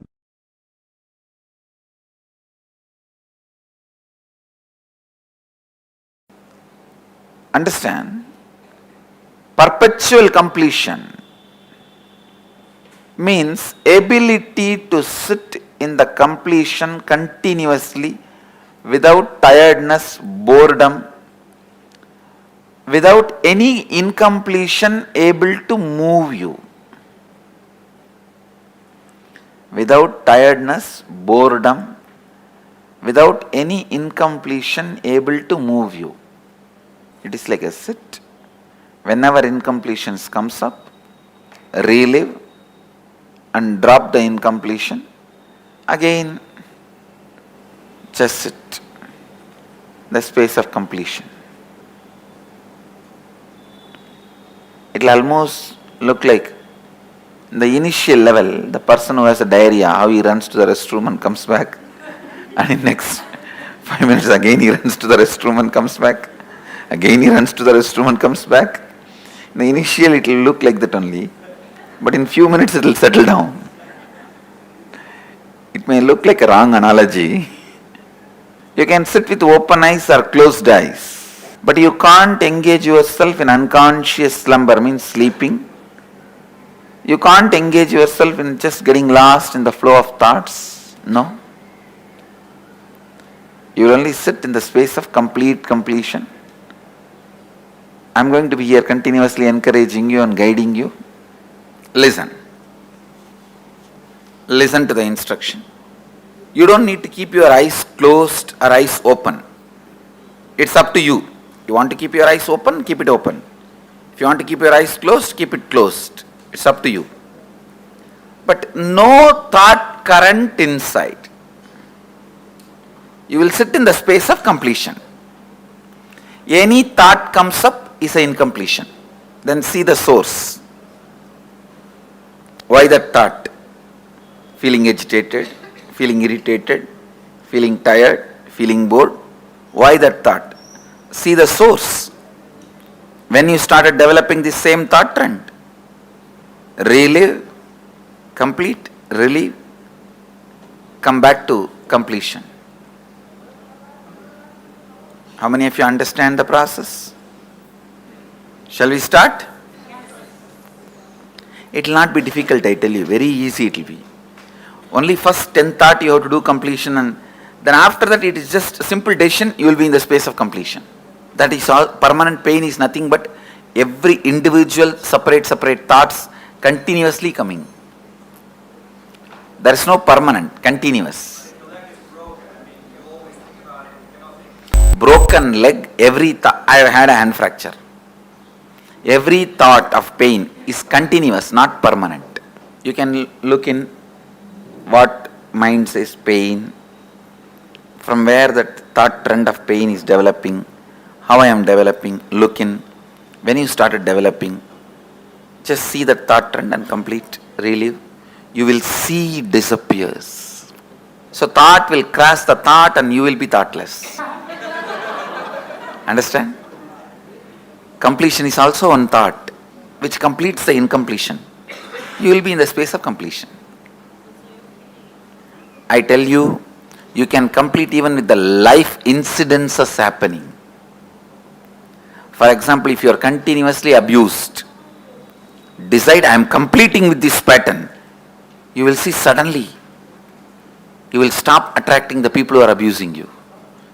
Your life incidents can be completed. What you are talking about, small pains.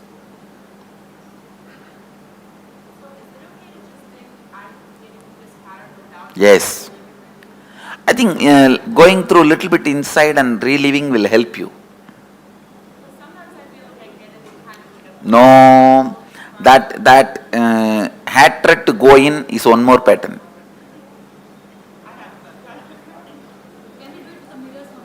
Yes, you can use anything you want, just come back to completion, that's all. You can. Everything in this session I am trying to teach you is completion is your simple decision.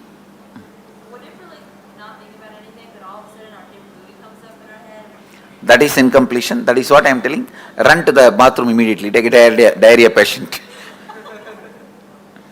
Complete, drop, and come to the space of completion. Actually, I am teaching you to live in Nirvikalpa Samadhi. Perpetually living in Nirvikalpa Samadhi. Perpetually living in the space of Advaita. Perpetually living in the space of completion. That's what I am teaching you guys now. Say, all these days we pulled out many incompletions from inside and completed. Today, we are just looking, whoever comes to fight with you, you are going to fight with them. That's all. We don't call for Mahabharat war. Whoever comes on the way to fight with you, finish them. No, every thought is a powerlessness.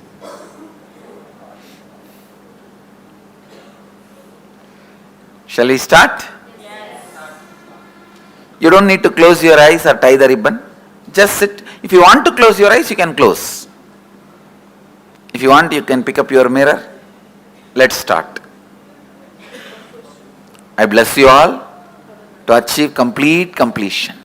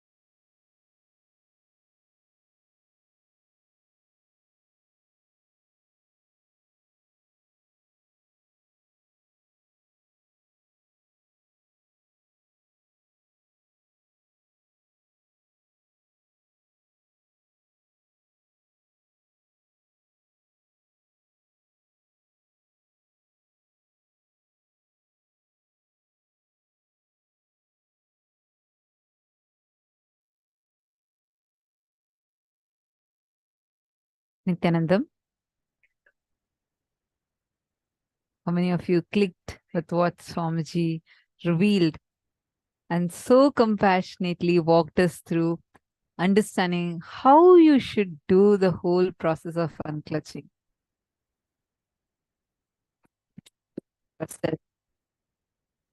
The way, what should the way be, like how you should deal with yourself?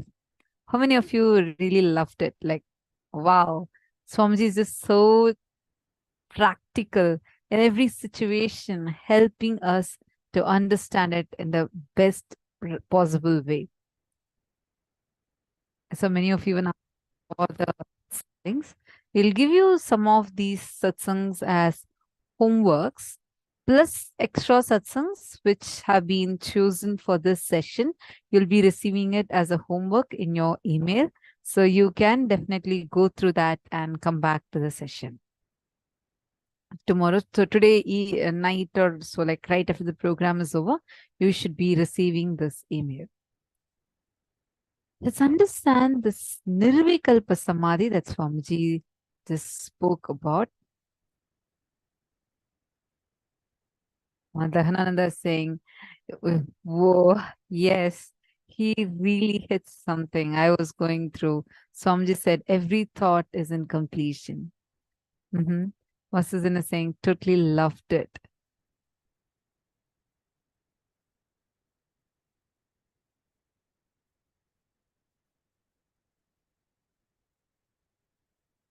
Swamiji is so cute. Mashuzen saying, yeah, and the way Swamiji, like gives us in a very practical way, you'll just feel like Swamiji just knows every bit of what's running in us and what is that exact point you will be struggling with. And it's just so powerful, right? Now let's just have a quick recap of what we learned.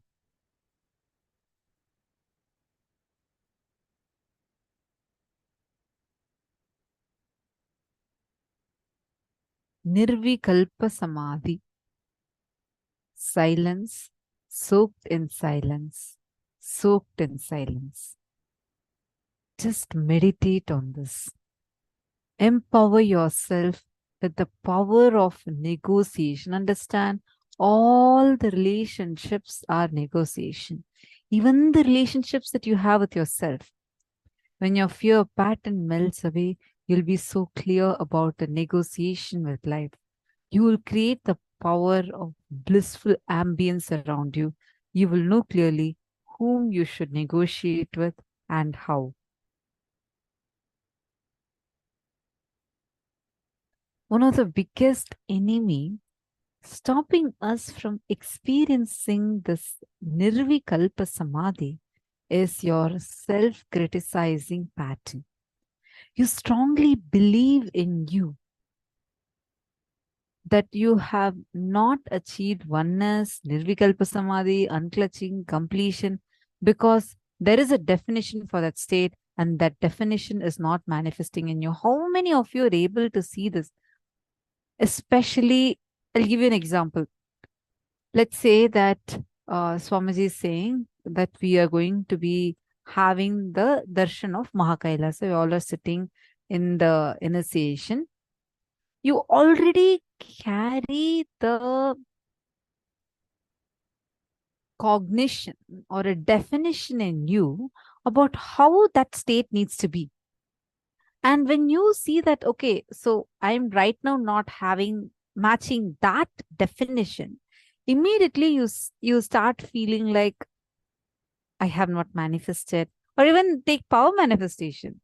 How many times you keep complaining inside you that, look, I'm still not able to manifest this power. How many times I had tried this, still I can't manifest this power. How many of you have this cognitions? Now I see giggles and people feeling that, oh my God, yeah, I feel so. See, understand, that's because we all carry that as a definition inside us. The problem is we are having a certain definition and believing that that definition is a state. On your own, you start having a conclusion. You start believing, okay, oneness means it needs to be ABC. It needs to be like this. Unless I had that as an experience, I don't believe that I can manifest. How many of you are understanding this? Are you cognizing this? Can I request all of you to acknowledge in the chat if you're able to understand?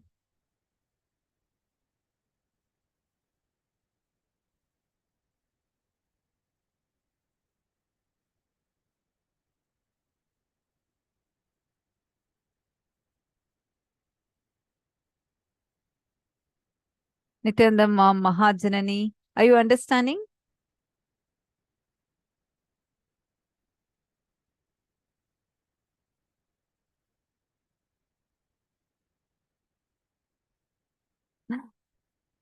What happened? Why are you laughing so much? See, understand the state of Nirvikalpa Samadhi is what Swamiji has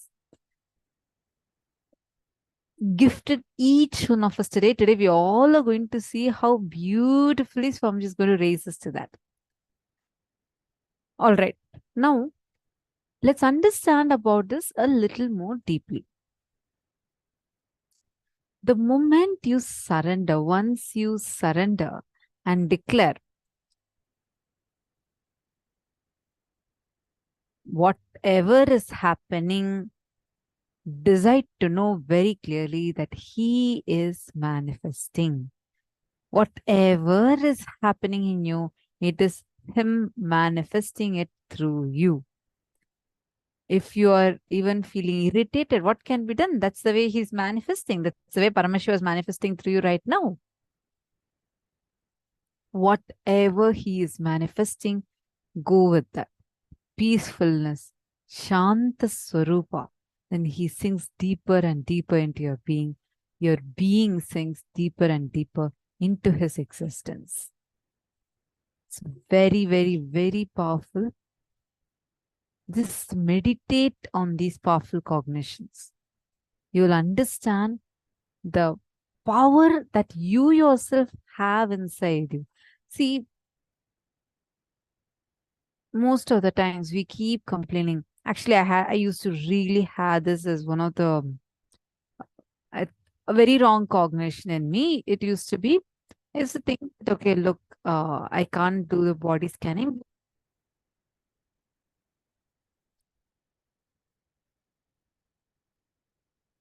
I carried a definition inside me. And I used to really believe strongly, okay, I can't manifest any power. No power manifestation will come to me. All other people around me will be manifesting, and I'll be so strongly believing in me. They're able to see, but look, for me, I can't still see. So till the time I see how it is actually, I'm not manifesting. This is a definition I used to carry inside me. And I used to really believe that it's no matter what, how much ever I'm trying, it's not manifesting at all. Once, what happened, I was like right after Swamiji initiated in Kumbh, directly I was put in demo. Like I didn't even have some time to say that, okay, I'm going to, because if I go into that mode of I had to practice, then I'm never going to be able to have a breakthrough. So what my mentor did, she just got me and she told me first to go with another kid to help, just to help her, as there was already a crowd of almost 200, 300 people standing in a huge line. I don't know. I think the number is much more. It's like a huge crowd, huge. If you all were in Kumbh Mela Ujjain, you know what I'm talking about, right? And I was thinking I'm going with that Balasan to help her, support her, just to be with her because so many people are there. So I went. All of a sudden, like I'm just standing there with her. My mentor, she just came, she just split the whole queue into two. And she said, come on, you have to go and manifest. I was shaken. I'm like, I'm not going to be able to do that. It's like, I don't know. I had never done this power before. But at that time, it's like a survival need, right? Like I had no other choice. I can't say that, okay, I'm not I can't manifest. There are hundreds of people in front of me, all new people standing, waiting to receive Swamiji's blessings. And they all have come here just to have this power demo.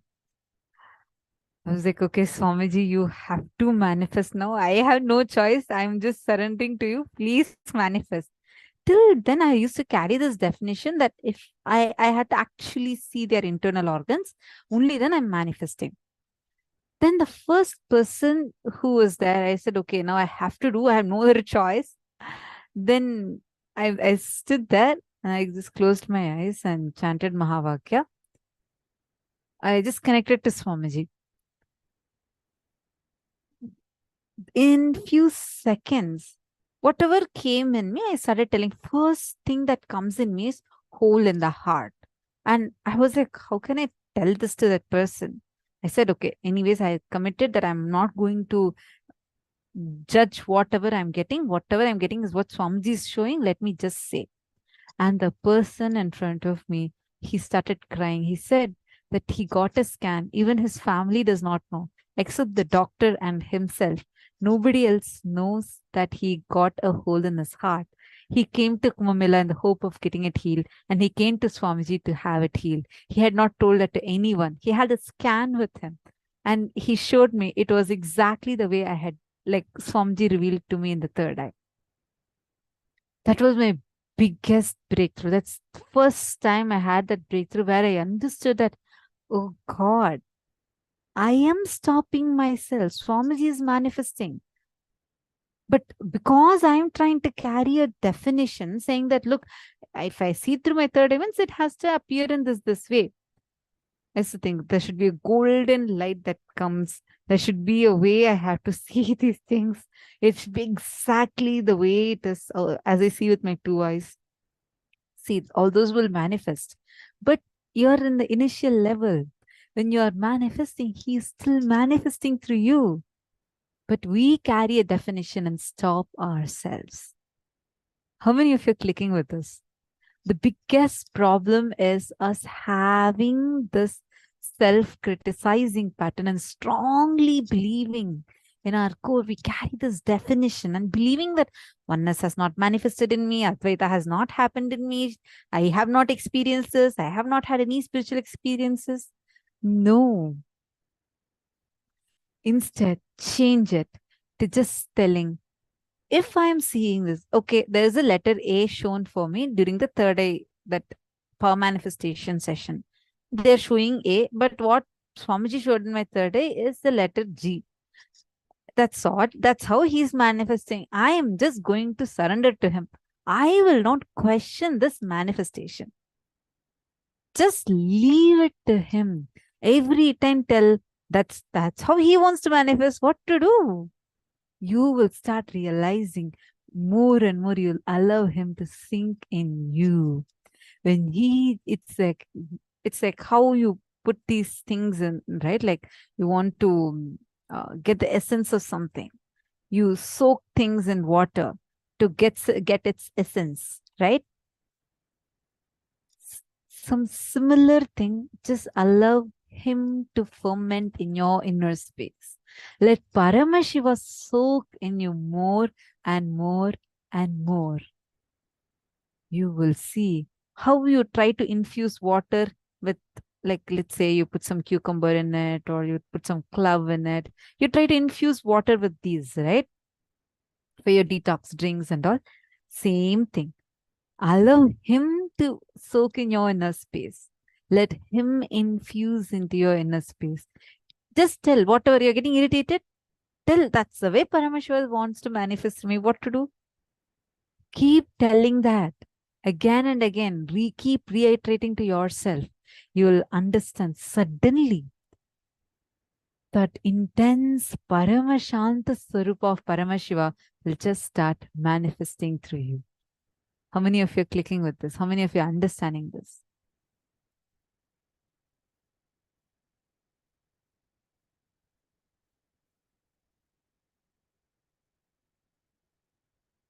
Ma Ariel is saying, same, my anxiety gets high. Just start telling yourself, my Ariel, just start telling yourself, this is the way Paramashiva wants to manifest through me. Right now, it is him manifesting through me. I am not going to judge the way he is manifesting through me. This is how he wants to manifest. Suddenly you will see, actually after that incident, then I had a huge breakthrough. I started sitting through the time and doing this power demos more and more. I started seeing things like it actually appeared for me. I was able to see the internal organs. I started seeing that. But till that time, I did not want to let go of my definition. I was not having that breakthrough. But that push really gave me the breakthrough.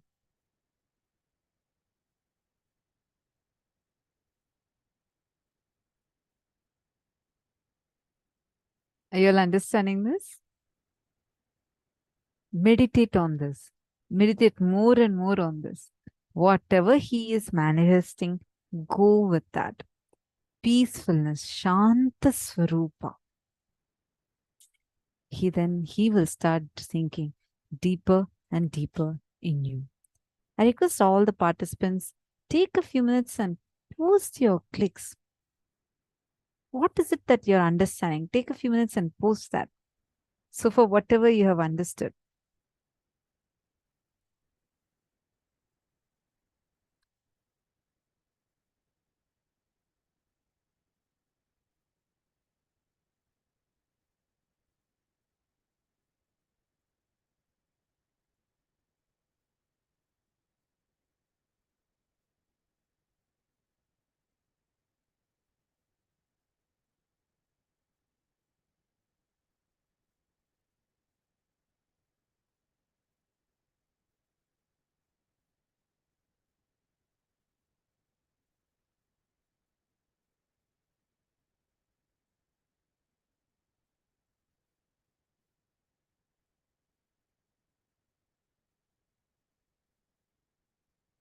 And simple. Source of all knowing is Nirvikalpa Samadhi. It is too easy to achieve because every breath takes turn touching your nirvikalpa samadhi space. Means if you are breathing from nirvikalpa samadhi. Like how Swamiji gave the example of the sun reflecting in the mirror. Only wherever when the sun is reflecting on the mirror, that mirror is lit, alive. When the sun stops reflecting on the mirror due to some reason, then the mirror is not alive or lit. Our body is like a mirror. Only if it is reflecting Nirvikalpa Samadhi for some reason, it is alive. The moment the Nirvikalpa Samadhi stops reflecting in you, it is dead.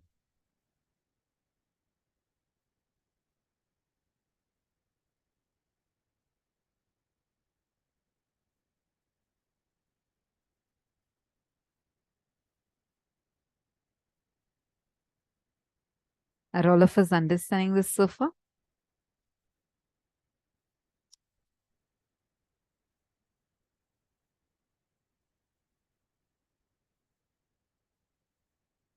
Are all of us understanding this so far?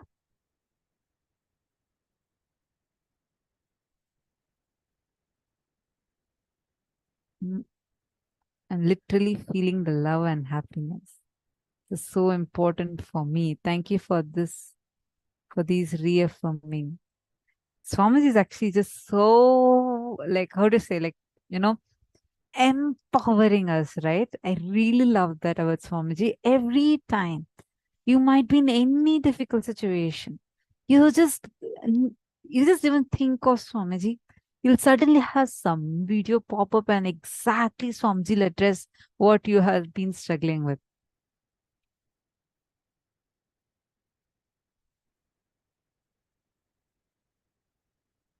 Now, take a declaration and a decision inside you. Madhanananda has posted the word, whatever he is manifesting. Absolutely. That's the thing. See, you don't need to judge yourself. Anything that Swamiji is manifesting in you right now is Swamiji is manifesting in you. If this is what is manifesting, then he is manifesting that. Just take it. You will see. Just that remember what is manifesting is he is manifesting it through me. I know whether this is what I'm manifesting in the power or this is what I'm manifesting as my behavior. This is what I'm manifesting in my life or as a situation. Everything is his manifestation. If he has decided to manifest like this, he definitely knows there is something else he wants to give me higher. I am not going to judge anything. It is his prasada. He is giving it to me. And that is enough. Just remember that.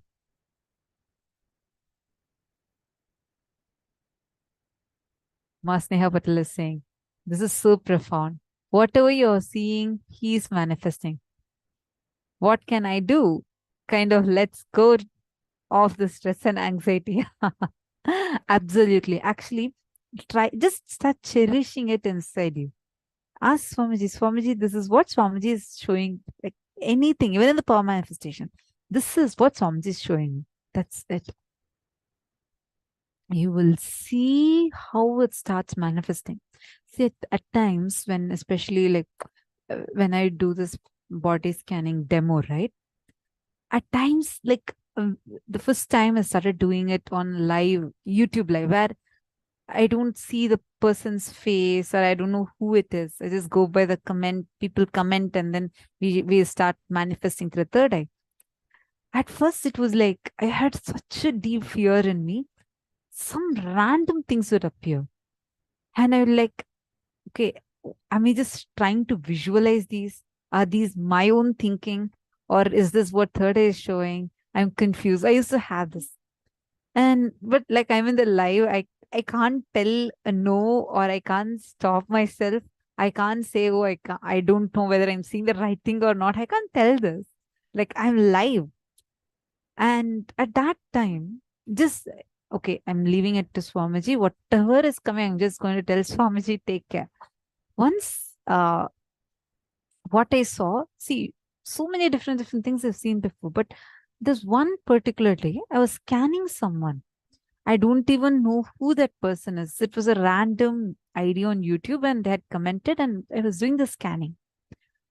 And I saw like the word color blindness and I saw a particular color. I didn't know if I'm thinking on my own. And I wasn't even sure, like, should I tell this, not tell this? What if it's wrong? I had like one gush of self was just coming in me. It's like, no, I just can't cherish these things. Swamiji is showing me, I'm just going to say. And I actually told, this is what I was able to see. That person found my number, contacted me, and she was crying on the phone saying that was that one issue. She did not know what she was struggling with. But when Swamiji revealed through the third eye that this is the exact problem, she felt a huge liberation. Then only I was like, it just was like a reiteration to myself. I understood whatever is manifesting, Swamiji is manifesting. I cannot even think in me, even for a moment, we cannot think, oh God, is this right or wrong? He knows the reality as it is. He knows what he's showing us. Just leave it to him. You will see you'll become an adept power manifester.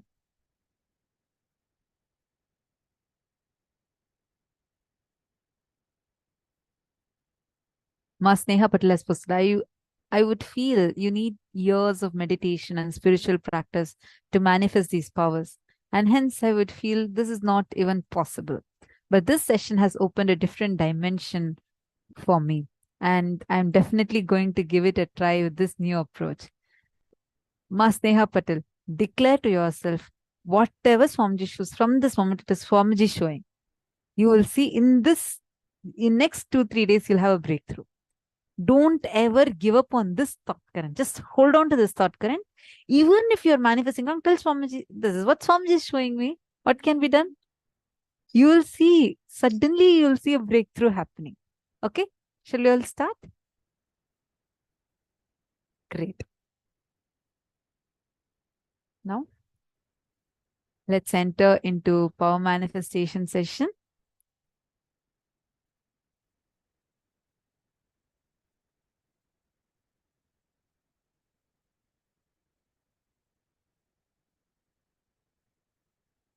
So for the power manifestation session, we're going to prepare with a small, quick meditation. The perpetual completion. Now, listen carefully. Perpetual completion means ability to sit in completion continuously, without tiredness, without boredom, without any incompletion, able to move you. Don't need to keep your eyes closed or eyes open. It's up to you. But just decide no thought current inside you. Okay? Sit now. Decide that you will sit in the space of completion. Any thought that comes up is an incompletion. See the source. Why that thought feeling agitated? Why is that thought coming?